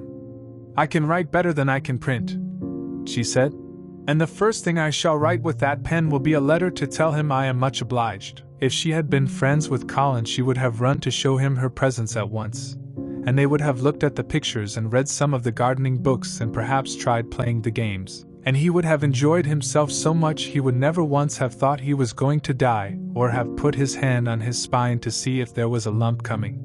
He had a way of doing that which she could not bear. It gave her an uncomfortable, frightened feeling because he always looked so frightened himself. He said that if he felt even quite a little lump someday, he should know his hunch had begun to grow.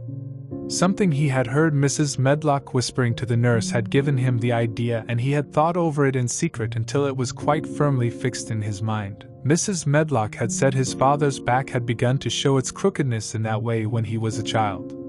He had never told anyone but Mary that most of his tantrums, as they called them, grew out of his hysterical hidden fear. Mary had been sorry for him when he had told her. He always began to think about it when he was cross or tired, she said to herself. And he has been cross today. Perhaps he has been thinking about it all afternoon. She stood still, looking down at the carpet and thinking. I said I would never go back again. She hesitated, knitting her brows. But perhaps, just perhaps, I will go and see, if he wants me, in the morning. Perhaps he'll try to throw his pillow at me again, but I think I'll go. Chapter 17. A tantrum. She had got up very early in the morning and had worked hard in the garden, and she was tired and sleepy. So as soon as Martha had brought her supper and she had eaten it, she was glad to go to bed. As she laid her head on the pillow, she murmured to herself, I'll go out before breakfast and work with Dickon, and then afterward, I believe, I'll go to see him. She thought it was the middle of the night when she was wakened by such dreadful sounds that she jumped out of bed in an instant. What was it? What was it? The next minute she felt quite sure she knew. Doors were opened and shut, and there were hurrying feet in the corridors, and someone was crying and screaming at the same time, screaming and crying in a horrible way. It's Colin, she said. He's having one of those tantrums the nurse called hysterics. How awful it sounds. As she listened to the sobbing screams, she did not wonder that people were so frightened that they gave him his own way in everything rather than hear them. She put her hands over her ears and felt sick and shivering. I don't know what to do.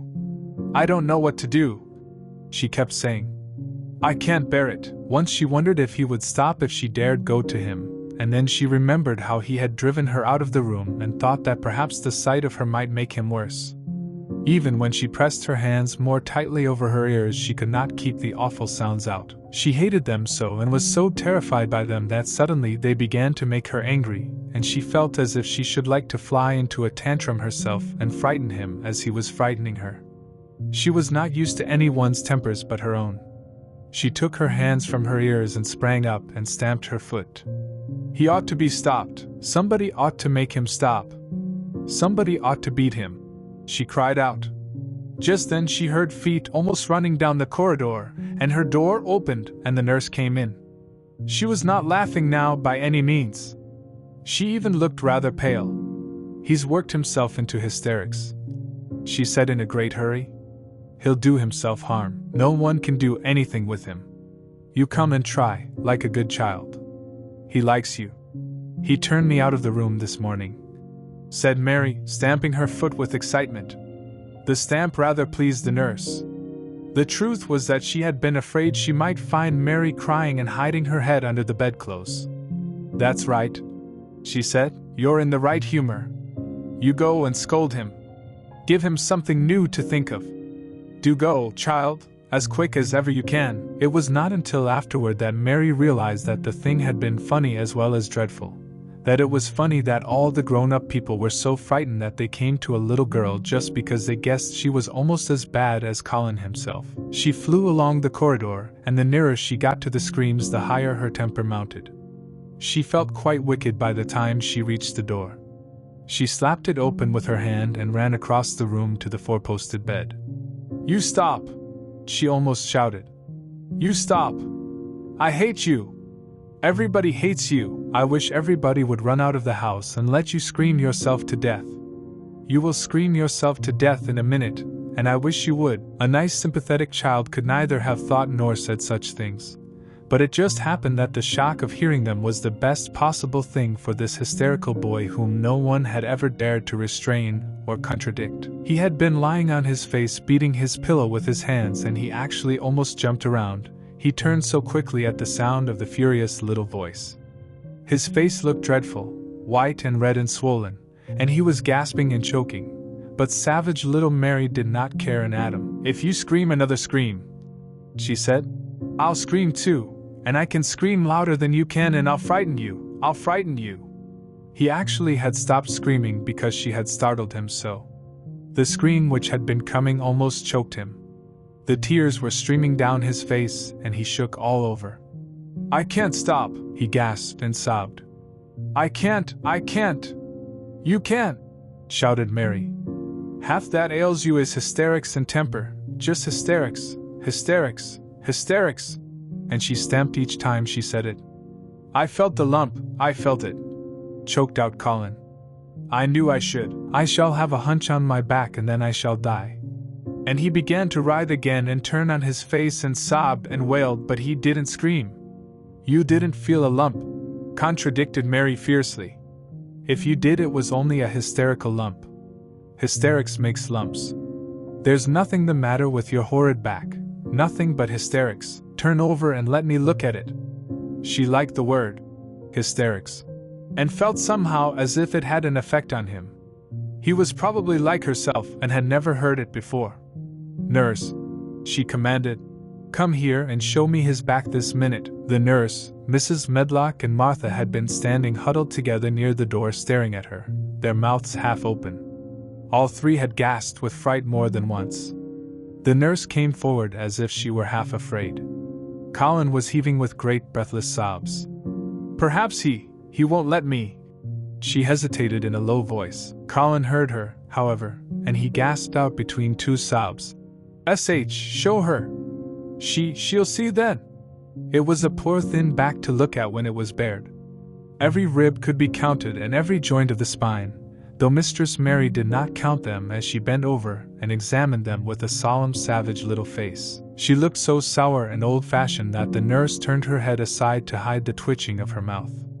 There was just a minute's silence, for even Colin tried to hold his breath while Mary looked up and down his spine, and down and up, as intently as if she had been the great doctor from London. "There's not a single lump there," she said at last.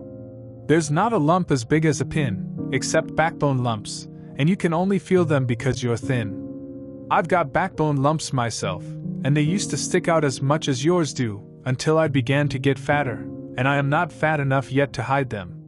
There's not a lump as big as a pin. If you ever say there is again, I shall laugh."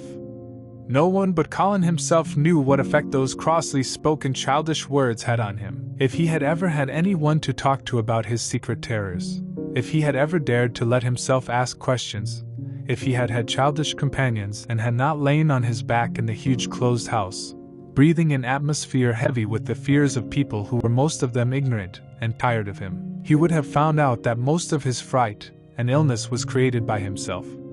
But he had lain and thought of himself and his aches and weariness for hours and days and months and years, and now that an angry, unsympathetic little girl insisted obstinately that he was not as ill as he thought he was, he actually felt as if she might be speaking the truth. "I didn't know," ventured the nurse, "that he thought he had a lump on his spine. His back is weak because he won't try to sit up. I could have told him there was no lump there." Colin gulped and turned his face a little to look at her. "See, could you?" he said pathetically. "Yes, sir." "There," said Mary, and she gulped too. Colin turned on his face again, and but for his long-drawn broken breaths, which were the dying down of his storm of sobbing, he lay still for a minute, though great tears streamed down his face and wet the pillow. Actually, the tears meant that a curious great relief had come to him. Presently he turned and looked at the nurse again, and strangely enough he was not like a Raja at all as he spoke to her. "Do you think I could live to grow up?" he said. The nurse was neither clever nor soft-hearted, but she could repeat some of the London doctor's words. "You probably will if you will do what you are told to do and not give way to your temper, and stay out a great deal in the fresh air." Colin's tantrum had passed, and he was weak and worn out with crying, and this perhaps made him feel gentle. He put out his hand a little toward Mary, and I am glad to say that, her own tantrum having passed, she was softened too and met him halfway with her hand, so that it was a sort of making up.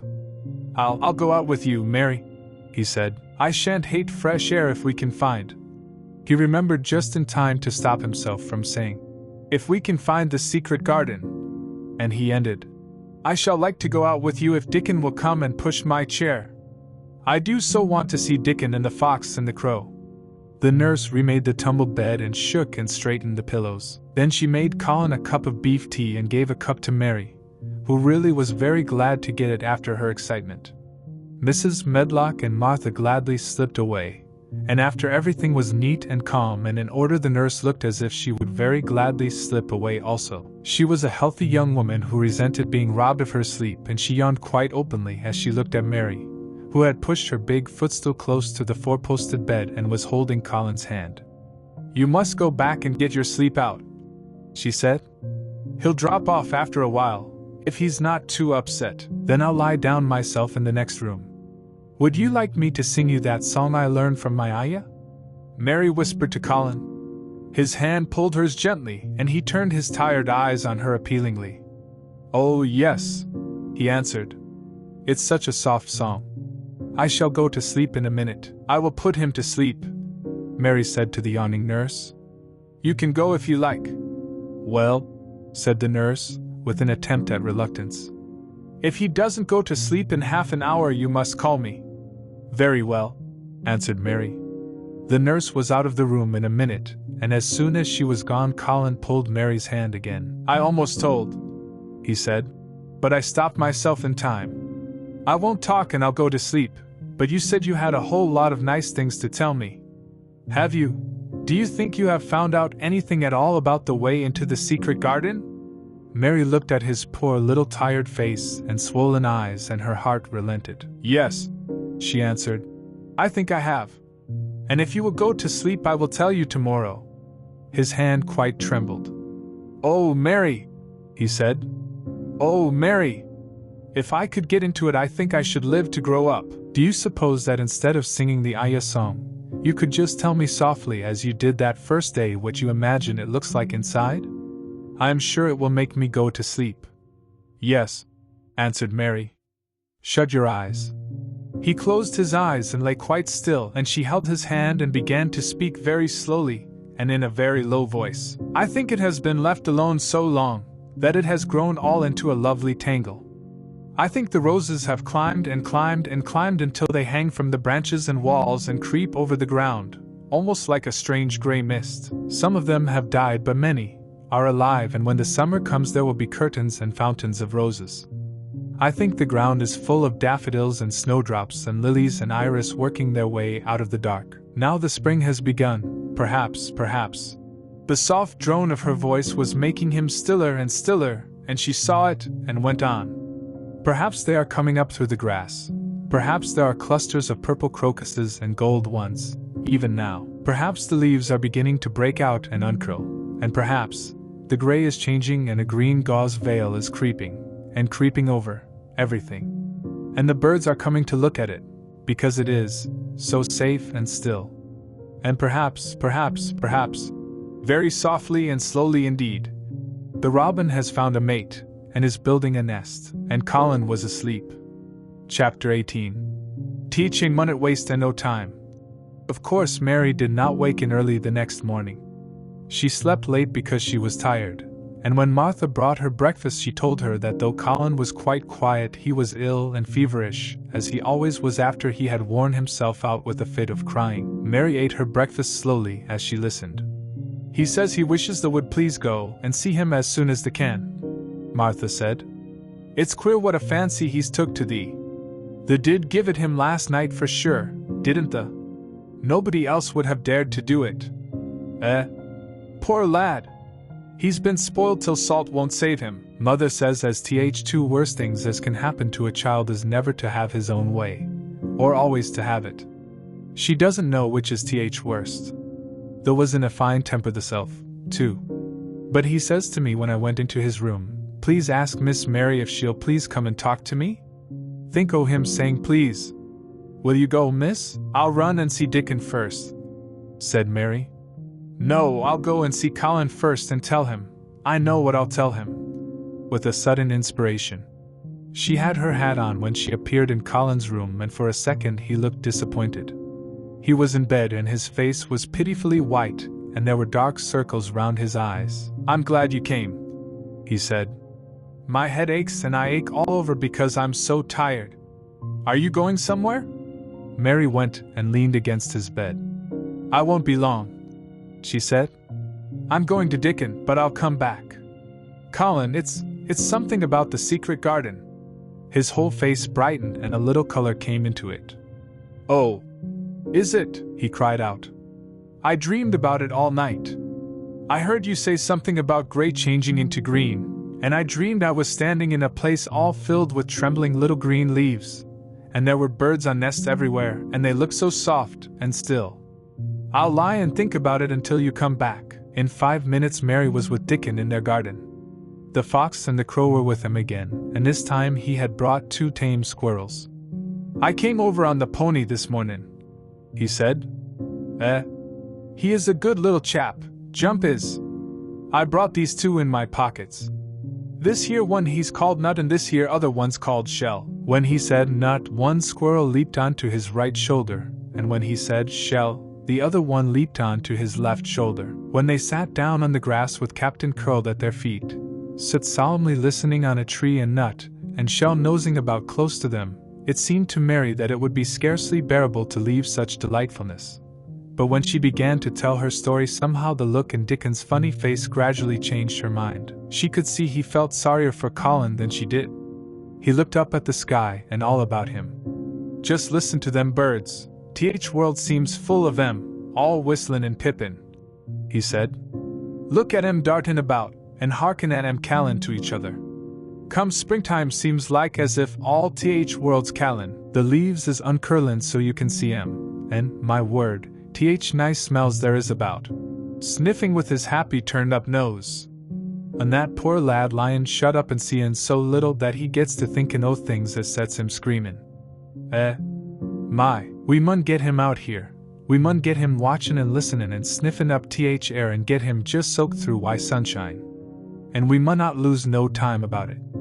When he was very much interested he often spoke quite broad Yorkshire, though at other times he tried to modify his dialect so that Mary could better understand, but she loved his broad Yorkshire and had in fact been trying to learn to speak it herself.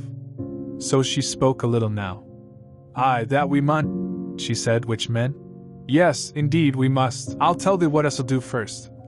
She proceeded, and Dickon grinned, because when the little wench tried to twist her tongue into speaking Yorkshire it amused him very much. He's took a greatly fancy to thee. He wants to see thee and he wants to see Sudden Captain. When I go back to the house to talk to him I'll ax him if they canna come and see him tomorrow mornin', and bring the creatures wy thee. And then, in a bit, when there's more leaves out, and happen a bud or 2, we'll get him to come out and shall push him in his chair and we'll bring him here and show him everything. When she stopped she was quite proud of herself. She had never made a long speech in Yorkshire before, and she had remembered very well. The mun talk a bit o' Yorkshire like that to Mester Colin. Dickon chuckled. They'll make him laugh and there's nowt as good for ill folk as Logan is. Mother says she believes as half a hour's good laugh every mornin' you'd cure a chap as was makin' ready for typhus fever. I'm going to talk Yorkshire to him this very day, said Mary, chuckling herself. The garden had reached the time when every day and every night it seemed as if magicians were passing through it drawing loveliness out of the earth and the boughs with wands. It was hard to go away and leave it all, particularly as Nut had actually crept onto her dress and Shell had scrambled down the trunk of the apple tree they sat under, and stayed there looking at her with inquiring eyes. But she went back to the house, and when she sat down close to Colin's bed he began to sniff as Dickon did, though not in such an experienced way. You smell like flowers and fresh things, he cried out quite joyously. What is it you smell of? It's cool and warm and sweet all at the same time.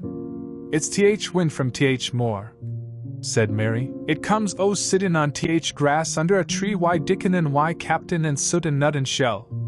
It's springtime and out doors and sunshine as smells so greatly.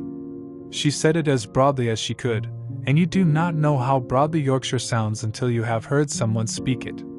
Colin began to laugh. What are you doing? He said. I never heard you talk like that before. How funny it sounds.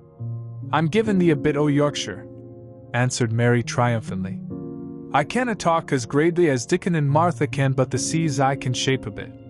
Doesn't the understand a bit o' Yorkshire when they hears it? Under Yorkshire lad thy sell bred and born. I wonder thou'rt not ashamed o' thy face. And then she began to laugh too, and they both laughed until they could not stop themselves, and they laughed until the room echoed, and Mrs. Medlock, opening the door to come in, drew back into the corridor, and stood listening amazed. "Well, upon my word," she said, speaking rather broad Yorkshire herself because there was no one to hear her, and she was so astonished. "Whoever heard th like? Whoever on earth would ha' thought it?"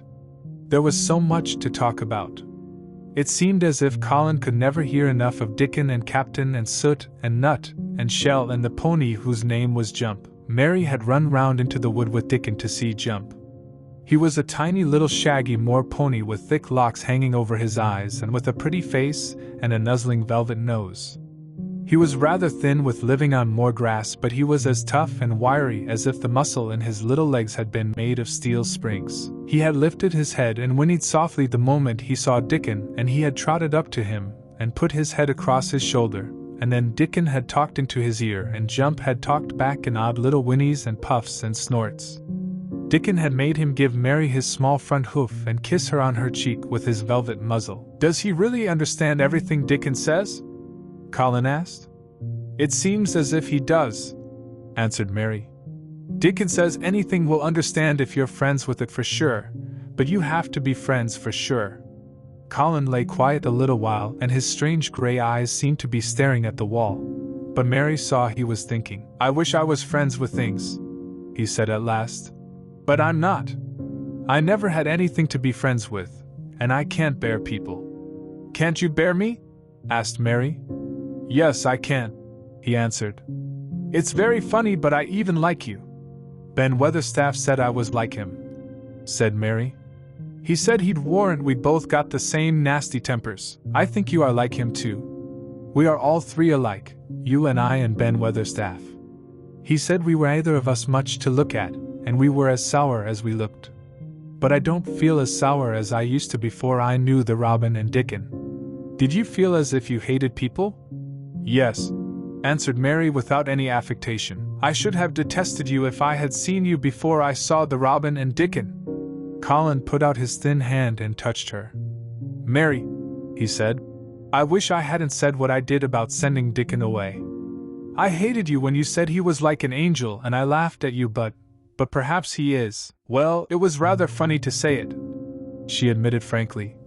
"Because his nose does turn up, and he has a big mouth, and his clothes have patches all over them, and he talks broad Yorkshire. But if an angel did come to Yorkshire and live on the moor, if there was a Yorkshire angel, I believe he'd understand the green things and know how to make them grow, and he would know how to talk to the wild creatures as Dickon does, and they know he was friends for sure." "I shouldn't mind Dickon looking at me," said Colin. "I want to see him." "I'm glad you said that," answered Mary. Because, quite suddenly it came into her mind that this was the minute to tell him. Colin knew something new was coming. "Because what?" he cried eagerly. Mary was so anxious that she got up from her stool and came to him and caught hold of both his hands. "Can I trust you? I trusted Dickon because birds trusted him. Can I trust you, for sure, she implored. Her face was so solemn that he almost whispered his answer. Yes, well, Dickon will come to see you tomorrow morning, and he'll bring his creatures with him." Oh, Colin cried out in delight. "But that's not all," Mary went on, almost pale with solemn excitement. "The rest is better. There is a door into the garden. I found it. It is under the ivy on the wall." If he had been a strong, healthy boy, Colin would probably have shouted, "Hooray! Hooray! Hooray!" But he was weak and rather hysterical. His eyes grew bigger and bigger, and he gasped for breath. "Oh, Mary!" he cried out with a half-sob. "Shall I see it? Shall I get into it? Shall I live to get into it?" And he clutched her hands and dragged her toward him. "Of course you'll see it," snapped Mary indignantly. "Of course you'll live to get into it. Don't be silly." And she was so unhysterical and natural and childish that she brought him to his senses, and he began to laugh at himself, and a few minutes afterward she was sitting on her stool again, telling him not what she imagined the secret garden to be like, but what it really was. And Colin's aches and tiredness were forgotten, and he was listening enraptured. "It is just what you thought it would be," he said at last. It sounds just as if you had really seen it. You know I said that when you told me first. Mary hesitated about 2 minutes and then boldly spoke the truth. I had seen it, and I had been in, she said. I found the key and got in weeks ago. But I daren't tell you. I daren't because I was so afraid I couldn't trust you, for sure. Chapter 19. It has come. Of course, Dr. Craven had been sent for the morning after Colin had had his tantrum. He was always sent for at once when such a thing occurred, and he always found, when he arrived, a white shaken boy lying on his bed, sulky and still so hysterical that he was ready to break into fresh sobbing at the least word. In fact, Dr. Craven dreaded and detested the difficulties of these visits. On this occasion he was away from Misselthwaite Manor until afternoon. How is he? He asked Mrs. Medlock rather irritably when he arrived. He will break a blood vessel in one of those fits some day. The boy is half insane with hysteria and self-indulgence. Well, sir, answered Mrs. Medlock, you'll scarcely believe your eyes when you see him. That plain, sour-faced child that's almost as bad as himself has just bewitched him. How she's done it there's no telling. The Lord knows she's nothing to look at, and you scarcely ever hear her speak. But she did what none of us dare do. She just flew at him like a little cat last night, and stamped her feet and ordered him to stop screaming. And somehow she startled him so that he actually did stop. And this afternoon, well, just come up and see, sir. It's past crediting. The scene which Dr. Craven beheld when he entered his patient's room was indeed rather astonishing to him. As Mrs. Medlock opened the door, he heard laughing and chattering. Colin was on his sofa in his dressing gown, and he was sitting up quite straight looking at a picture in one of the garden books and talking to the plain child who at that moment could scarcely be called plain at all because her face was so glowing with enjoyment. Those long spires of blue ones, we'll have a lot of those, Colin was announcing. They're called delphiniums. Dickens says they're larkspurs made big and grand, cried Mistress Mary. There are clumps there already. Then they saw Dr. Craven and stopped. Mary became quite still and Colin looked fretful. I'm sorry to hear you were ill last night, my boy, Dr. Craven said a trifle nervously. He was rather a nervous man. I'm better now, much better, Colin answered, rather like a Raja. I'm going out in my chair in a day or two if it is fine. I want some fresh air. Dr. Craven sat down by him and felt his pulse and looked at him curiously. It must be a very fine day, he said. And you must be very careful not to tire yourself. Fresh air won't tire me, said the young Raja, as there had been occasions when this same young gentleman had shrieked aloud with rage and had insisted that fresh air would give him cold and kill him. It is not to be wondered at that his doctor felt somewhat startled. I thought you did not like fresh air, he said. I don't when I am by myself, replied the Raja. But my cousin is going out with me. And the nurse, of course? Suggested Dr. Craven. No, I will not have the nurse.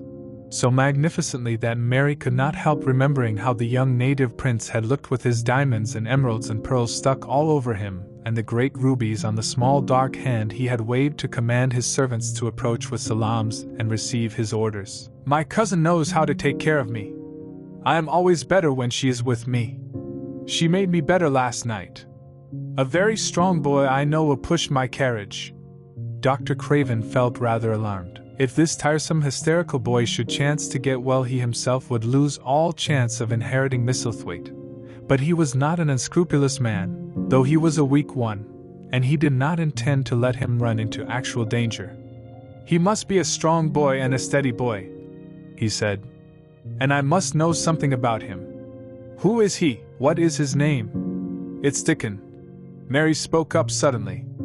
She felt somehow that everybody who knew the more must know Dickon. And she was right too.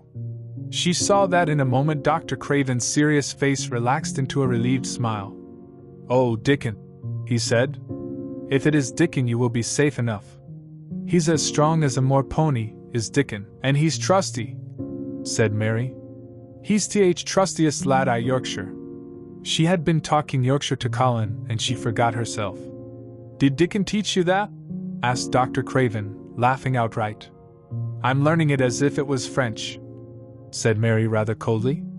It's like a native dialect in India. Very clever people try to learn them. I like it, and so does Colin. Well, well, he said. If it amuses you, perhaps it won't do you any harm. Did you take your bromide last night, Colin? No, Colin answered. I wouldn't take it at first, and after Mary made me quiet, she talked me to sleep, in a low voice, about the spring creeping into a garden. That sounds soothing, said Dr. Craven, more perplexed than ever and glancing sideways at Mistress Mary sitting on her stool and looking down silently at the carpet. You are evidently better, but you must remember. I don't want to remember, interrupted the Rajah, appearing again. When I lie by myself and remember, I begin to have pains everywhere, and I think of things that make me begin to scream because I hate them so. If there was a doctor anywhere who could make you forget you were ill instead of remembering it, I would have him brought here. And he waved a thin hand which ought really to have been covered with royal signet rings made of rubies. It is because my cousin makes me forget that she makes me better. Dr. Craven had never made such a short stay after a tantrum. Usually he was obliged to remain a very long time and do a great many things. This afternoon he did not give any medicine or leave any new orders, and he was spared any disagreeable scenes. When he went downstairs he looked very thoughtful, and when he talked to Mrs. Medlock in the library she felt that he was a much puzzled man. Well, sir, she ventured, could you have believed it? It is certainly a new state of affairs, said the doctor. And there's no denying it is better than the old one. I believe Susan Sowerby's right, I do that, said Mrs. Medlock. I stopped in her cottage on my way to Thwaite yesterday and had a bit of talk with her, and she says to me, well, Sarah Ann, she mayn't be a good child, and she mayn't be a pretty one, but she's a child, and children needs children. We went to school together, Susan Sowerby and me. She's the best sick nurse I know, said Dr. Craven. When I find her in a cottage, I know the chances are that I shall save my patient. Mrs. Medlock smiled. She was fond of Susan Sowerby. She's got away with her, has Susan. She went on quite volubly. I've been thinking all morning of one thing she said yesterday. She says, once when I was giving th children a bit of a preach after they'd been fightin' ISES to 'em all. When I was at school, my geography told us th world was shaped like a orange, and I found out before I was 10 that th whole orange doesn't belong to nobody. No one owns more than his bit of a quarter, and there's times it seems like there's not enough quarters to go round.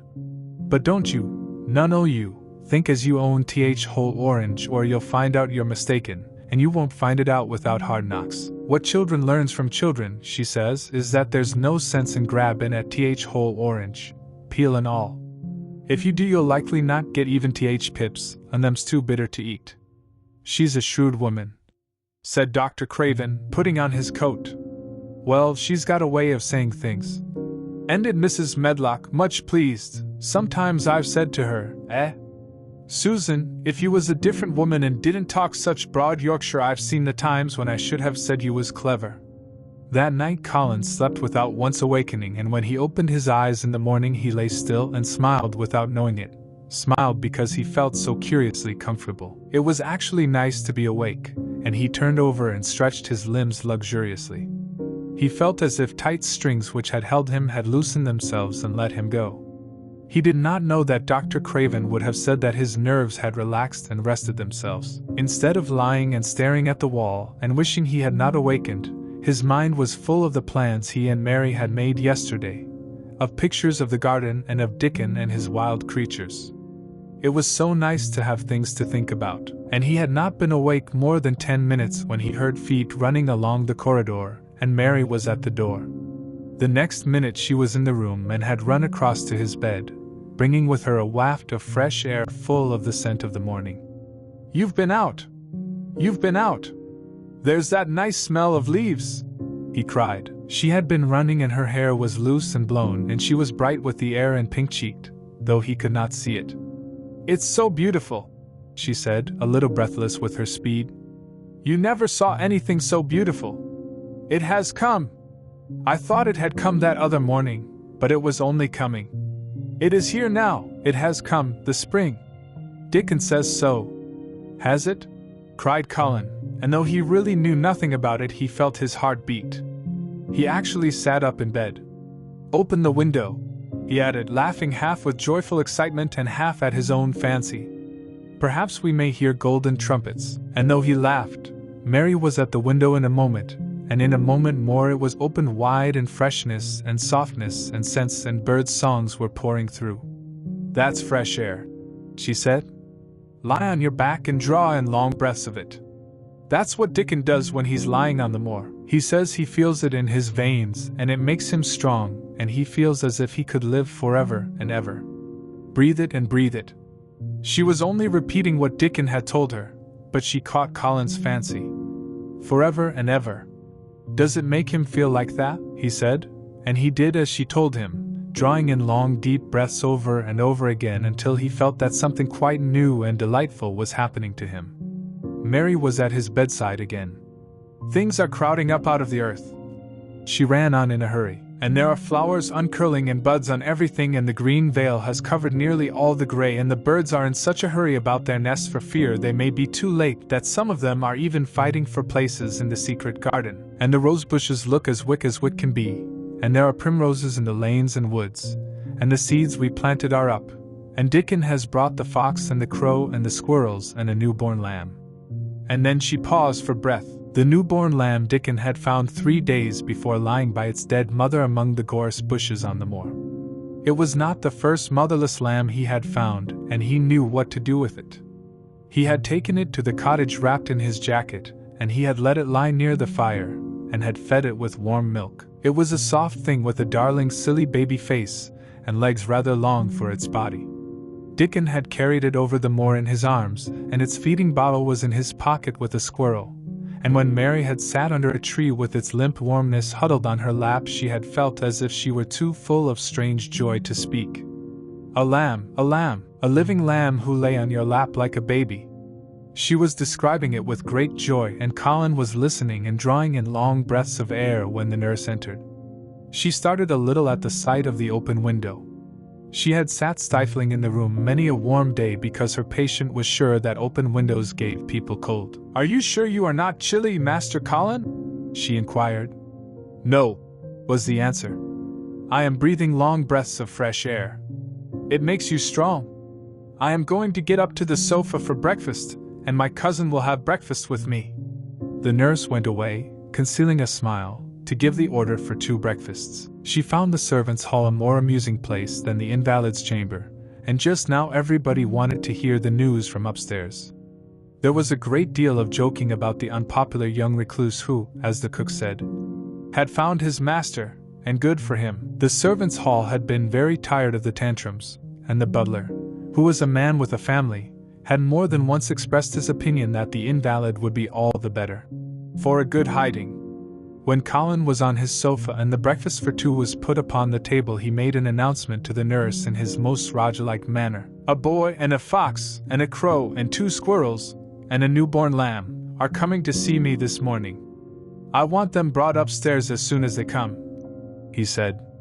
"You are not to begin playing with the animals in the servants' hall and keep them there. I want them here." The nurse gave a slight gasp and tried to conceal it with a cough. "Yes, sir," she answered. "I'll tell you what you can do," added Colin, waving his hand. "You can tell Martha to bring them here. The boy is Martha's brother. His name is Dickon and he is an animal charmer." "I hope the animals won't bite, Master Colin," said the nurse. "I told you he was a charmer," said Colin austerely. "Charmers' animals never bite." "There are snake charmers in India," said Mary, "and they can put their snakes' heads in their mouths." "Goodness!" shuddered the nurse. They ate their breakfast with the morning air pouring in upon them. Colin's breakfast was a very good one, and Mary watched him with serious interest. "You will begin to get fatter just as I did," she said. "I never wanted my breakfast when I was in India, and now I always want it." "I wanted mine this morning," said Colin. "Perhaps it was the fresh air. When do you think Dickon will come?" He was not long in coming. In about 10 minutes Mary held up her hand. "Listen," she said. "Did you hear a call?" Colin listened and heard it, the oddest sound in the world to hear inside a house, a horse. "Caw-caw." "Yes," he answered. "That's it," said Mary. "Listen again. Do you hear a bleat, a tiny one?" "Oh, yes," cried Colin, quite flushing. "That's the newborn lamb," said Mary. "He's coming." Dickon's moorland boots were thick and clumsy, and though he tried to walk quietly, they made a clumping sound as he walked through the long corridors. Mary and Colin heard him marching, until he passed through the tapestry door onto the soft carpet of Colin's own passage. "If you please, sir," announced Martha, opening the door. "If you please, sir, here's Dickon and his creatures." Dickon came in smiling his nicest wide smile. The newborn lamb was in his arms, and the little red fox trotted by his side. Nut sat on his left shoulder, and Soot on his right, and Shell's head and paws peeped out of his coat pocket. Colin slowly sat up and stared, as he had stared when he first saw Mary.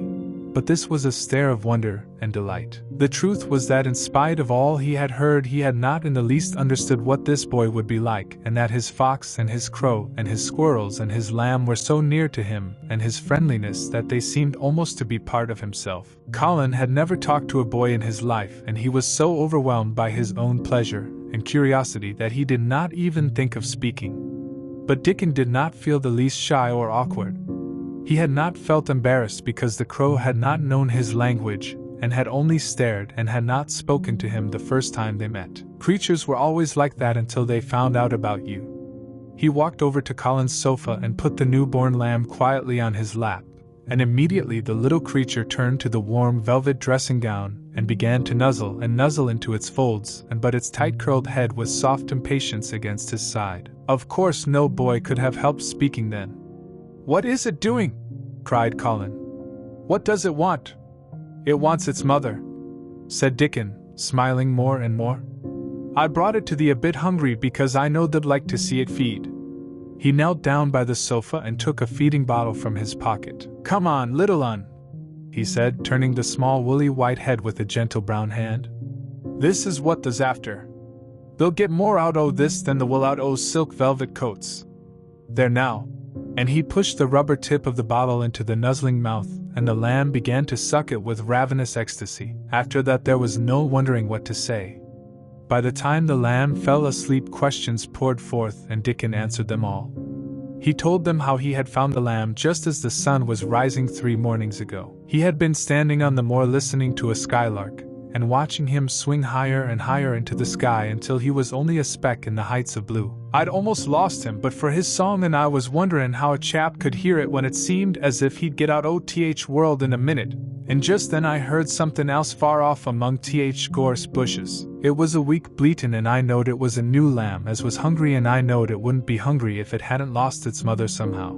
So I set off searchin'. I did have a look for it.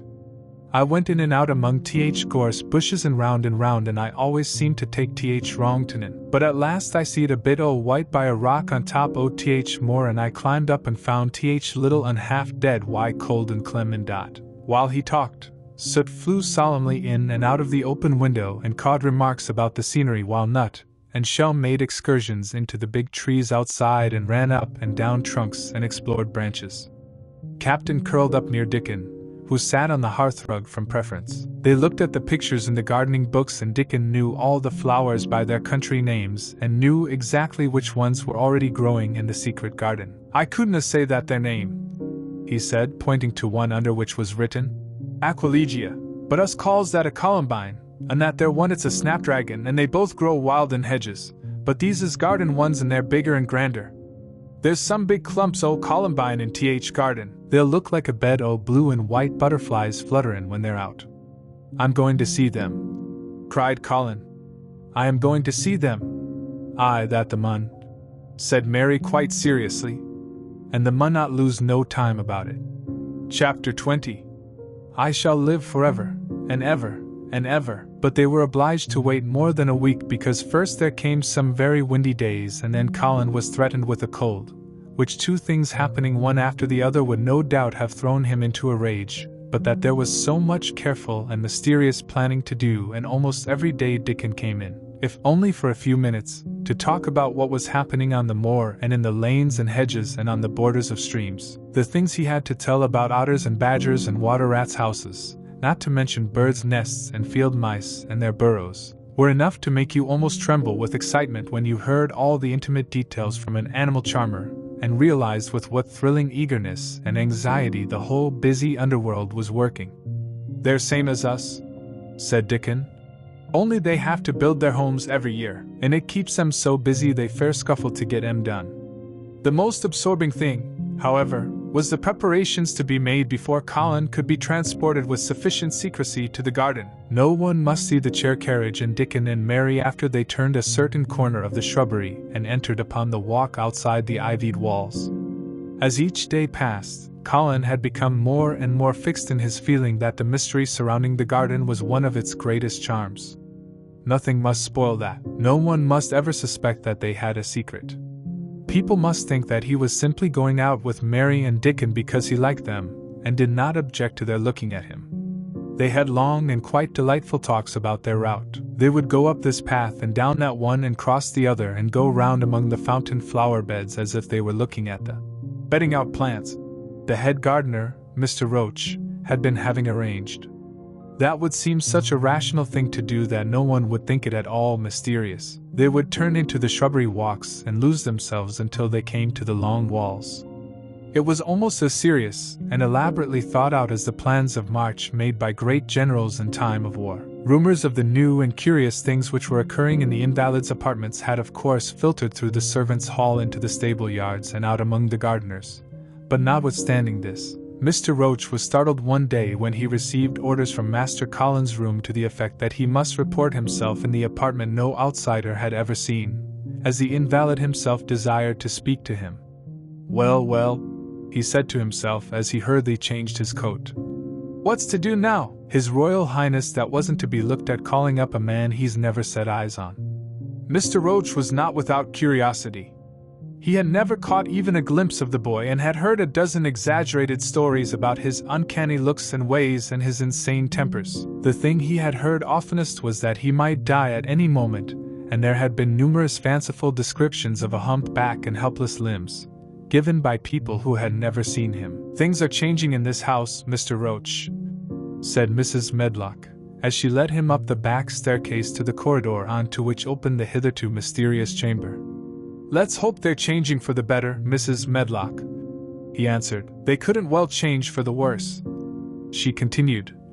"And queer as it all is, there's them as finds their duties made a lot easier to stand up under. Don't you be surprised, Mr. Roach, if you find yourself in the middle of a menagerie and Martha Sowerby's Dickon more at home than you or me could ever be." There really was a sort of magic about Dickon, as Mary always privately believed. When Mr. Roach heard his name he smiled quite leniently. "He'd be at home in Buckingham Palace or at the bottom of a coal mine," he said.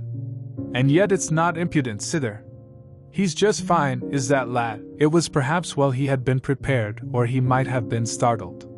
When the bedroom door was opened, a large crow, which seemed quite at home perched on the high back of a carven chair, announced the entrance of a visitor by saying, "Caw, caw," quite loudly. In spite of Mrs. Medlock's warning, Mr. Roach only just escaped being sufficiently undignified to jump backward.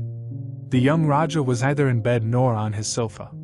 He was sitting in an armchair, and a young lamb was standing by him shaking its tail in feeding lamb fashion as Dickon knelt giving it milk from its bottle. A squirrel was perched on Dickon's bent back attentively nibbling a nut. The little girl from India was sitting on a big footstool looking on. "Here is Mr. Roach, Master Colin," said Mrs. Medlock. The young Rajah turned and looked his servitor over. At least that was what the head gardener felt happened. "Oh, you are Roach, are you?" he said. "I sent for you to give you some very important orders." "Very good, sir," answered Roach, wondering if he was to receive instructions to fell all the oaks in the park, or to transform the orchards into water gardens. "I am going out in my chair this afternoon," said Colin. "If the fresh air agrees with me, I may go out every day. When I go, none of the gardeners are to be anywhere near the long walk by the garden walls. No one is to be there.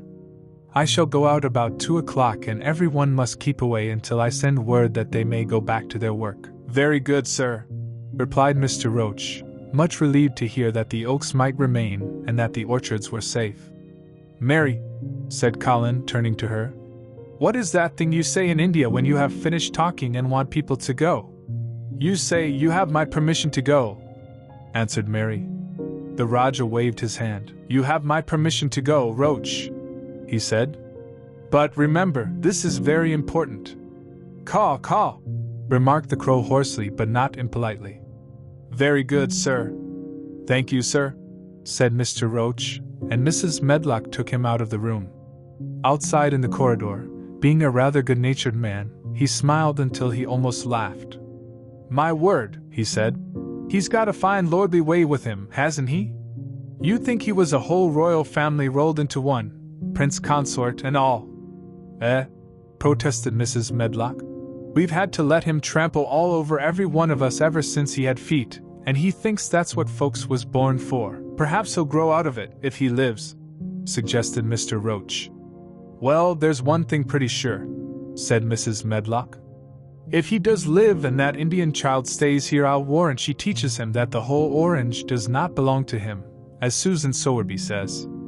And he'll be likely to find out the size of his own quarter. Inside the room, Colin was leaning back on his cushions. It's all safe now, he said. And this afternoon I shall see it. This afternoon I shall be in it. Dickon went back to the garden with his creatures and Mary stayed with Colin. She did not think he looked tired, but he was very quiet before their lunch came, and he was quiet while they were eating it. She wondered why and asked him about it. What big eyes you've got, Colin, she said. When you are thinking they get as big as saucers. What are you thinking about now? I can't help thinking about what it will look like, he answered. The garden? Asked Mary. The springtime, he said. I was thinking that I've really never seen it before.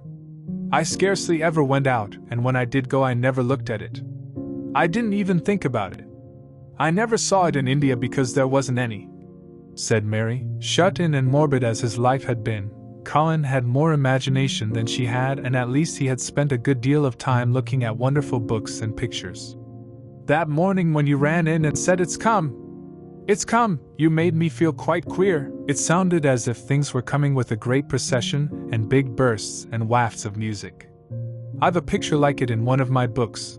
Crowds of lovely people and children with garlands and branches with blossoms on them, every one laughing and dancing and crowding and playing on pipes. That was why I said, perhaps we shall hear golden trumpets, and told you to throw open the window. How funny, said Mary. That's really just what it feels like. And if all the flowers and leaves and green things and birds and wild creatures danced past at once, what a crowd it would be. I'm sure they'd dance and sing and flute, and that would be the wafts of music. They both laughed, but it was not because the idea was laughable, but because they both so liked it. A little later the nurse made Colin ready. She noticed that instead of lying like a log while his clothes were put on, he sat up and made some efforts to help himself, and he talked and laughed with Mary all the time. This is one of his good days, sir, she said to Dr. Craven, who dropped in to inspect him. He's in such good spirits that it makes him stronger. I'll call in again later in the afternoon, after he has come in, said Dr. Craven. I must see how the going out agrees with him.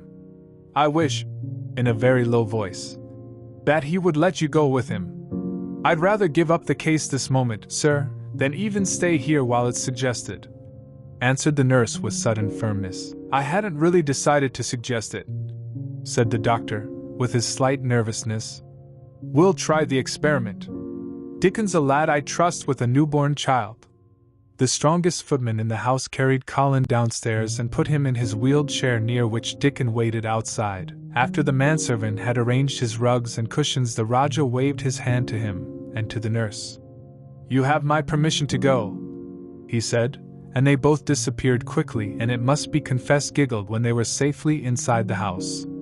Dickon began to push the wheeled chair slowly and steadily. Mistress Mary walked beside it, and Colin leaned back and lifted his face to the sky. The arch of it looked very high, and the small snowy clouds seemed like white birds floating on outspread wings below its crystal blueness. The wind swept in soft, big breaths down from the moor and was strange with a wild, clear-scented sweetness. Colin kept lifting his thin chest to draw it in, and his big eyes looked as if it were they which were listening, instead of his ears. There are so many sounds of singing and humming and calling out, he said. What is that scent the puffs of wind bring? It's gorse on th more that's opening out. answered Dickon. THBs are at it wonderful today. Not a human creature was to be caught sight of in the paths they took. In fact, every gardener or gardener's lad had been witched away. But they wound in and out among the shrubbery and out and round the fountain beds, following their carefully planned route for the mere mysterious pleasure of it. But when at last they turned into the long walk by the ivied walls, the excited sense of an approaching thrill made them, for some curious reason they could not have explained, begin to speak in whispers. "This is it," breathed Mary. "This is where I used to walk up and down and wonder and wonder." "Is it?" cried Colin, and his eyes began to search the ivy with eager curiousness. "But I can see nothing," he whispered. "There is no door." "That's what I thought," said Mary. Then there was a lovely breathless silence, and the chair wheeled on. "That is the garden where Ben Weatherstaff works," said Mary. "Is it?" said Colin. A few yards more and Mary whispered again. "This is where the robin flew over the wall," she said. "Is it?" cried Colin. "Oh, I wish he'd come again." "And that," said Mary with solemn delight, pointing under a big lilac bush, "is where he perched on the little heap of earth and showed me the key." Then Colin sat up. "Where? Where?" "There," he cried, and his eyes were as big as the wolf's in Red Riding Hood, when Red Riding Hood felt called upon to remark on them. Dickon stood still and the wheeled chair stopped. "And this," said Mary, stepping on to the bed close to the ivy, "is where I went to talk to him when he chirped at me from the top of the wall. And this is the ivy the wind blew back." And she took hold of the hanging green curtain. "Oh, is it, is it?" gasped Colin. "And here is the handle, and here is the door." Dickon, push him in quickly. And Dickon did it with one strong, steady, splendid push, but Colin had actually dropped back against his cushions, even though he gasped with delight, and he had covered his eyes with his hands and held them there, shutting out everything until they were inside and the chair stopped as if by magic and the door was closed. Not till then did he take them away and look round and round and round as Dickon and Mary had done.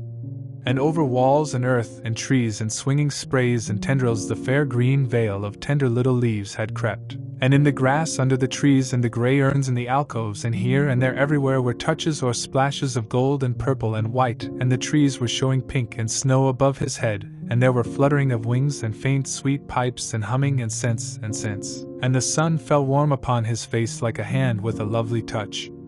And in wonder Mary and Dickon stood and stared at him. He looked so strange and different because a pink glow of color had actually crept all over him, ivory face and neck and hands and all. "I shall get well! I shall get well!" he cried out. "Mary! Dickon! I shall get well, and I shall live forever and ever and ever." Chapter 21. Ben Weatherstaff. One of the strange things about living in the world is that it is only now and then one is quite sure one is going to live forever and ever and ever. One knows it sometimes when one gets up at the tender solemn dawn time and goes out and stands alone and throws one's head far back and looks up and watches the pale sky slowly changing and flushing and marvelous unknown things happening until the east almost makes one cry out, and one's heart stands still at the strange unchanging majesty of the rising of the sun, which has been happening every morning for thousands and thousands and thousands of years. One knows it then for a moment or so, and one knows it sometimes when one stands by oneself in a wood at sunset, and the mysterious deep gold stillness slanting through and under the branches seems to be saying slowly again and again something one cannot quite hear, however much one tries. Then sometimes the immense quiet of the dark blue at night with millions of stars waiting and watching makes one sure.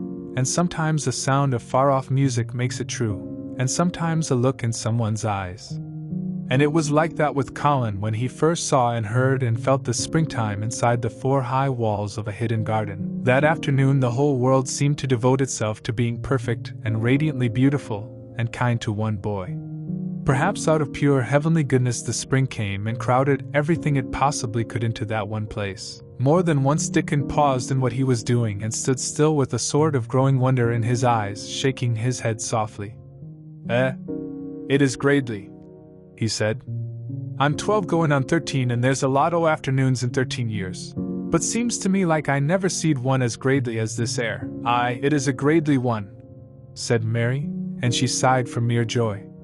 "I'll warrant it's th gradeless one as ever was in this world." "Does the think?" said Colin with dreamy carefulness. "As happen it was made like this ere all o' purpose for me?" "My word!" cried Mary admiringly. "That there is a bit o' good Yorkshire, the arty shapen first rate, that the art." And delight reigned. They drew the chair under the plum tree, which was snow white with blossoms and musical with bees. It was like a king's canopy, a fairy king's. There were flowering cherry trees near and apple trees whose buds were pink and white, and here and there one had burst open wide. Between the blossoming branches of the canopy bits of blue sky looked down like wonderful eyes. Mary and Dickon worked a little here and there, and Colin watched them. They brought him things to look at, buds which were opening, buds which were tight closed, bits of twig whose leaves were just showing green, the feather of a woodpecker which had dropped on the grass, the empty shell of some bird early hatched. Dickon pushed the chair slowly round and round the garden, stopping every other moment to let him look at wonders springing out of the earth or trailing down from trees. It was like being taken in state round the country of a magic king and queen, and shown all the mysterious riches it contained. "I wonder if we shall see the robin?" said Colin. "They'll see him often and now after a bit," answered Dickon. "When th eggs hatches out th little chap he'll be kept so busy it'll make his head swim. They'll see him flying backward and for'ard carryin' worms nigh as big as himsel, and that much noise goin' on in th nest when he gets there as fair flusters him so as he scarce knows which big mouth to drop th first piece in. And gappin' beaks and squawks on every side. Mother says as when she sees th work a robin has to keep them gappin' beaks filled, she feels like she was a lady with nothin' to do. She says she's seen th little chaps when it seemed like th sweat must be droppin' off 'em, though folk can't see it. This made them giggle so delightedly that they were obliged to cover their mouths with their hands, remembering that they must not be heard. Colin had been instructed as to the law of whispers and low voices several days before. He liked the mysteriousness of it, and did his best, but in the midst of excited enjoyment it is rather difficult never to laugh above a whisper. Every moment of the afternoon was full of new things, and every hour the sunshine grew more golden. The wheeled chair had been drawn back under the canopy, and Dickon had sat down on the grass, and had just drawn out his pipe when Colin saw something he had not had time to notice before. "That's a very old tree over there, isn't it?" he said. Dickon looked across the grass at the tree, and Mary looked, and there was a brief moment of stillness. "Yes," answered Dickon, after it, and his low voice had a very gentle sound. Mary gazed at the tree and thought. "The branches are quite grey and there's not a single leaf anywhere." Colin went on. "It's quite dead, isn't it?"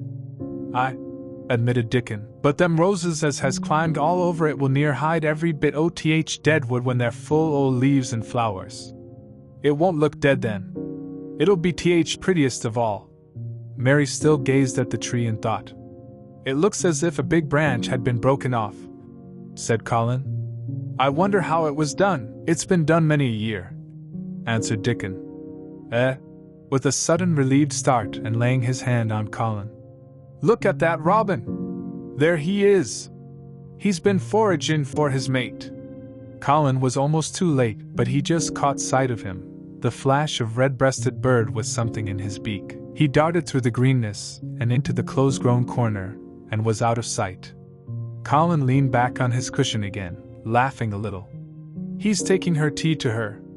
Perhaps it's 5 o'clock. I think I'd like some tea myself."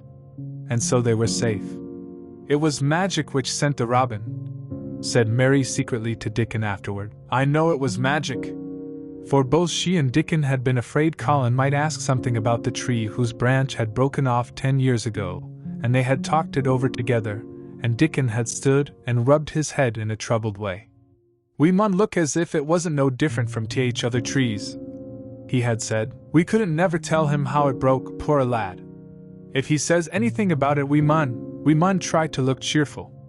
"Aye, that we mun," had answered Mary. But she had not felt as if she looked cheerful when she gazed at the tree. She wondered and wondered in those few moments if there was any reality in that other thing Dickon had said. He had gone on rubbing his rust-red hair in a puzzled way, but a nice comforted look had begun to grow in his blue eyes. "Mrs. Craven was a very lovely young lady," He had gone on rather hesitatingly. "And mother, she thinks maybe she's about Misselthwaite many a time lookin' after Mester Colin, same as all mothers do when they're took out o' world. They have to come back, the seas. Happen she's been in the garden and happen it was her set us to work, and told us to bring him here." Mary had thought he meant something about magic. She was a great believer in magic.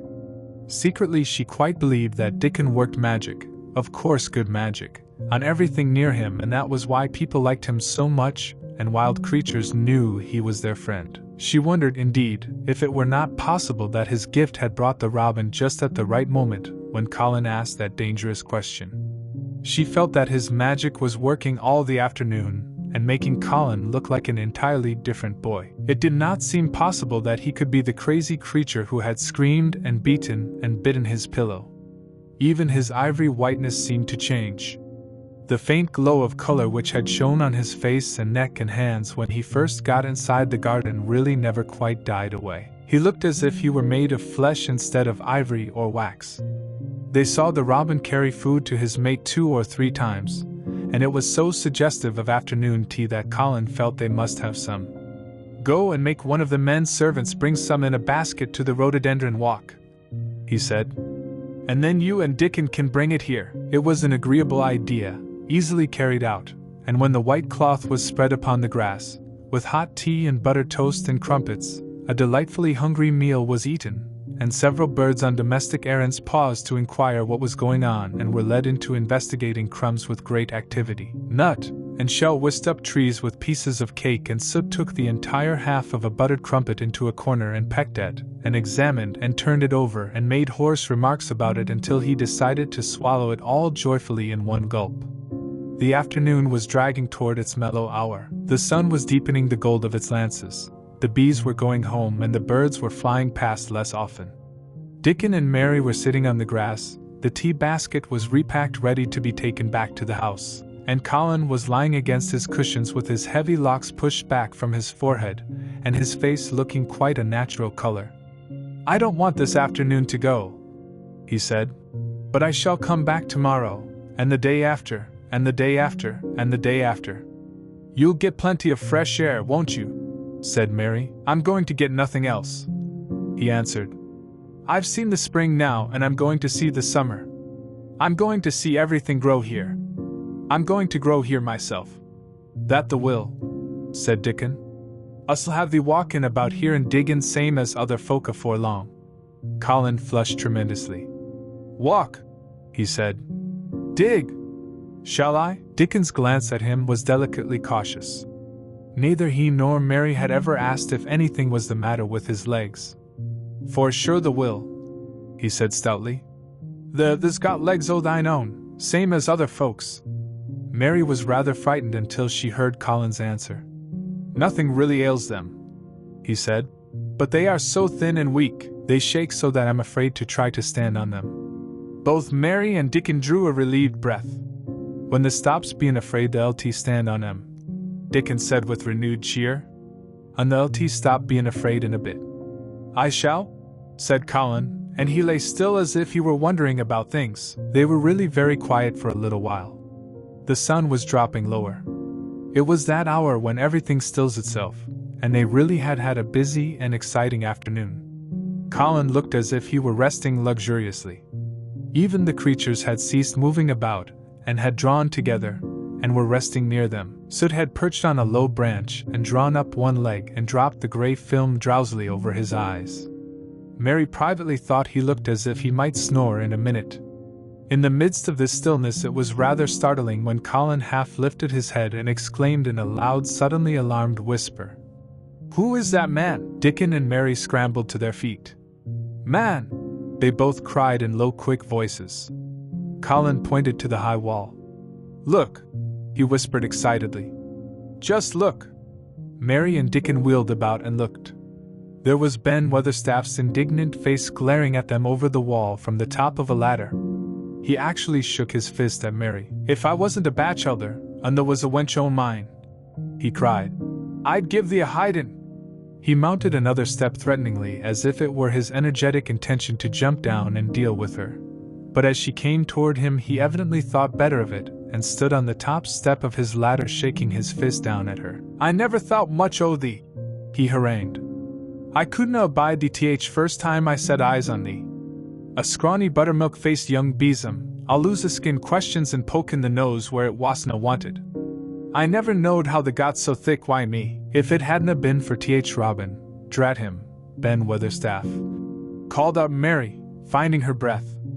She stood below him and called up to him with a sort of gasp. "Ben Weatherstaff, it was the Robin who showed me the way." Then it did seem as if Ben really would scramble down on her side of the wall, he was so outraged. "The young bad un," he called down at her. "Layin' the badness on a Robin, not but what he's impotent enow for anything. Him showin' the th way. Him. The young nowt." She could see his next words burst out because he was overpowered by curiosity. "However I this world did the gettin'? It was the Robin who showed me the way," she protested obstinately. "He didn't know he was doing it, but he did. And I can't tell you from here while you're shaking your fist at me." He stopped shaking his fist very suddenly at that very moment, and his jaw actually dropped as he stared over her head at something he saw coming over the grass toward him. At the first sound of his torrent of words, Colin had been so surprised that he had only sat up and listened, as if he were spellbound. But in the midst of it he had recovered himself and beckoned imperiously to Dickon. "Wheel me over there," he commanded. "Wheel me quite close and stop right in front of him." And this, if you please, this is what Ben Weatherstaff beheld and which made his jaw drop. A wheeled chair with luxurious cushions and robes which came toward him looking rather like some sort of state coach, because a young Raja leaned back in it with royal command in his great black-rimmed eyes and a thin white hand extended haughtily toward him. And it stopped right under Ben Weatherstaff's nose. It was really no wonder his mouth dropped open. "Do you know who I am?" demanded the Raja. How Ben Weatherstaff stared. His red old eyes fixed themselves on what was before him as if he were seeing a ghost. He gazed and gulped a lump down his throat and did not say a word. "Do you know who I am?" demanded Colin still more imperiously. "Answer!" Ben Weatherstaff put his gnarled hand up and passed it over his eyes and over his forehead, and then he did answer in a queer shaky voice. "Who th'art?" he said. "Aye, that I do. Why, the mother's eyes staring at me out o' the face. Lord knows how they come here, but the RTTH poor cripple." Colin forgot that he had ever had a back. His face flushed scarlet and he sat bolt upright. "I'm not a cripple," he cried out furiously. "I'm not." "He's not," cried Mary, almost shouting up the wall in her fierce indignation. "He's not got a lump as big as a pin. I looked and there was none there. Not one." Ben Weatherstaff passed his hand over his forehead again and gazed as if he could never gaze enough. His hand shook and his mouth shook and his voice shook. He was an ignorant old man and a tactless old man, and he could only remember the things he had heard.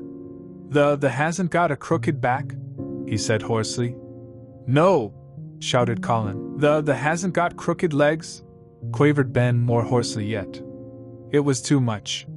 The strength which Colin usually threw into his tantrums rushed through him now in a new way. Never yet had he been accused of crooked legs, even in whispers, and the perfectly simple belief in their existence which was revealed by Ben Weatherstaff's voice was more than Raja flesh and blood could endure. His anger and insulted pride made him forget everything but this one moment, and filled him with a power he had never known before, an almost unnatural strength. "Come here!" he shouted to Dickon, and he actually began to tear the coverings off his lower limbs and disentangle himself. "Come here! Come here! This minute!" Dickon was by his side in a second. Mary caught her breath in a short gasp and felt herself turn pale. "He can do it! He can do it! He can do it! He can!" She gabbled over to herself under her breath as fast as ever she could. There was a brief fierce scramble. The rugs were tossed onto the ground. Dickon held Colin's arm. The thin legs were out. The thin feet were on the grass. Colin was standing upright, as straight as an arrow and looking strangely tall, his head thrown back and his strange eyes flashing lightning. "Look at me!" he flung up at Ben Weatherstaff. "Just look at me, you! Just look at me! He's as straight as I am, cried Dickon. He's as straight as any lad I Yorkshire. What Ben Weatherstaff did Mary thought queer beyond measure. He choked and gulped, and suddenly tears ran down his weather-wrinkled cheeks as he struck his old hands together. He burst forth. "Th lies folk tells. The art as thin as a lath and as white as a wraith, but there's not a knob on thee. They'll make 'em on yet. God bless thee." Dickon held Colin's arm strongly, but the boy had not begun to falter. He stood straighter and looked Ben Weatherstaff in the face. "I'm your master," he said, "when my father is away. And you are to obey me. This is my garden. Don't dare to say a word about it. You get down from that ladder and go out to the long walk, and Miss Mary will meet you and bring you here. I want to talk to you. We did not want you, but now you will have to be in the secret. Be quick." Ben Weatherstaff's crabbed old face was still wet with that one queer rush of tears. It seemed as if he could not take his eyes from thin straight Colin standing on his feet with his head thrown back. Lad," he almost whispered. My lad." And then remembering himself, he suddenly touched his hat gardener fashion and said, Yes, sir, and obediently disappeared as he descended the ladder. Chapter 22. When the sun went down, when his head was out of sight, Colin turned to Mary. "Go and meet him," he said, and Mary flew across the grass to the door under the ivy. Dickon was watching him with sharp eyes. There were scarlet spots on his cheeks and he looked amazing, but he showed no signs of falling. "I can stand," he said, and his head was still held up, and he said it quite grandly. "I told thee the could as soon as the stopped being afraid," answered Dickon. "And the stopped?" "Yes, I've stopped," said Colin. Then suddenly he remembered something Mary had said. "Are you making magic?" he asked sharply. Dickon's curly mouth spread in a cheerful grin. "This doin' magic thysel," he said. "It's same magic as made these air work out oth earth." And he touched with his thick boot a clump of crocuses in the grass. Colin looked down at them. He said slowly. "There couldn't be bigger magic than that there couldn't be." He drew himself up straighter than ever. "I'm going to walk to that tree," he said, pointing to one a few feet away from him. "I'm going to be standing when Weatherstaff comes here. I can rest against the tree if I like. When I want to sit down I will sit down, but not before. Bring a rug from the chair." He walked to the tree, and though Dickon held his arm, he was wonderfully steady. When he stood against the tree trunk, it was not too plain that he supported himself against it, and he still held himself so straight that he looked tall. When Ben Weatherstaff came through the door in the wall, he saw him standing there, and he heard Mary muttering something under her breath. "What art sayin'?" he asked rather testily, because he did not want his attention distracted from the long, thin, straight boy figure and proud face. But she did not tell him. What she was saying was this: "You can do it! You can do it! I told you you could! You can do it! You can do it! You can!" She was saying it to Colin because she wanted to make magic and keep him on his feet looking like that. She could not bear that he should give in before Ben Weatherstaff. He did not give in. She was uplifted by a sudden feeling that he looked quite beautiful in spite of his thinness. He fixed his eyes on Ben Weatherstaff in his funny, imperious way. "Look at me," he commanded. "Look at me all over. Am I a hunchback? Have I got crooked legs?" Ben Weatherstaff had not quite got over his emotion, but he had recovered a little and answered almost in his usual way. "Not the," he said. "Not oth sort. What's the been doin' with thysel, hidin' out o' sight and lettin' folk think tha was cripple and half-witted?" "Half-witted," said Colin angrily. "Who thought that?" "Lots o' fools," said Ben. "Th world's full o' jackasses brain, and they never brain out but lies. What did the shut thysel up for?" "Everyone thought I was going to die," said Colin shortly. "I'm not." And he said it with such decision Ben Weatherstaff looked him over, up and down and up. "The die," he said with dry exultation. "Nowt oth sort. There's got too much pluck in thee. When I seed thee put the legs on th ground in such a hurry, I knowed thou was all right. Sit thee down on th rug a bit, young mester, and give me thy orders." There was a queer mixture of crabbed tenderness and shrewd understanding in his manner. Mary had poured out speech as rapidly as she could as they had come down the long walk. The chief thing to be remembered, she had told him, was that Colin was getting well. The garden was doing it. No one must let him remember about having humps and dying. The Rajah condescended to seat himself on a rug under the tree. "What work do you do in the gardens, Weatherstaff?" he inquired. "Anything I'm told to do," answered old Ben.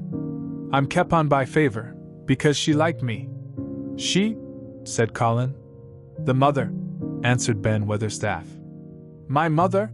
said Colin, and he looked about him quietly. "This was her garden, wasn't it?" "Aye, it was that," and Ben Weatherstaff looked about him too. "She were main fond of it." "It is my garden now, I am fond of it. I shall come here every day," announced Colin. "But it is to be a secret. My orders are that no one is to know that we come here. Dickon and my cousin have worked and made it come alive. I shall send for you sometimes to help, but you must come when no one can see you." Ben Weatherstaff's face twisted itself in a dry old smile. "I've come here before when no one saw me," he said. "What?" exclaimed Colin. "When?" "Last time I was here," rubbing his chin and looking round.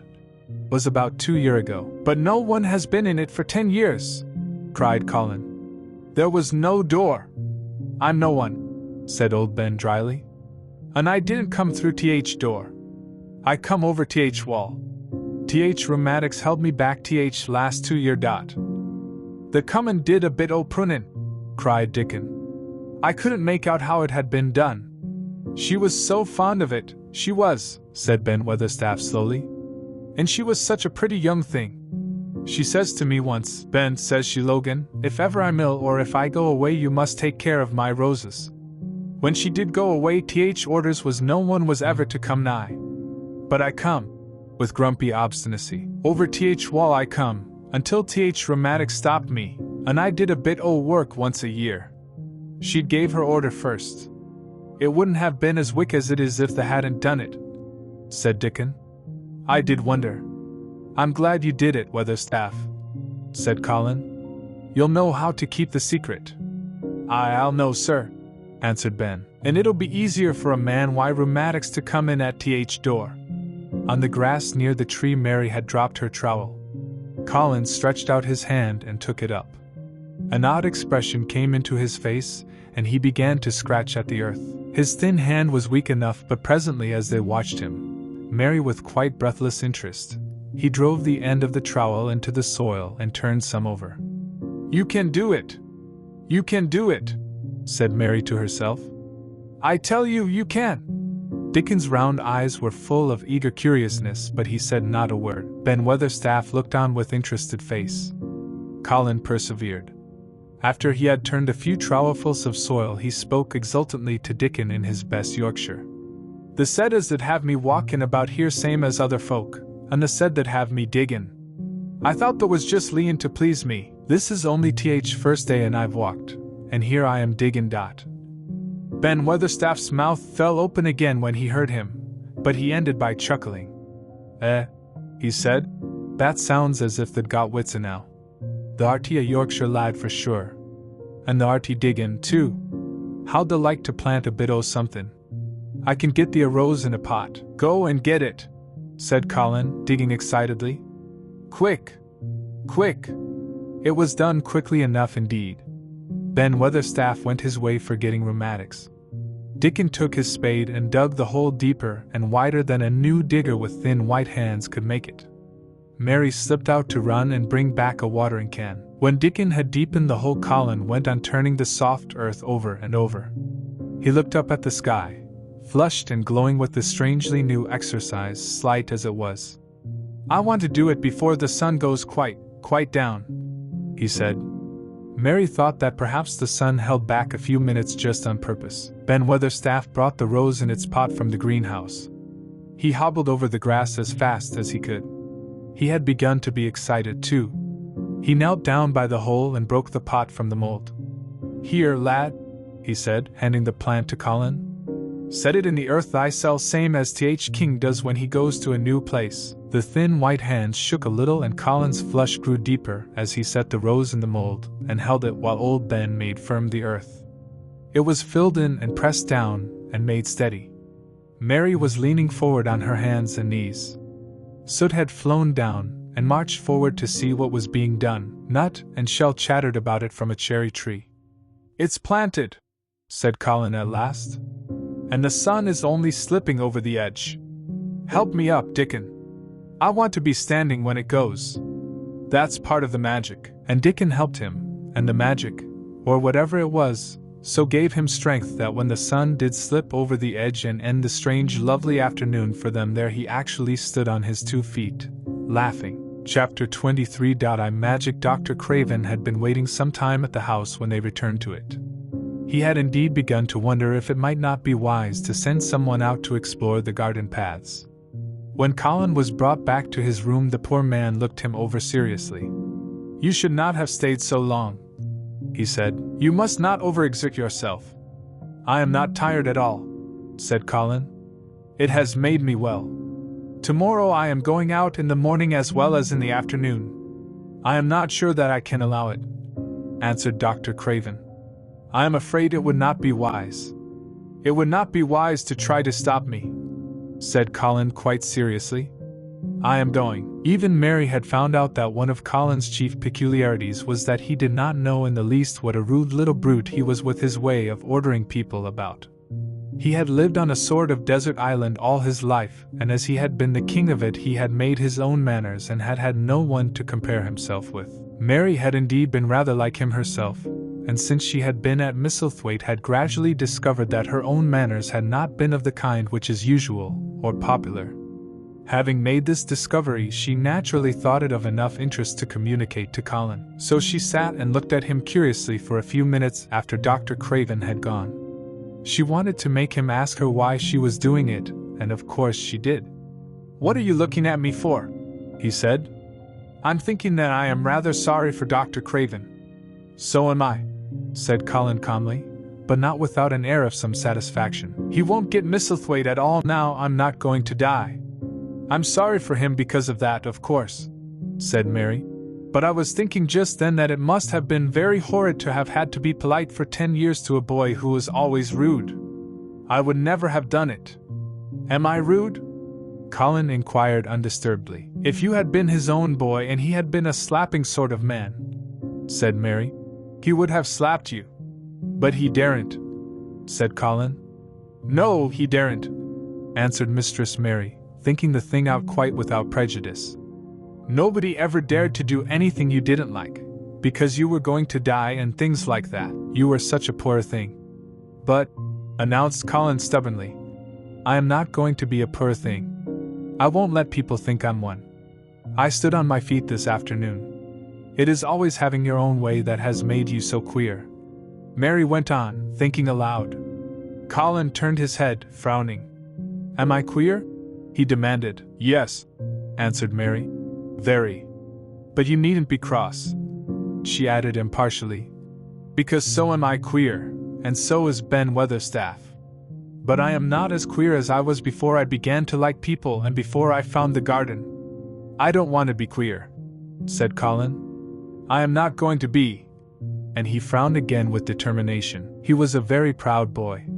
He lay thinking for a while, and then Mary saw his beautiful smile begin and gradually change his whole face.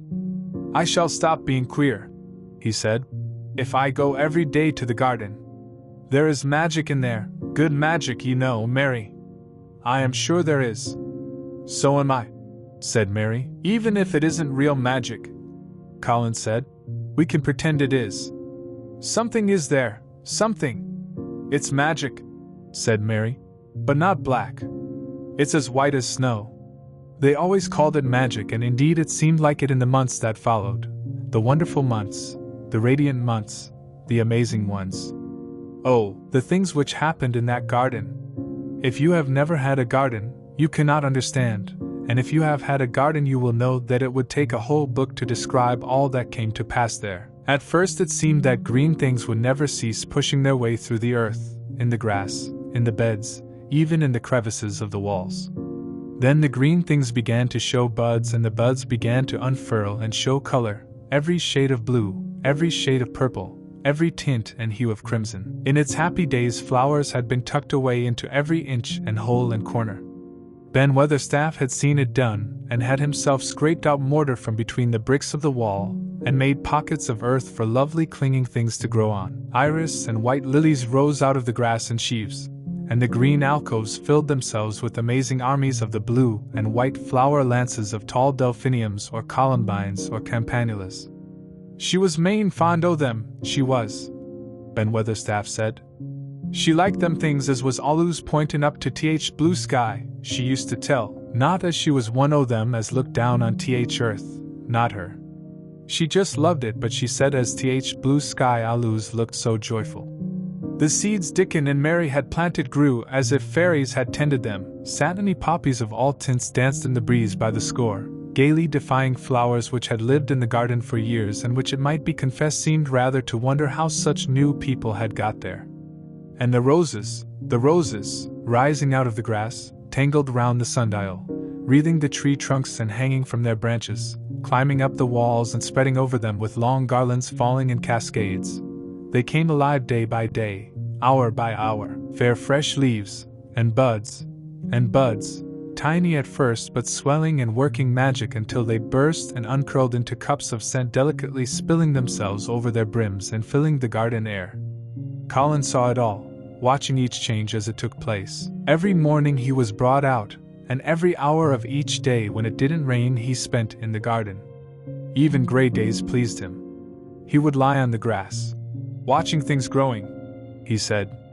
If you watched long enough, he declared, you could see buds unsheath themselves. Also you could make the acquaintance of strange busy insect things running about on various unknown but evidently serious errands, sometimes carrying tiny scraps of straw or feather or food, or climbing blades of grass as if they were trees from whose tops one could look out to explore the country. A mole throwing up its mound at the end of its burrow and making its way out at last with the long-nailed paws which looked so like elfish hands, had absorbed him one whole morning. Ants' ways, beetles' ways, bees' ways, frogs' ways, birds' ways, plants' ways, gave him a new world to explore, and when Dickon revealed them all and added foxes' ways, otters' ways, ferrets' ways, squirrels' ways, and trouts and water rats and badgers' ways, there was no end to the things to talk about and think over. And this was not the half of the magic. The fact that he had really once stood on his feet had set Colin thinking tremendously, and when Mary told him of the spell she had worked he was excited and approved of it greatly. He talked of it constantly. Of course there must be lots of magic in the world, he said wisely one day, but people don't know what it is like or how to make it. Perhaps the beginning is just to say nice things are going to happen until you make them happen. I am going to try an experiment. The next morning when they went to the secret garden he sent at once for Ben Weatherstaff. Ben came as quickly as he could and found the Rajah standing on his feet under a tree and looking very grand but also very beautifully smiling. Good morning, Ben Weatherstaff, he said. I want you and Dickon and Miss Mary to stand in a row and listen to me because I am going to tell you something very important. Aye, sir, answered Ben Weatherstaff, touching his forehead. One of the long-concealed charms of Ben Weatherstaff was that in his boyhood he had once run away to sea and had made voyages, so he could reply like a sailor. I am going to try a scientific experiment, explained the Rajah. When I grow up I am going to make great scientific discoveries and I am going to begin now with this experiment. Aye, sir, said Ben Weatherstaff promptly, though this was the first time he had heard of great scientific discoveries. It was the first time Mary had heard of them, either, but even at this stage she had begun to realize that, queer as he was, Colin had read about a great many singular things and was somehow a very convincing sort of boy. When he held up his head and fixed his strange eyes on you it seemed as if you believed him almost in spite of yourself though he was only 10 years old, going on 11. At this moment he was especially convincing because he suddenly felt the fascination of actually making a sort of speech like a grown-up person. The great scientific discoveries I am going to make, he went on, will be about magic. Magic is a great thing and scarcely anyone knows anything about it except a few people in old books, and Mary a little, because she was born in India where there are fakirs. I believe Dickon knows some magic, but perhaps he doesn't know he knows it. He charms animals and people.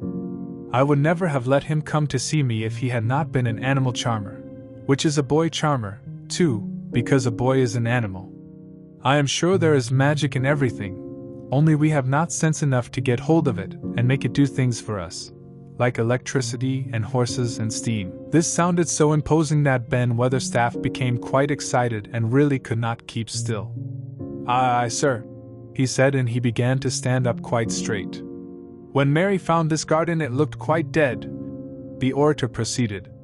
Then something began pushing things up out of the soil and making things out of nothing. One day things weren't there and another they were. I had never watched things before, and it made me feel very curious. Scientific people are always curious, and I am going to be scientific. I keep saying to myself, what is it? What is it? It's something. It can't be nothing. I don't know its name, so I call it magic. I have never seen the sun rise, but Mary and Dickon have, and from what they tell me I am sure that is magic too. Something pushes it up and draws it. Sometimes since I've been in the garden I've looked up through the trees at the sky and I have had a strange feeling of being happy, as if something were pushing and drawing in my chest and making me breathe fast. Magic is always pushing and drawing and making things out of nothing. Everything is made out of magic: leaves and trees, flowers and birds, badgers and foxes and squirrels and people. So it must be all around us. In this garden, in all the places.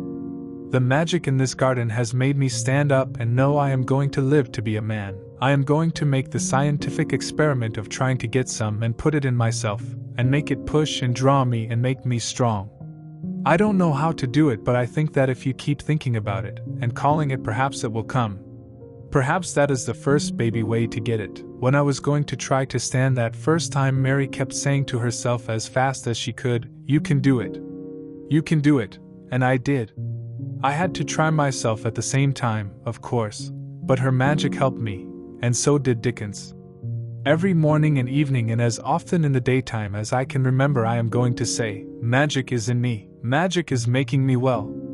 I am going to be as strong as Dickon, as strong as Dickon. And you must all do it too. That is my experiment. Will you help, Ben Weatherstaff?" Aye, sir," said Ben Weatherstaff. Aye, if you keep doing it every day as regularly as soldiers go through drill, we shall see what will happen and find out if the experiment succeeds. You learn things by saying them over and over and thinking about them until they stay in your mind forever, and I think it will be the same with magic. If you keep calling it to come to you and help you, it will get to be part of you and it will stay and do things. I once heard an officer in India tell my mother that there were fakirs who said words over and over thousands of times. Said Mary, "I've heard Jem Fettleworth's wife say same thing over thousands o' times. Callan Jem a drunken brute," said Ben Weatherstaff dryly. "Summat alus come o' that, sure enough. He gave her a good hidin' and went to Blue Lion and got as drunk as a lord." Colin drew his brows together and thought a few minutes. Then he cheered up. "Well," he said, "you see, something did come of it. She used the wrong magic until she made him beat her.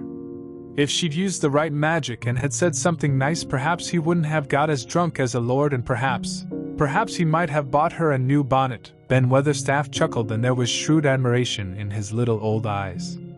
"Thou'rt a clever lad as well as a straight-legged one, Mester Colin," he said. "Next time I see Bess Fettleworth I'll give her a bit of a hint o' what magic will do for her. She'd be rare and pleased if Scientific experiment worked, and so you'd Jem." Dickon had stood listening to the lecture, his round eyes shining with curious delight.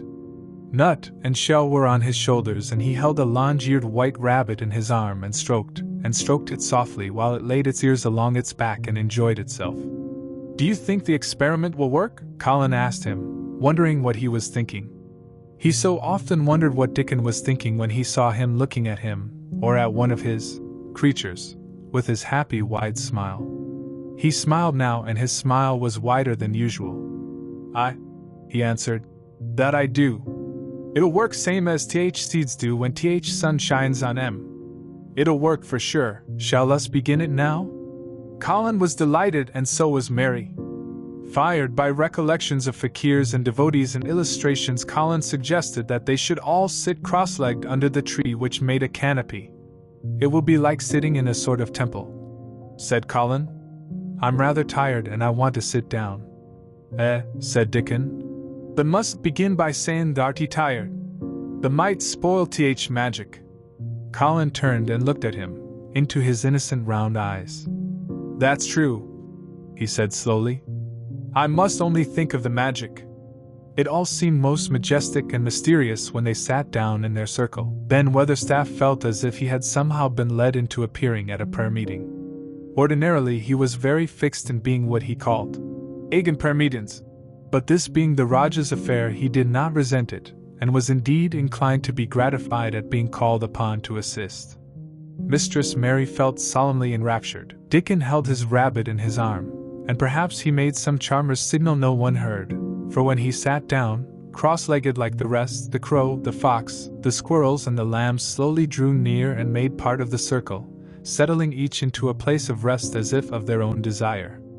"The creatures have come," said Colin gravely. "They want to help us." Colin really looked quite beautiful, Mary thought. He held his head high as if he felt like a sort of priest, and his strange eyes had a wonderful look in them. The light shone on him through the tree canopy. "Now we will begin," he said. "Shall we sway backward and forward, Mary, as if we were dervishes? I canna do no swayin' back'ard and for'ard," said Ben Weatherstaff. "I've got th rheumatics. The magic will take them away," said Colin in a high priest tone. "But we won't sway until it has done it. We will only chant." "I canna do no chantin'," said Ben Weatherstaff a trifle testily. "They turned me out o' church choir only time I ever tried it." No one smiled. They were all too much in earnest. Colin's face was not even crossed by a shadow. He was thinking only of the magic. "Then I will chant," he said. And he began, looking like a strange boy spirit. "The sun is shining, the sun is shining. That is the magic. The flowers are growing, the roots are stirring. That is the magic. Being alive is the magic. Being strong is the magic. The magic is in me. The magic is in me. It is in me. It is in me. It's in every one of us. It's in Ben Weatherstaff's back. Magic! Magic! Come and help." He said it a great many times, not 1,000 times but quite a goodly number. Mary listened entranced. She felt as if it were at once queer and beautiful, and she wanted him to go on and on. Ben Weatherstaff began to feel soothed into a sort of dream which was quite agreeable. The humming of the bees in the blossoms mingled with the chanting voice and drowsily melted into a doze. Dickon sat cross-legged with his rabbit asleep on his arm and a hand resting on the lamb's back. Soot had pushed away a squirrel and huddled close to him on his shoulder. The grey film dropped over his eyes. At last Colin stopped. "Now I am going to walk round the garden," he announced. Ben Weatherstaff's head had just dropped forward and he lifted it with a jerk. "You have been asleep," said Colin. "Not o' sort," mumbled Ben. "Th sermon was good enow, but I'm bound to get out a 4th collection." He was not quite awake yet. "You're not in church," said Colin. "Not me," said Ben, straightening himself. "Who said I were? I heard every bit of it. You said th magic was in my back. Th doctor calls it rheumatics." The Rajah waved his hand. "That was the wrong magic," he said. "You will get better. You have my permission to go to your work. But come back tomorrow. I'd like to see thee walk round the garden," grunted Ben. It was not an unfriendly grunt, but it was a grunt. In fact, being a stubborn old party and not having entire faith in magic, he had made up his mind that if he were sent away he would climb his ladder and look over the wall so that he might be ready to hobble back if there were any stumbling. The Rajah did not object to his staying, and so the procession was formed. It really did look like a procession. Colin was at its head with Dickon on one side and Mary on the other. Ben Weatherstaff walked behind, and the creatures trailed after them, the lamb and the fox cub keeping close to Dickon, the white rabbit hopping along or stopping to nibble, and Soot following with the solemnity of a person who felt himself in charge. It was a procession which moved slowly but with dignity. Every few yards it stopped to rest. Colin leaned on Dickon's arm and privately Ben Weatherstaff kept a sharp lookout. But now and then Colin took his hand from its support and walked a few steps alone. His head was held up all the time, and he looked very grand. "The magic is in me," he kept saying. "The magic is making me strong. I can feel it. I can feel it." It seemed very certain that something was upholding and uplifting him. He sat on the seats in the alcoves, and once or twice he sat down on the grass, and several times he paused in the path and leaned on Dickon, but he would not give up until he had gone all round the garden. When he returned to the canopy tree his cheeks were flushed, and he looked triumphant. "I did it! The magic worked!" he cried. "That is my first scientific discovery." "What will Dr. Craven say?" broke out Mary. "He won't say anything," Colin answered, "because he will not be told. This is to be the biggest secret of all. No one is to know anything about it until I have grown so strong that I can walk and run like any other boy. I shall come here every day in my chair and I shall be taken back in it. I won't have people whispering and asking questions, and I won't let my father hear about it until the experiment has quite succeeded. Then sometime when he comes back to Misselthwaite I shall just walk into his study and say, 'Here I am. I am like any other boy. I am quite well and I shall live to be a man. It has been done by a scientific experiment.' He will think he is in a dream," cried Mary. "He won't believe his eyes." Colin flushed triumphantly. He had made himself believe that he was going to get well, which was really more than half the battle, if he had been aware of it. And the thought which stimulated him more than any other was this imagining what his father would look like when he saw that he had a son who was as straight and strong as other fathers' sons. One of his darkest miseries in the unhealthy, morbid past days had been his hatred of being a sickly, weak-backed boy whose father was afraid to look at him. "He'll be obliged to believe them," he said. "One of the things I am going to do, after the magic works and before I begin to make scientific discoveries, is to be an athlete." "We shall have the Takin to Bushing in a week or so," said Ben Weatherstaff. "The LTNY winning TH Belton being champion prizefighter of all England." Colin fixed his eyes on him sternly. "Weatherstaff," he said, "that is disrespectful. You must not take liberties because you are in the secret. However much the magic works, I shall not be a prizefighter. I shall be a scientific discoverer." Ax pardon, sir," answered Ben, touching his forehead in salute. "I ought to have seen it wasn't a joking matter." But his eyes twinkled and secretly he was immensely pleased. He really did not mind being snubbed, since the snubbing meant that the lad was gaining strength and spirit. Chapter 24. Let them laugh. The secret garden was not the only one Dickon worked in. Round the cottage on the moor there was a piece of ground enclosed by a low wall of rough stones. Early in the morning and late in the fading twilight, and on all the days Colin and Mary did not see him, Dickon worked there planting or tending potatoes and cabbages, turnips and carrots and herbs for his mother. In the company of his creatures, he did wonders there and was never tired of doing them, it seemed. While he dug or weeded he whistled or sang bits of Yorkshire moor songs or talked to Soot or Captain or the brothers and sisters he had taught to help him. "We'd never get on as comfortable as we do," Mrs. Sowerby said, "if it wasn't for Dickon's garden. Anything'll grow for him. His taters and cabbages is twice the size of anyone else's and they've got a flavor with 'em as nobody's has." When she found a moment to spare she liked to go out and talk to him. After supper there was still a long clear twilight to work in, and that was her quiet time. She could sit upon the low rough wall and look on and hear stories of the day. She loved this time. There were not only vegetables in this garden. Dickon had bought penny packages of flower seeds now and then, and sown bright sweet-scented things among gooseberry bushes and even cabbages, and he grew borders of mignonette, and pinks and pansies and things whose seeds he could save year after year or whose roots would bloom each spring and spread in time into fine clumps. The low wall was one of the prettiest things in Yorkshire because he had tucked moorland foxglove and ferns and rock cress and hedgerow flowers into every crevice until only here and there glimpses of the stones were to be seen. "All a chap's got to do to make 'em thrive, mother," he would say, "is to be friends with 'em for sure. They're just like th creatures. If they're thirsty give 'em a drink, and if they're hungry give 'em a bit o' food. They want to live same as we do. If they died, I should feel as if I'd been a bad lad and somehow treated them heartless.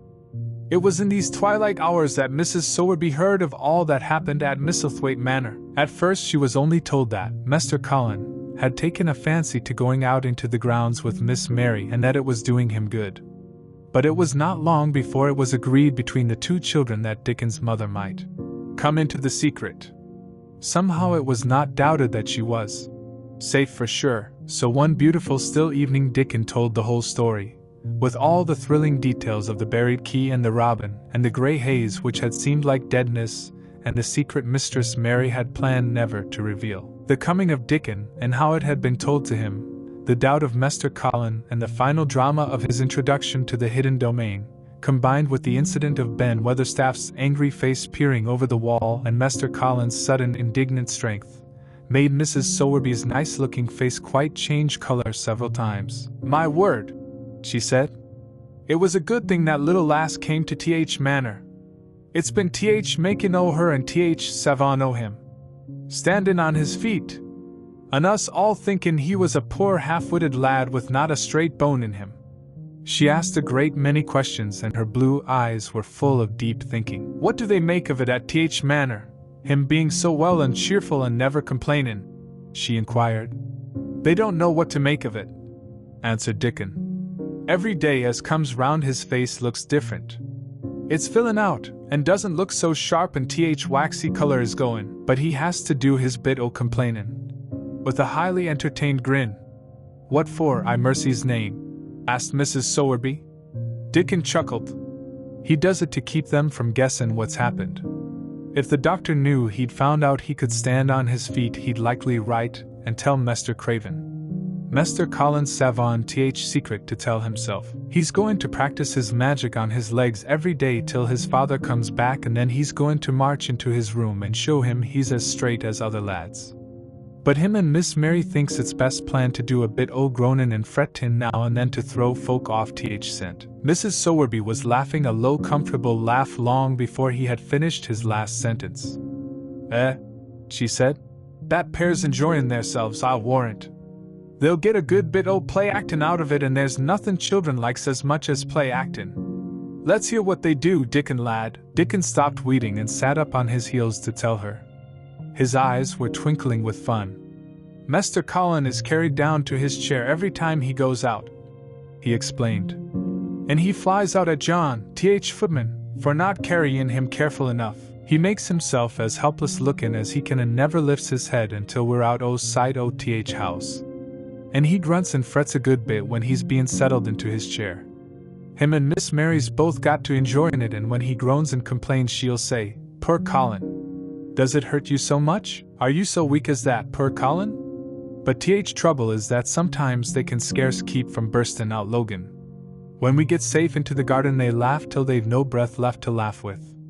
And they have to stuff their faces into Mr. Colin's cushions to keep the gardeners from hearin', if any of 'em's about. Th more they laugh, Th better for 'em," said Mrs. Sowerby, still laughing herself. "Good healthy child Logan's better than pills any day o' Th year. That pair'll plump up for sure." "They are plumpin' up," said Dickon. "They're that hungry they don't know how to get enough to eat without making talk. Mr. Cullen says if he keeps sendin' for more food they won't believe he's an invalid at all. Miss Mary says she'll let him eat her share, but he says that if she goes hungry she'll get thin and they mun both get fat at once." Mrs. Sowerby laughed so heartily at the revelation of this difficulty that she quite rocked backward and forward in her blue cloak, and Dickon laughed with her. "I'll tell thee what, lad," Mrs. Sowerby said when she could speak. "I've thought of a way to help 'em. When they goes to 'em in Th mornin's they shall take a pail o' good new milk and I'll bake 'em a crusty cottage loaf, or some buns wi' currants in 'em, same as you children like. Nothin' so good as fresh milk and bread. Then they could take off Th edge o' their hunger while they were in their garden, and Th fine food they get indoors you'd polish off Th corners." "Mother," said Dickon admiringly, "what a wonder the art. They always sees a way out o' things. They was quite in a pother yesterday. They didn't see how they was to manage without orderin' up more food, they felt that empty inside. They're two young uns growin' fast, and health's comin' back to both of 'em. Children like that feels like young wolves and food's flesh and blood to 'em," said Mrs. Sowerby. Then she smiled Dickens' own curving smile. But they're enjoying themselves for sure," she said. She was quite right, the comfortable, wonderful mother creature, and she had never been more so than when she said their play acting would be their joy. Colin and Mary found it one of their most thrilling sources of entertainment. The idea of protecting themselves from suspicion had been unconsciously suggested to them first by the puzzled nurse, and then by Dr. Craven himself. "Your appetite is improving very much, Master Colin," the nurse had said one day. "You used to eat nothing, and so many things disagreed with you." "Nothing disagrees with me now," replied Colin, and then seeing the nurse looking at him curiously, he suddenly remembered that perhaps he ought not to appear too well just yet. "At least things don't so often disagree with me. It's the fresh air."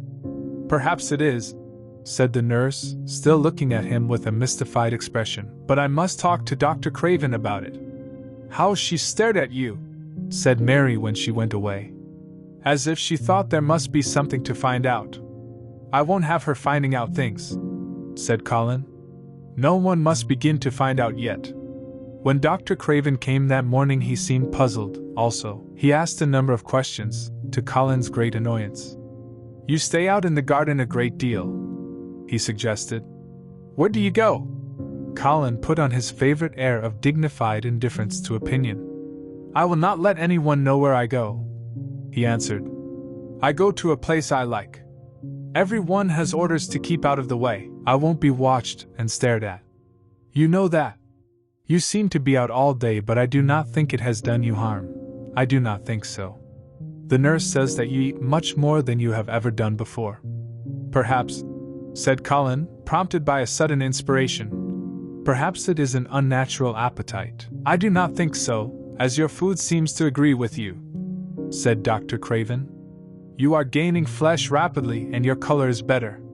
Perhaps I am bloated and feverish," said Colin, assuming a discouraging air of gloom. "People who are not going to live are often different." Dr. Craven shook his head. He was holding Colin's wrist, and he pushed up his sleeve and felt his arm. "You are not feverish," he said thoughtfully. "And such flesh as you have gained is healthy. If we can keep this up, my boy, we need not talk of dying. Your father will be very happy to hear of this remarkable improvement." "I won't have him told," Colin broke forth fiercely. "It will only disappoint him if I get worse again, and I may get worse this very night. I might have a raging fever. I feel as if I might be beginning to have one now. I won't have letters written to my father. I won't. You are making me angry, and you know that is bad for me. I feel hot already. I hate being written about and being talked over as much as I hate being stared at." "Hush, my boy," Dr. Craven soothed him. "Nothing shall be written without your permission. You are too sensitive about things. You must not undo the good which has been done." He said no more about writing to Mr. Craven, and when he saw the nurse he privately warned her that such a possibility must not be mentioned to the patient. "The boy is extraordinarily better," he said. "His advance seems almost abnormal. But of course he is doing now of his own free will what we could not make him do before. Still, he excites himself very easily, and nothing must be said to irritate him." Mary and Colin were much alarmed and talked together anxiously. From this time dated their plan of play acting. "I may be obliged to have a tantrum," said Colin regretfully. "I don't want to have one, and I'm not miserable enough now to work myself into a big one. Perhaps I couldn't have one at all. That lump doesn't come in my throat now, and I keep thinking of nice things instead of horrible ones. But if they talk about writing to my father, I shall have to do something." He made up his mind to eat less. But unfortunately it was not possible to carry out this brilliant idea when he wakened each morning with an amazing appetite, and the table near his sofa was set with a breakfast of homemade bread and fresh butter, snow-white eggs, raspberry jam and clotted cream. Mary always breakfasted with him, and when they found themselves at the table, particularly if there were delicate slices of sizzling ham sending forth tempting odors from under a hot silver cover, they would look into each other's eyes in desperation. "I think we shall have to eat it all this morning, Mary," Colin always ended by saying, "We can send away some of the lunch and a great deal of the dinner." But they never found they could send away anything, and the highly polished condition of the empty plates returned to the pantry awakened much comment. "I do wish," Colin would say also, "I do wish the slices of ham were thicker, and one muffin each is not enough for anyone. It's enough for a person who is going to die," answered Mary when first she heard this. "But it's not enough for a person who is going to live.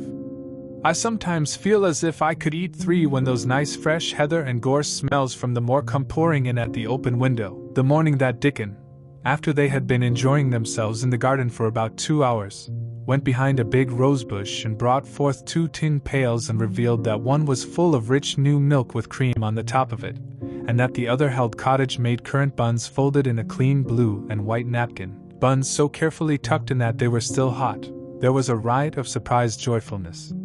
What a wonderful thing for Mrs. Sowerby to think of! What a kind, clever woman she must be! How good the buns were! And what delicious fresh milk!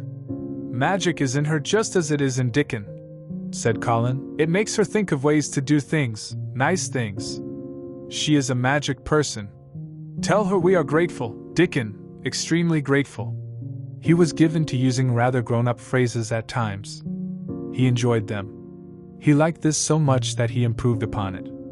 "Tell her she has been most bounteous and our gratitude is extreme," and then forgetting his grandeur he fell to and stuffed himself with buns and drank milk out of the pail in copious draughts in the manner of any hungry little boy who had been taking unusual exercise and breathing in moorland air, and whose breakfast was more than 2 hours behind him. This was the beginning of many agreeable incidents of the same kind. They actually awoke to the fact that as Mrs. Sowerby had 14 people to provide food for, she might not have enough to satisfy 2 extra appetites every day.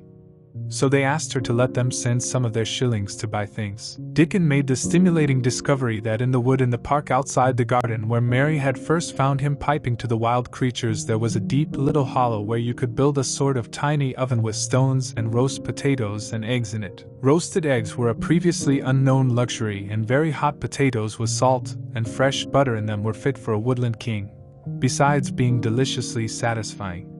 You could buy both potatoes and eggs and eat as many as you liked without feeling as if you were taking food out of the mouths of 14 people. Every beautiful morning the magic was worked by the mystic circle under the plum tree, which provided a canopy of thickening green leaves after its brief blossom time was ended.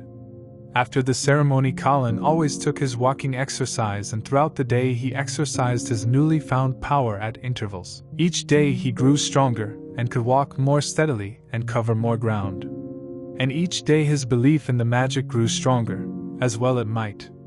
He tried one experiment after another, as he felt himself gaining strength, and it was Dickon who showed him the best things of all. "Yesterday," he said one morning after an absence, "I went to Thwaite for mother and near Th Blue Cow and I seed Bob Hayworth. He's the strongest chap on Th Moor. He's the champion wrestler and he can jump higher than any other chap and throw Th hammer farther. He's gone all Th way to Scotland for Th sports some years. He's knowed me ever since I was a little un and he's a friendly sort and I asked him some questions. Th Gentry calls him a athlete and I thought o' thee, Mester Colin, and I says, how did they make the muscles stick out that way, Bob? Did they do anything extra to make thyself so strong? And he says, well, yes, lad, I did. A strong man in a show that came to Thwaite once showed me how to exercise my arms and legs and every muscle in my body. And I says, could a delicate chap make himself stronger with them, Bob? And he laughed and says, art the Th delicate chap? And I says, no, but I knows a young gentleman that's getting well of a long illness and I wish I knowed some o' them tricks to tell him about. I didn't say no names and he didn't ask none. He's friendly same as I said and he stood up and showed me good-natured like, and I imitated what he did till I knowed it by heart." Colin had been listening excitedly. "Can you show me?" he cried. "Will you?" "Aye, to be sure," Dickon answered, getting up. "But he says the mun do gentle at first and be careful not to tire thysel. Rest in between times and take deep breaths and don't overdo." "I'll be careful," said Colin. "Show me. Show me, Dickon, you are the most magic boy in the world." Dickon stood up on the grass and slowly went through a carefully practical but simple series of muscle exercises. Colin watched them with widening eyes. He could do a few while he was sitting down. Presently he did a few gently while he stood upon his already steadied feet. Mary began to do them also. Soot, who was watching the performance, became much disturbed and left his branch and hopped about restlessly because he could not do them too. From that time the exercises were part of the day's duties as much as the magic was. It became possible for both Colin and Mary to do more of them each time they tried, and such appetites were the results that but for the basket Dickon put down behind the bush each morning when he arrived they would have been lost. But the little oven in the hollow and Mrs. Sowerby's bounties were so satisfying that Mrs. Medlock and the nurse and Dr. Craven became mystified again. You can trifle with your breakfast, and seem to disdain your dinner if you are full to the brim with roasted eggs and potatoes and richly frothed new milk and oat cakes and buns and heather honey and clotted cream. They are eating next to nothing, said the nurse. They'll die of starvation if they can't be persuaded to take some nourishment, and yet see how they look. Look! Exclaimed Mrs. Medlock indignantly. I'm moithered to death with them.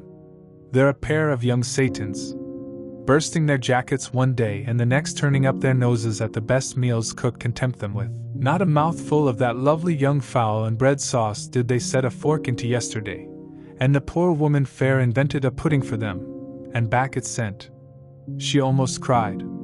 She's afraid she'll be blamed if they starve themselves into their graves. Dr. Craven came and looked at Colin long and carefully. He wore an extremely worried expression when the nurse talked with him, and showed him the almost untouched tray of breakfast she had saved for him to look at. But it was even more worried when he sat down by Colin's sofa and examined him. He had been called to London on business, and had not seen the boy for nearly 2 weeks. When young things begin to gain health they gain it rapidly. The waxen tinge had left Colin's skin and a warm rose showed through it. His beautiful eyes were clear and the hollows under them and in his cheeks and temples had filled out. His once dark, heavy locks had begun to look as if they sprang healthily from his forehead and were soft and warm with life. His lips were fuller and of a normal color. In fact, as an imitation of a boy who was a confirmed invalid, he was a disgraceful sight. Dr. Craven held his chin in his hand and thought him over. "I am sorry to hear that you do not eat anything," he said. "That will not do. You will lose all you have gained, and you have gained amazingly. You ate so well a short time ago." "I told you it was an unnatural appetite," answered Colin. Mary was sitting on her stool nearby, and she suddenly made a very queer sound which she tried so violently to repress that she ended by almost choking. "What is the matter?" said Dr. Craven, turning to look at her. Mary became quite severe in her manner. "It was something between a sneeze and a cough," she replied with reproachful dignity. "And it got into my throat. But," she said afterward to Colin, "I couldn't stop myself. It just burst out because all at once I couldn't help remembering that last big potato you ate, and the way your mouth stretched when you bit through that thick lovely crust with jam and clotted cream on it. Is there any way in which those children can get food secretly?" Dr. Craven inquired of Mrs. Medlock. "There's no way unless they dig it out of the earth or pick it off the trees," Mrs. Medlock answered. "They stay out in the grounds all day and see no one but each other. And if they want anything different to eat from what's sent up to them, they need only ask for it." "Well," said Dr. Craven, "so long as going without food agrees with them, we need not disturb ourselves. The boy is a new creature. So is the girl," said Mrs. Medlock. "She's begun to be downright pretty since she's filled out and lost her ugly little sour look. Her hair's grown thick and healthy looking and she's got a bright color. The glummest, ill-natured little thing she used to be, and now her and Master Colin laugh together like a pair of crazy young ones. Perhaps they're growing fat on that." "Perhaps they are," said Dr. Craven. "Let them laugh." Chapter 25. The curtain and the secret garden bloomed and every morning revealed new miracles. In the robin's nest there were eggs and the robin's mate sat upon them, keeping them warm with her feathery little breast and careful wings. At first she was very nervous, and the robin himself was indignantly watchful. Even Dickon did not go near the close-grown corner in those days, but waited until by the quiet working of some mysterious spell he seemed to have conveyed to the soul of the little pair that in the garden there was nothing which was not quite like themselves, nothing which did not understand the wonderfulness of what was happening to them, the immense, tender, terrible, heartbreaking beauty and solemnity of eggs. If there had been one person in that garden who had not known through all his or her innermost being that if an egg were taken away or hurt, the whole world would whirl round and crash through space and come to an end, if there had been even one who did not feel it and act accordingly, there could have been no happiness even in that golden springtime air. But they all knew it and felt it, and the robin and his mate knew they knew it. At first the robin watched Mary and Colin with sharp anxiety. For some mysterious reason he knew he need not watch Dickon. The first moment he set his bright black eye on Dickon, he knew he was not a stranger but a sort of robin without beak or feathers. He could speak robin, which is a quite distinct language not to be mistaken for any other. To speak robin to a robin is like speaking French to a Frenchman. Dickon always spoke it to the robin himself, so the queer gibberish he used when he spoke to humans did not matter in the least. The robin thought he spoke this gibberish to them because they were not intelligent enough to understand feathered speech. His movements also were robin. They never startled one by being sudden enough to seem dangerous or threatening. Any robin could understand Dickon, so his presence was not even disturbing. But at the outset it seemed necessary to be on guard against the other two. In the first place, the boy creature did not come into the garden on his legs. He was pushed in on a thing with wheels, and the skins of wild animals were thrown over him. That in itself was doubtful. Then when he began to stand up and move about, he did it in a queer unaccustomed way, and the others seemed to have to help him. The robin used to secrete himself in a bush and watch this anxiously, his head tilted first on one side and then on the other. He thought that the slow movements might mean that he was preparing to pounce, as cats do. When cats are preparing to pounce, they creep over the ground very slowly. The robin talked this over with his mate a great deal for a few days, but after that he decided not to speak of the subject because her terror was so great that he was afraid it might be injurious to the eggs. When the boy began to walk by himself, and even to move more quickly, it was an immense relief. But for a long time, or it seemed a long time to the robin, he was a source of some anxiety. He did not act as the other humans did.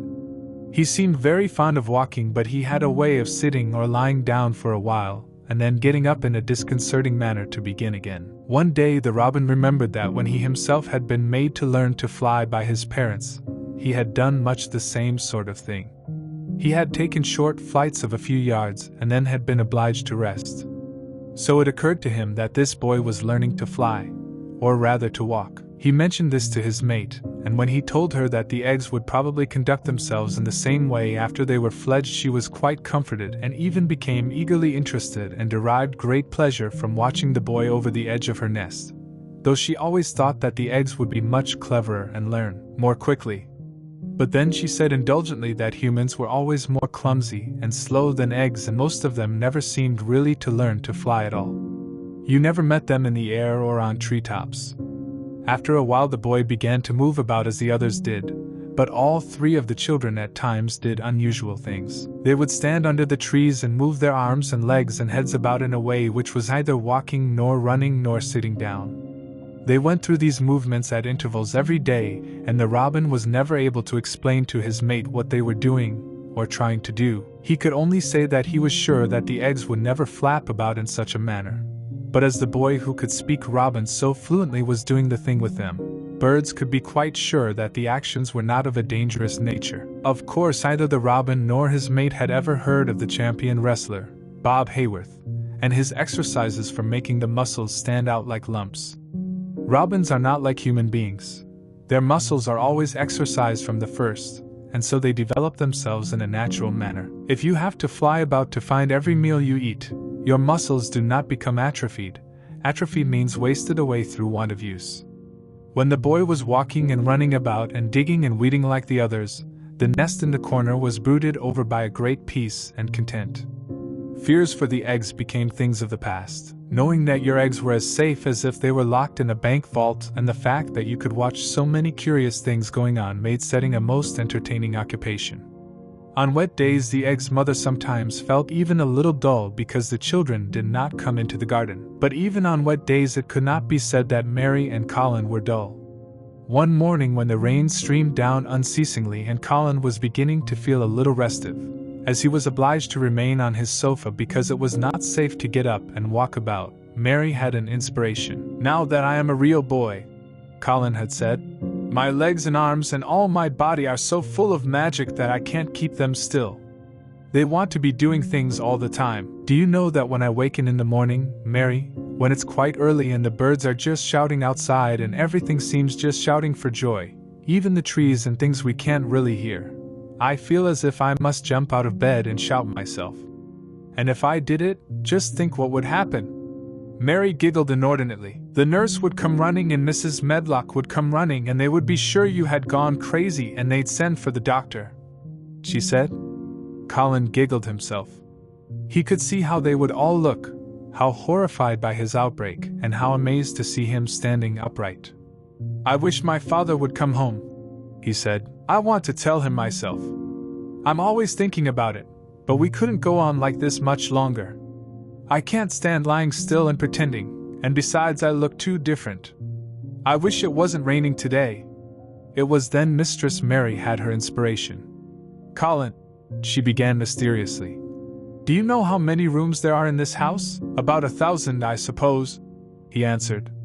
"There's about 100 no one ever goes into," said Mary. "And one rainy day I went and looked into ever so many of them. No one ever knew, though Mrs. Medlock nearly found me out. I lost my way when I was coming back and I stopped at the end of your corridor. That was the second time I heard you crying."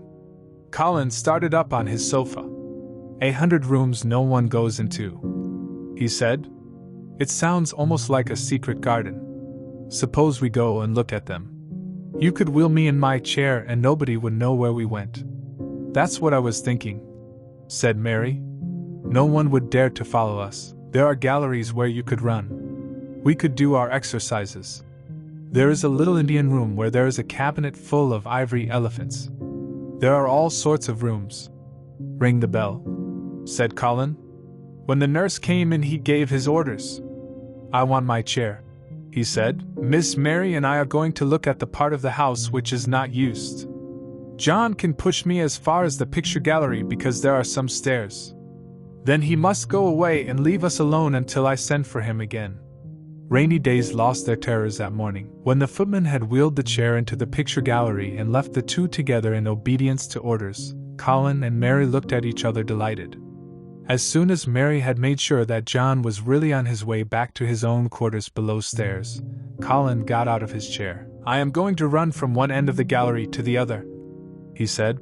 "And then I am going to jump and then we will do Bob Hayworth's exercises." And they did all these things and many others. They looked at the portraits and found the plain little girl dressed in green brocade and holding the parrot on her finger. "All these," said Colin, "must be my relations. They lived a long time ago. That parrot one, I believe, is one of my great-great-great-great-aunts. She looks rather like you, Mary, not as you look now but as you looked when you came here. Now you are a great deal fatter and better looking." "So are you," said Mary, and they both laughed. They went to the Indian room and amused themselves with the ivory elephants. They found the rose-colored brocade boudoir and the hole in the cushion the mouse had left, but the mice had grown up and run away and the hole was empty. They saw more rooms and made more discoveries than Mary had made on her first pilgrimage. They found new corridors and corners and flights of steps and new old pictures they liked and weird old things they did not know the use of. It was a curiously entertaining morning, and the feeling of wandering about in the same house with other people but at the same time feeling as if one were miles away from them was a fascinating thing. "I'm glad we came," Colin said. "I never knew I lived in such a big queer old place. I like it. We will ramble about every rainy day. We shall always be finding new queer corners and things." That morning they had found among other things such good appetites that when they returned to Colin's room it was not possible to send the luncheon away untouched. When the nurse carried the tray downstairs she slapped it down on the kitchen dresser so that Mrs. Loomis, the cook, could see the highly polished dishes and plates. "Look at that," she said. "This is a house of mystery, and those two children are the greatest mysteries in it. If they keep that up every day," said the strong young footman John, There'd be small wonder that he weighs twice as much today as he did a month ago. I should have to give up my place in time, for fear of doing my muscles an injury. That afternoon, Mary noticed that something new had happened in Colin's room. She had noticed it the day before but had said nothing because she thought the change might have been made by chance. She said nothing today, but she sat and looked fixedly at the picture over the mantel. She could look at it because the curtain had been drawn aside. That was the change she noticed. "I know what you want me to tell you," said Colin, after she had stared a few minutes. "I always know when you want me to tell you something. You are wondering why the curtain is drawn back. I am going to keep it like that." "Why?" asked Mary. "Because it doesn't make me angry any more to see her laughing. I wakened when it was bright moonlight 2 nights ago and felt as if the magic was filling the room and making everything so splendid that I couldn't lie still. I got up and looked out of the window. The room was quite light and there was a patch of moonlight on the curtain, and somehow that made me go and pull the cord." She looked right down at me as if she were laughing because she was glad I was standing there.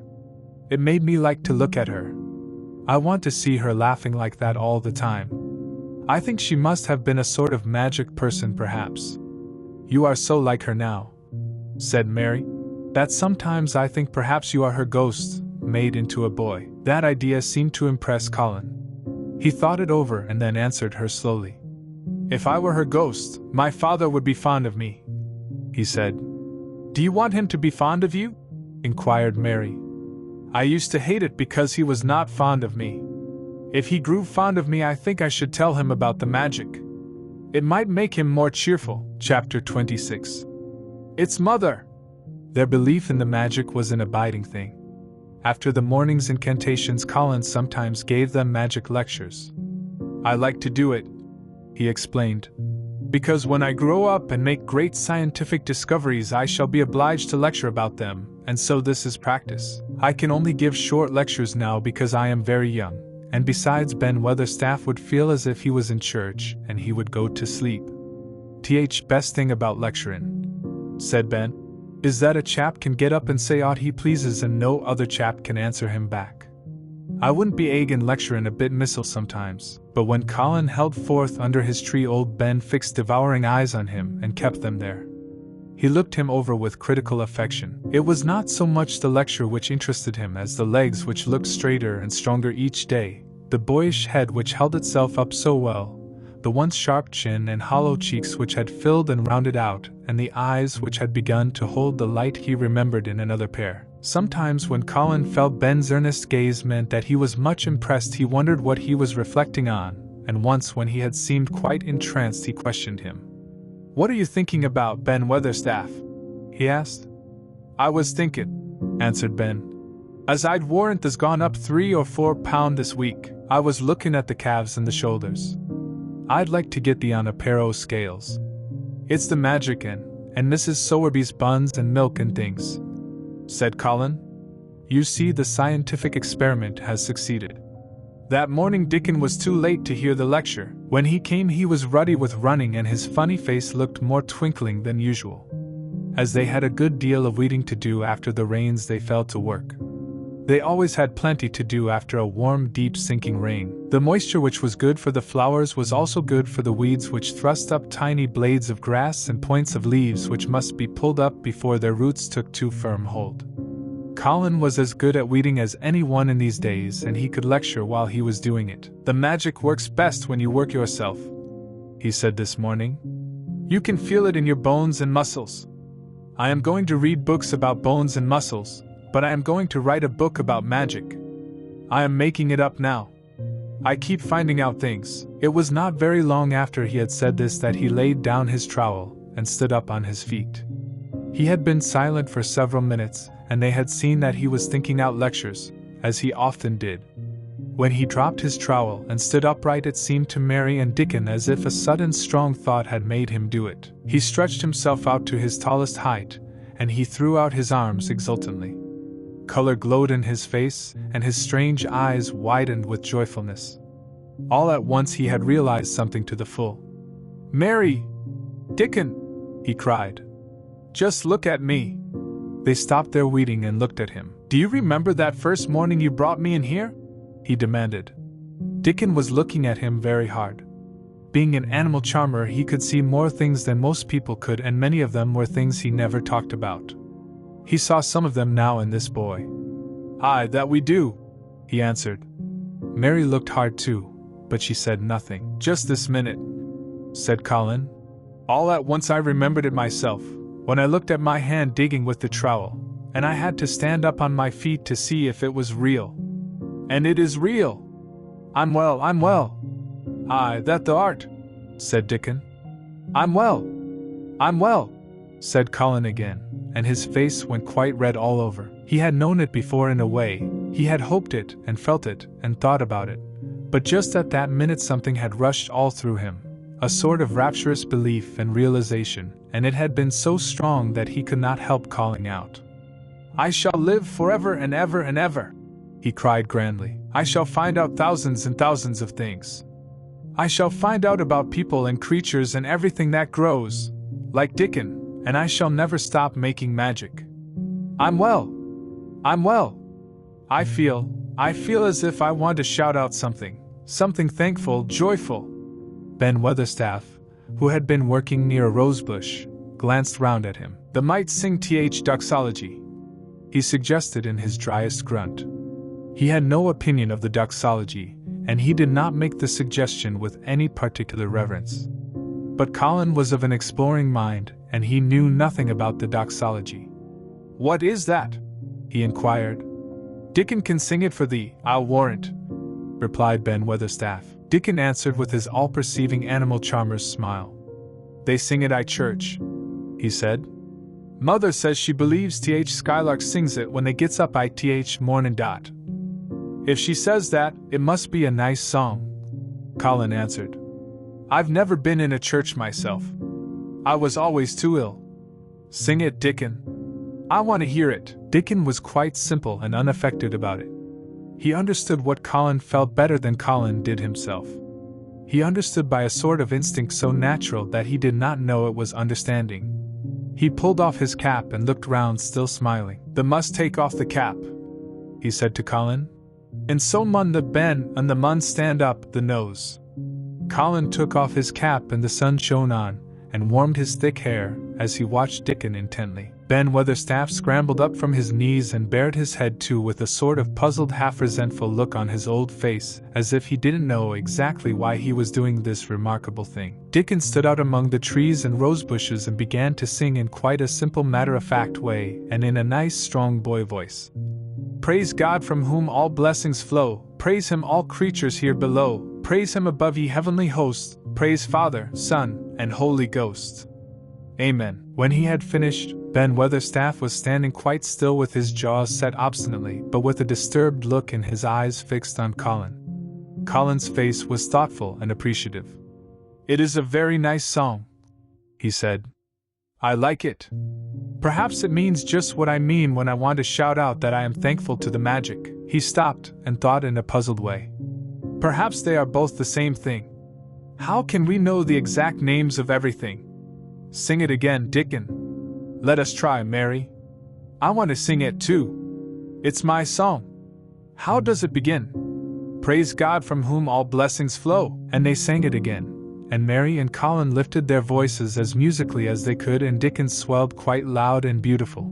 And at the second line Ben Weatherstaff raspingly cleared his throat, and at the third he joined in with such vigor that it seemed almost savage, and when the "Amen" came to an end, Mary observed that the very same thing had happened to him which had happened when he found out that Colin was not a cripple. His chin was twitching and he was staring and winking and his leathery old cheeks were wet. "I never seed no sense in doxology afore," he said hoarsely. "But I may change my mind I time. I should say that gone up £5 this week, Mester Colin, 5 on 'em." Colin was looking across the garden at something attracting his attention, and his expression had become a startled one. "Who is coming in here?" he said quickly. "Who is it?"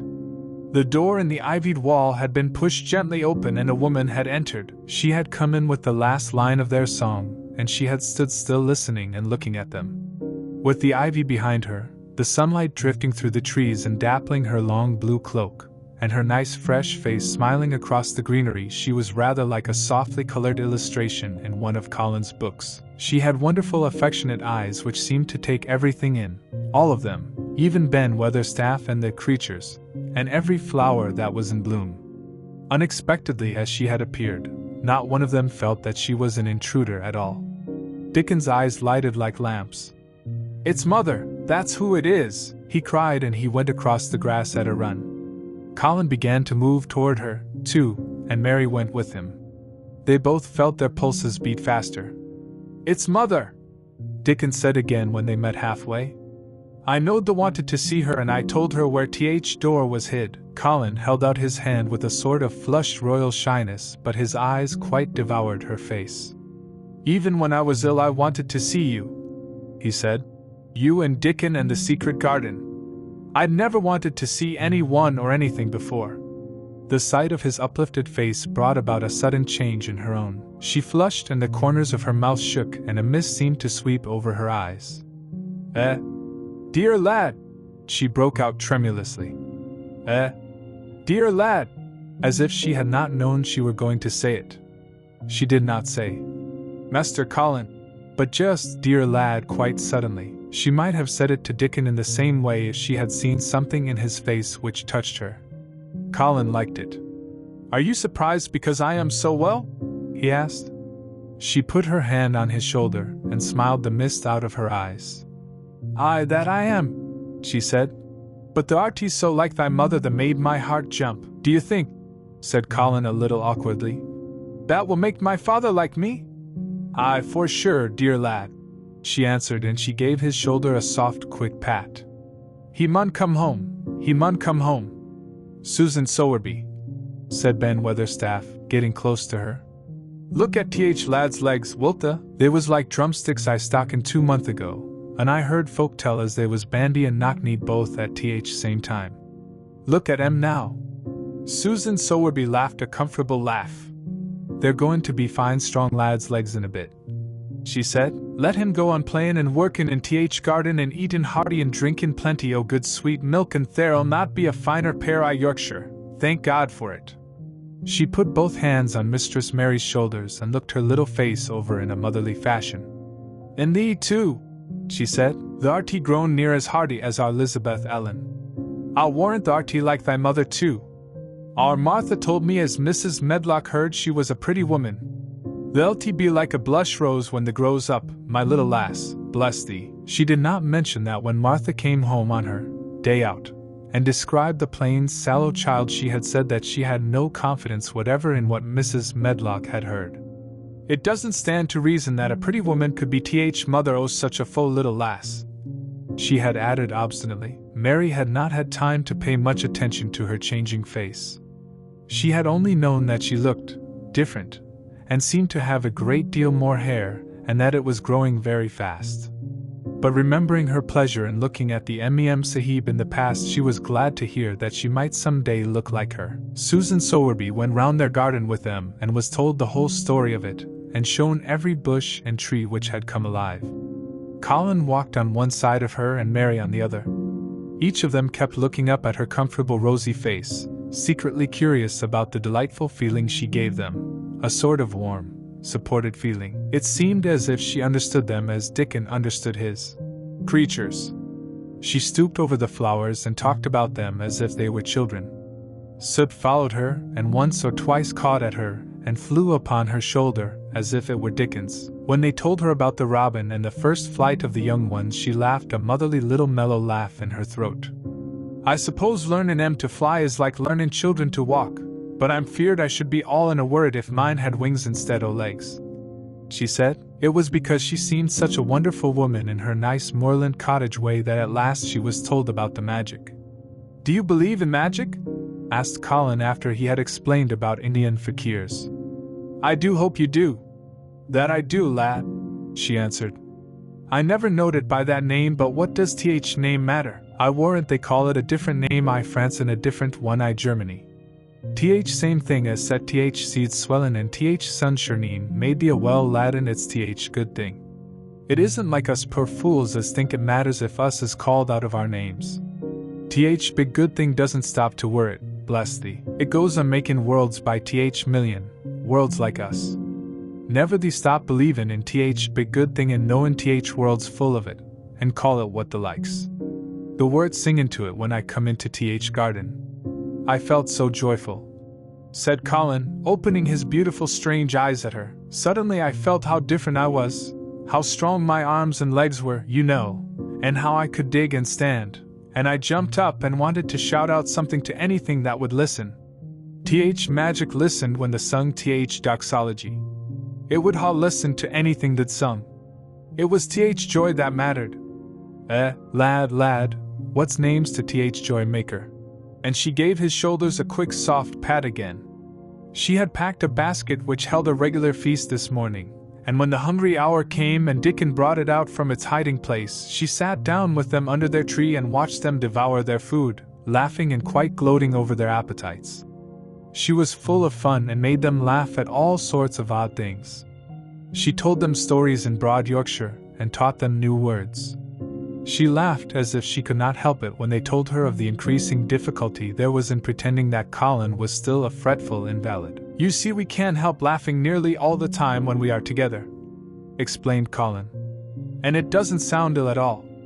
We try to choke it back, but it will burst out, and that sounds worse than ever. There's one thing that comes into my mind so often, said Mary, and I can scarcely ever hold in when I think of it suddenly. I keep thinking, suppose Colin's face should get to look like a full moon. It isn't like one yet, but he gets a tiny bit fatter every day. And suppose some morning it should look like one. What should we do? Bless us all, I can see that has a good bit o' play acting to do, said Susan Sowerby. But the won't have to keep it up much longer. Mr. Craven'll come home. Do you think he will? Asked Colin. Why? Susan Sowerby chuckled softly. I suppose that you'd nigh break thy heart if he found out before they told him in their own way, she said. There's laid awake nights planning it. I couldn't bear anyone else to tell him, said Colin. I think about different ways every day. I think now I just want to run into his room. That'd be a fine start for him, said Susan Sowerby. I'd like to see his face, lad. I would that. He mun come back, that he mun. One of the things they talked of was the visit they were to make to her cottage. They planned it all. They were to drive over the moor and lunch out of doors among the heather. They would see all the 12 children in Dickon's garden, and would not come back until they were tired. Susan Sowerby got up at last to return to the house and Mrs. Medlock. It was time for Colin to be wheeled back also, but before he got into his chair he stood quite close to Susan and fixed his eyes on her with a kind of bewildered adoration, and he suddenly caught hold of the fold of her blue cloak and held it fast. You are just what I wanted, he said. I wish you were my mother, as well as Dickon's. All at once Susan Sowerby bent down and drew him with her warm arms close against the bosom under the blue cloak, as if he had been Dickon's brother. The quick mist swept over her eyes. Dear lad, she said, thy own mother's in this very garden, I do believe. She couldna keep out of it. Thy father mun come back to thee, he mun. Chapter 27. In the garden in each century since the beginning of the world wonderful things have been discovered. In the last century more amazing things were found out than in any century before. In this new century hundreds of things still more astounding will be brought to light. At first people refuse to believe that a strange new thing can be done, then they begin to hope it can be done, then they see it can be done, then it is done, and all the world wonders why it was not done centuries ago. One of the new things people began to find out in the last century was that thoughts, just mere thoughts, are as powerful as electric batteries, as good for one as sunlight is, or as bad for one as poison. To let a sad thought or a bad one get into your mind is as dangerous as letting a scarlet fever germ get into your body. If you let it stay there after it has got in, you may never get over it as long as you live. So long as Mistress Mary's mind was full of disagreeable thoughts about her dislikes and sour opinions of people and her determination not to be pleased by or interested in anything, she was a yellow-faced, sickly, bored and wretched child. Circumstances, however, were very kind to her, though she was not at all aware of it. They began to push her about for her own good, when her mind gradually filled itself with robins, and moorland cottages crowded with children, with queer crabbed old gardeners and common little Yorkshire housemaids, with springtime and with secret gardens coming alive day by day, and also with a moor boy and his creatures. There was no room left for the disagreeable thoughts which affected her liver and her digestion, and made her yellow and tired. So long as Colin shut himself up in his room and thought only of his fears and weakness, and his detestation of people who looked at him, and reflected hourly on humps and early death, he was a hysterical, half-crazy little hypochondriac who knew nothing of the sunshine and the spring, and also did not know that he could get well and could stand upon his feet if he tried to do it. When new beautiful thoughts began to push out the old hideous ones, life began to come back to him. His blood ran healthily through his veins and strength poured into him like a flood. His scientific experiment was quite practical and simple, and there was nothing weird about it at all. Much more surprising things can happen to anyone who, when a disagreeable or discouraged thought comes into his mind, just has the sense to remember in time and push it out by putting in an agreeable, determinately courageous one. Two things cannot be in one place. Where you tend a rose, my lad, a thistle cannot grow. While the secret garden was coming alive and two children were coming alive with it, there was a man wandering about certain faraway beautiful places in the Norwegian fjords and the valleys and mountains of Switzerland, and he was a man who for 10 years had kept his mind filled with dark and heartbroken thinking. He had not been courageous. He had never tried to put any other thoughts in the place of the dark ones. He had wandered by blue lakes and thought them. He had lain on mountainsides with sheets of deep blue gentians blooming all about him and flower breaths filling all the air, and he had thought them. A terrible sorrow had fallen upon him when he had been happy, and he had let his soul fill itself with blackness, and had refused obstinately to allow any rift of light to pierce through. He had forgotten and deserted his home and his duties. When he traveled about, darkness so brooded over him that the sight of him was a wrong done to other people, because it was as if he poisoned the air about him with gloom. Most strangers thought he must be either half mad or a man with some hidden crime on his soul. He was a tall man with a drawn face and crooked shoulders, and the name he always entered on hotel registers was Archibald Craven, Misselthwaite Manor, Yorkshire, England. He had travelled far and wide since the day he saw Mistress Mary in his study, and told her she might have her bit of earth. He had been in the most beautiful places in Europe, though he had remained nowhere more than a few days. He had chosen the quietest and remotest spots. He had been on the tops of mountains whose heads were in the clouds, and had looked down on other mountains when the sun rose and touched them with such light as made it seem as if the world were just being born. But the light had never seemed to touch himself until one day when he realized that for the first time in 10 years a strange thing had happened. He was in a wonderful valley in the Austrian Tyrol, and he had been walking alone through such beauty as might have lifted any man's soul out of shadow.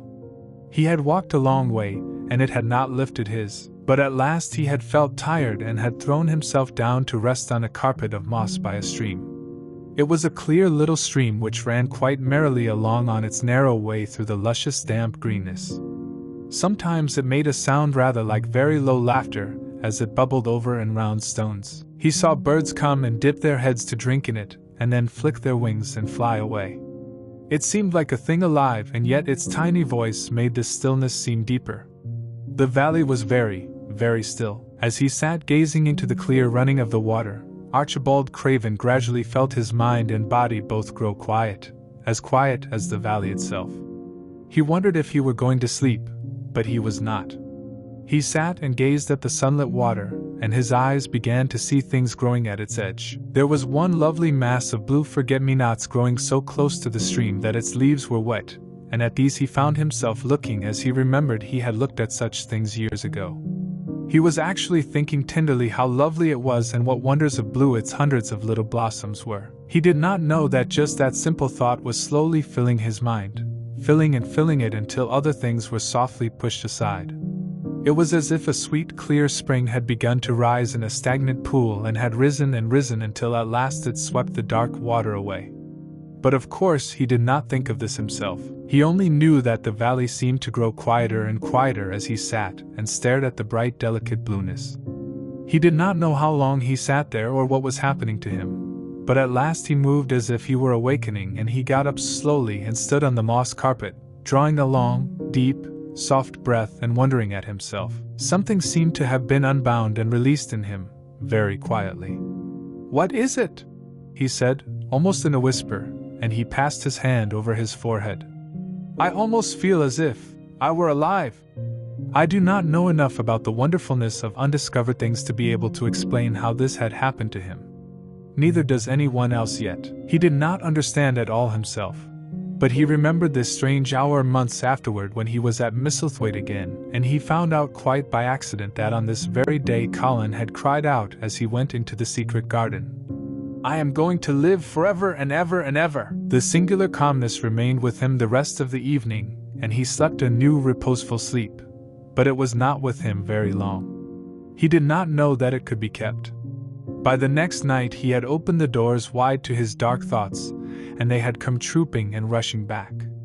He left the valley and went on his wandering way again, but strange as it seemed to him, there were minutes, sometimes half hours, when, without his knowing why, the black burden seemed to lift itself again, and he knew he was a living man and not a dead one.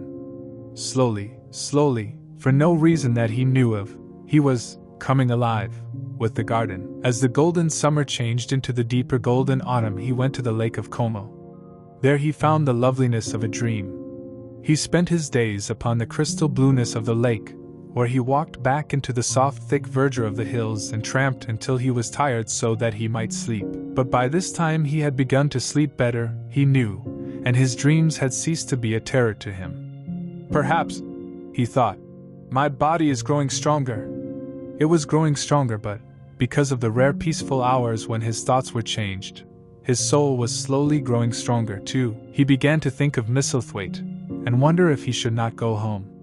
Now and then he wondered vaguely about his boy and asked himself what he should feel when he went and stood by the carved four-posted bed again, and looked down at the sharply chiseled ivory-white face while it slept, and the black lashes rimmed so startlingly the close-shut eyes.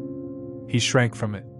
One marvel of a day, he had walked so far that when he returned the moon was high and full and all the world was purple shadow and silver. The stillness of lake and shore and wood was so wonderful that he did not go into the villa he lived in. He walked down to a little bowered terrace at the water's edge and sat upon a seat and breathed in all the heavenly scents of the night.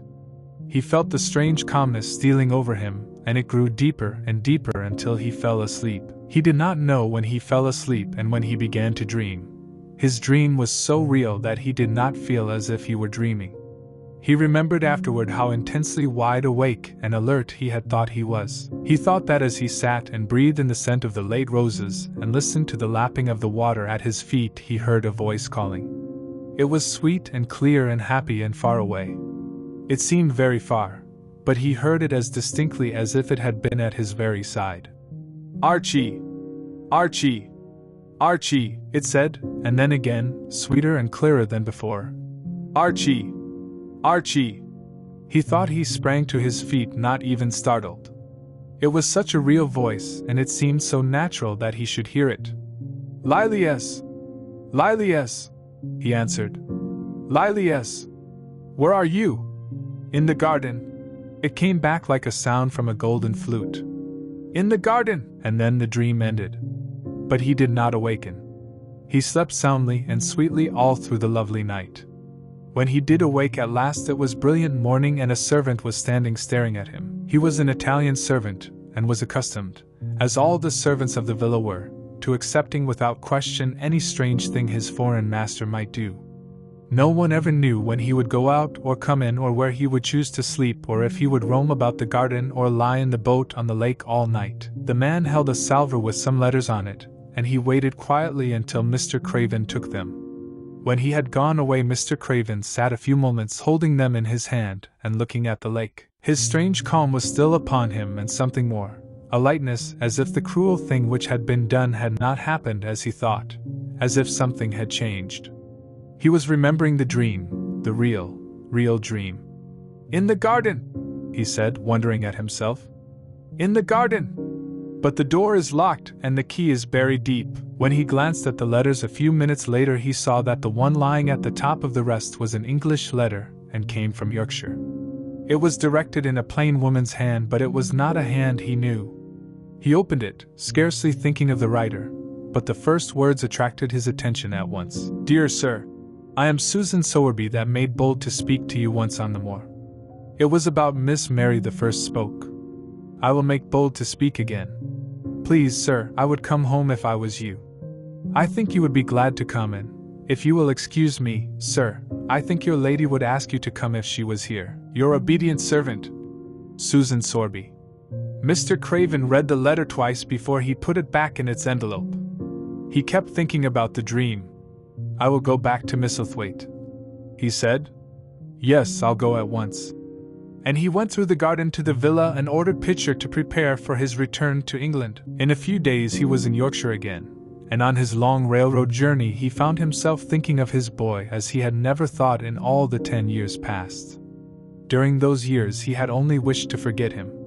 Now, though he did not intend to think about him, memories of him constantly drifted into his mind. He remembered the black days when he had raved like a madman because the child was alive and the mother was dead. He had refused to see it, and when he had gone to look at it at last it had been such a weak, wretched thing that everyone had been sure it would die in a few days. But to the surprise of those who took care of it, the days passed, and it lived, and then everyone believed it would be a deformed and crippled creature.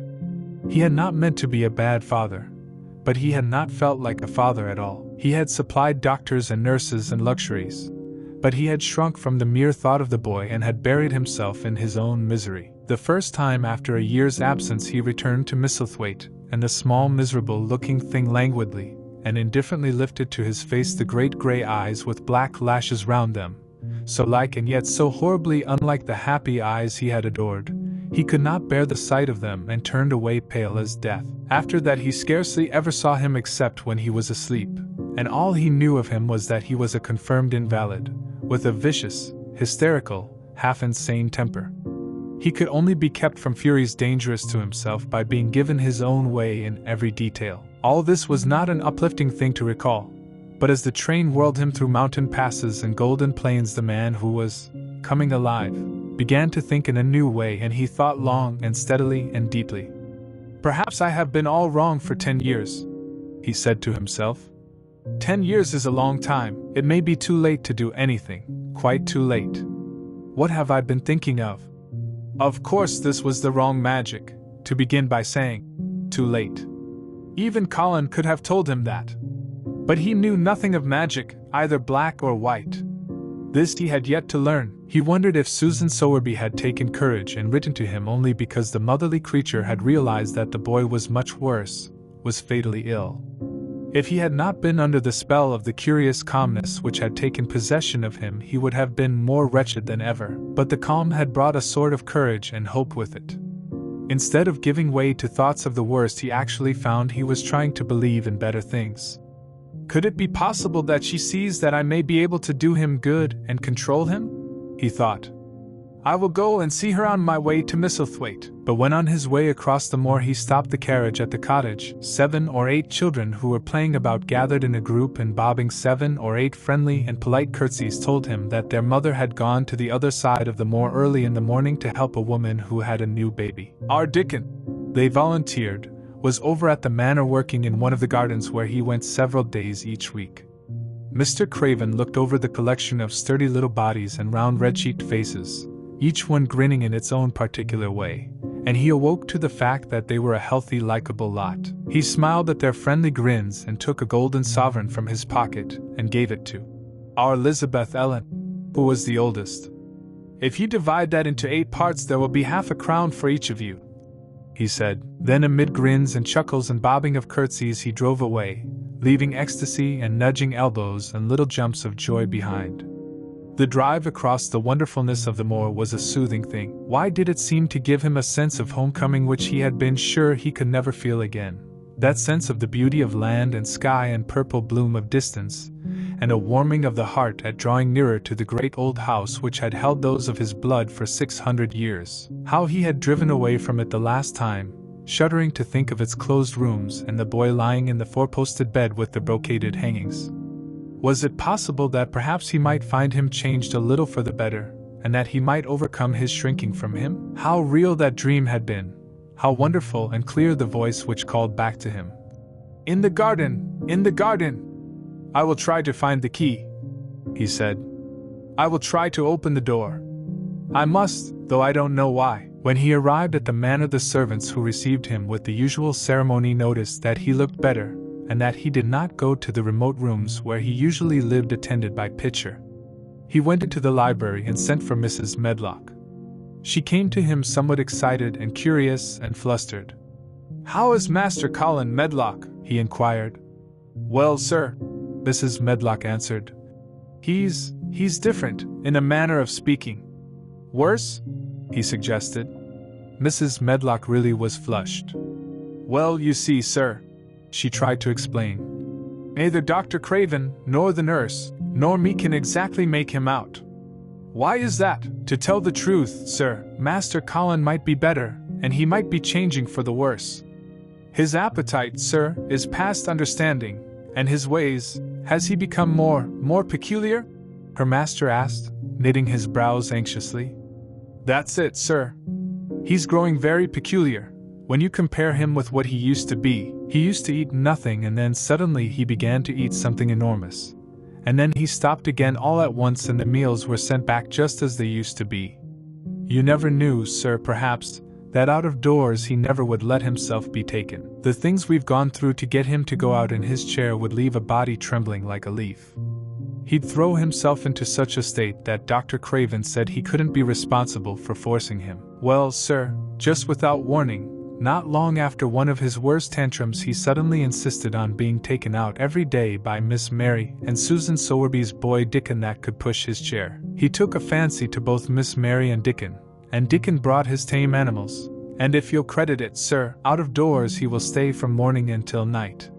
How does he look? Was the next question. If he took his food natural, sir, you'd think he was putting on flesh, but we're afraid it may be a sort of bloat. He laughs sometimes in a queer way when he's alone with Miss Mary. He never used to laugh at all. Dr. Craven is coming to see you at once, if you'll allow him. He never was as puzzled in his life. Where is Master Colin now? Mr. Craven asked. In the garden, sir. He's always in the garden, though not a human creature is allowed to go near for fear they'll look at him. Mr. Craven scarcely heard her last words. In the garden, he said, and after he had sent Mrs. Medlock away he stood and repeated it again and again.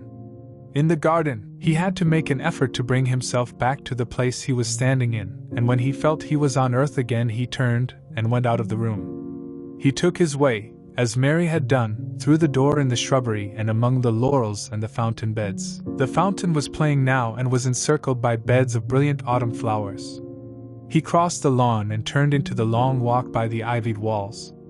He did not walk quickly, but slowly, and his eyes were on the path. He felt as if he were being drawn back to the place he had so long forsaken, and he did not know why. As he drew near to it his step became still more slow.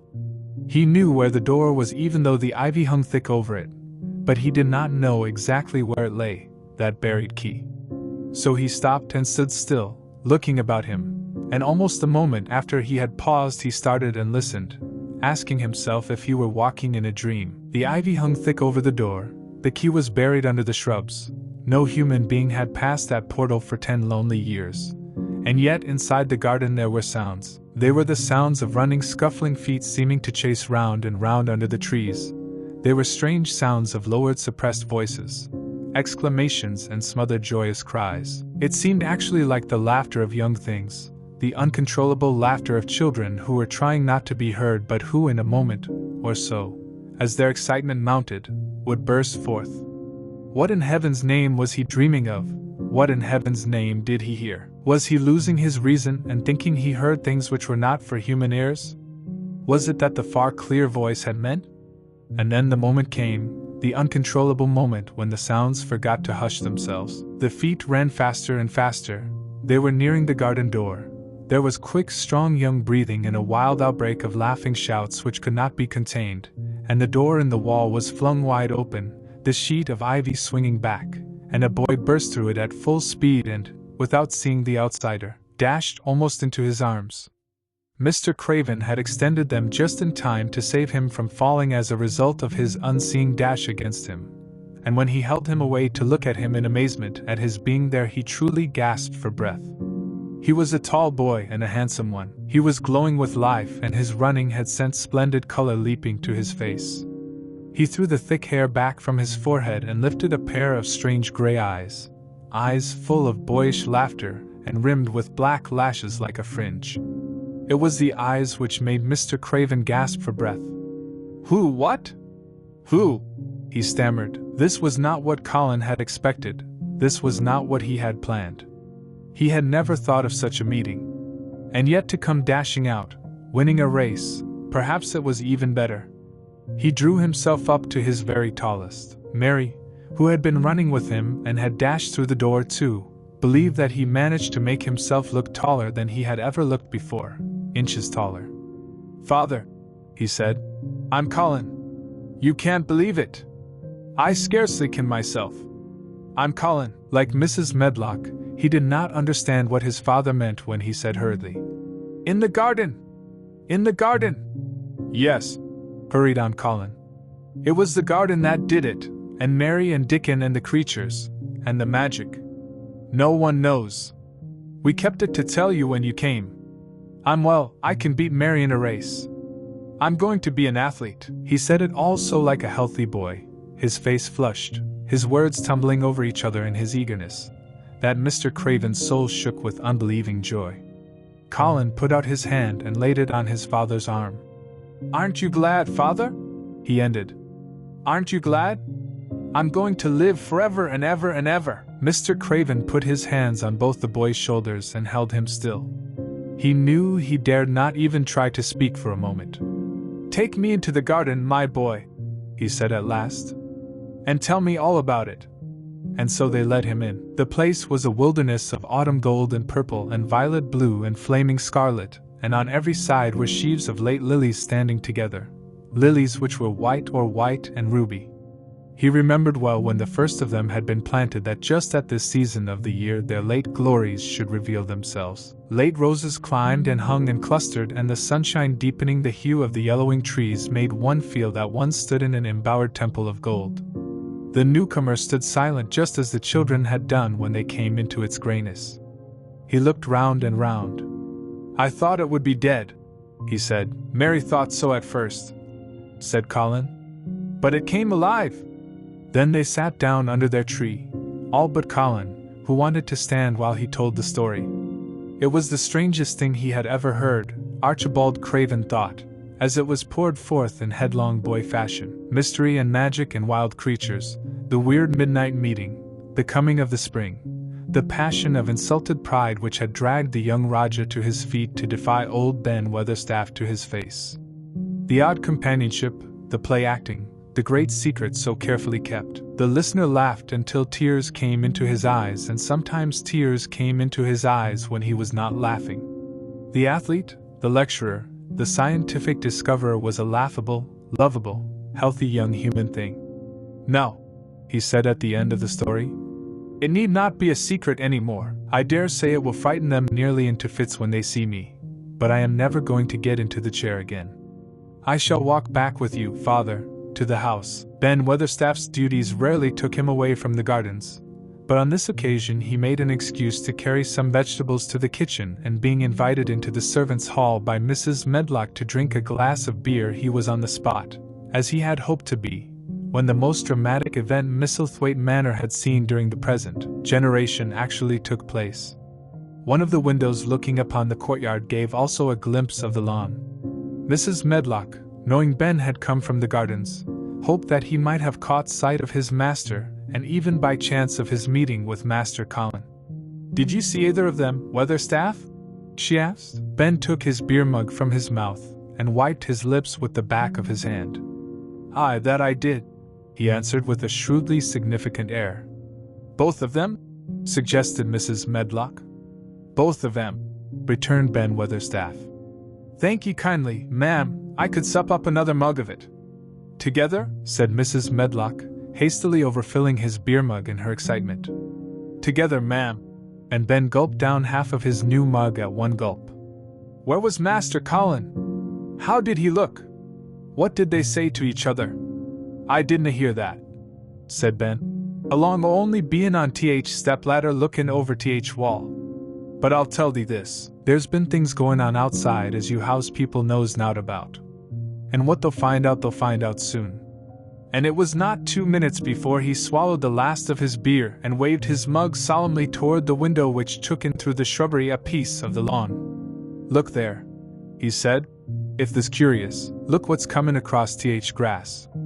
When Mrs. Medlock looked, she threw up her hands and gave a little shriek, and every man and woman servant within hearing bolted across the servants' hall and stood looking through the window with their eyes almost starting out of their heads. Across the lawn came the master of Misselthwaite, and he looked as many of them had never seen him. And by his side, with his head up in the air and his eyes full of laughter, walked as strongly and steadily as any boy in Yorkshire, Master Colin.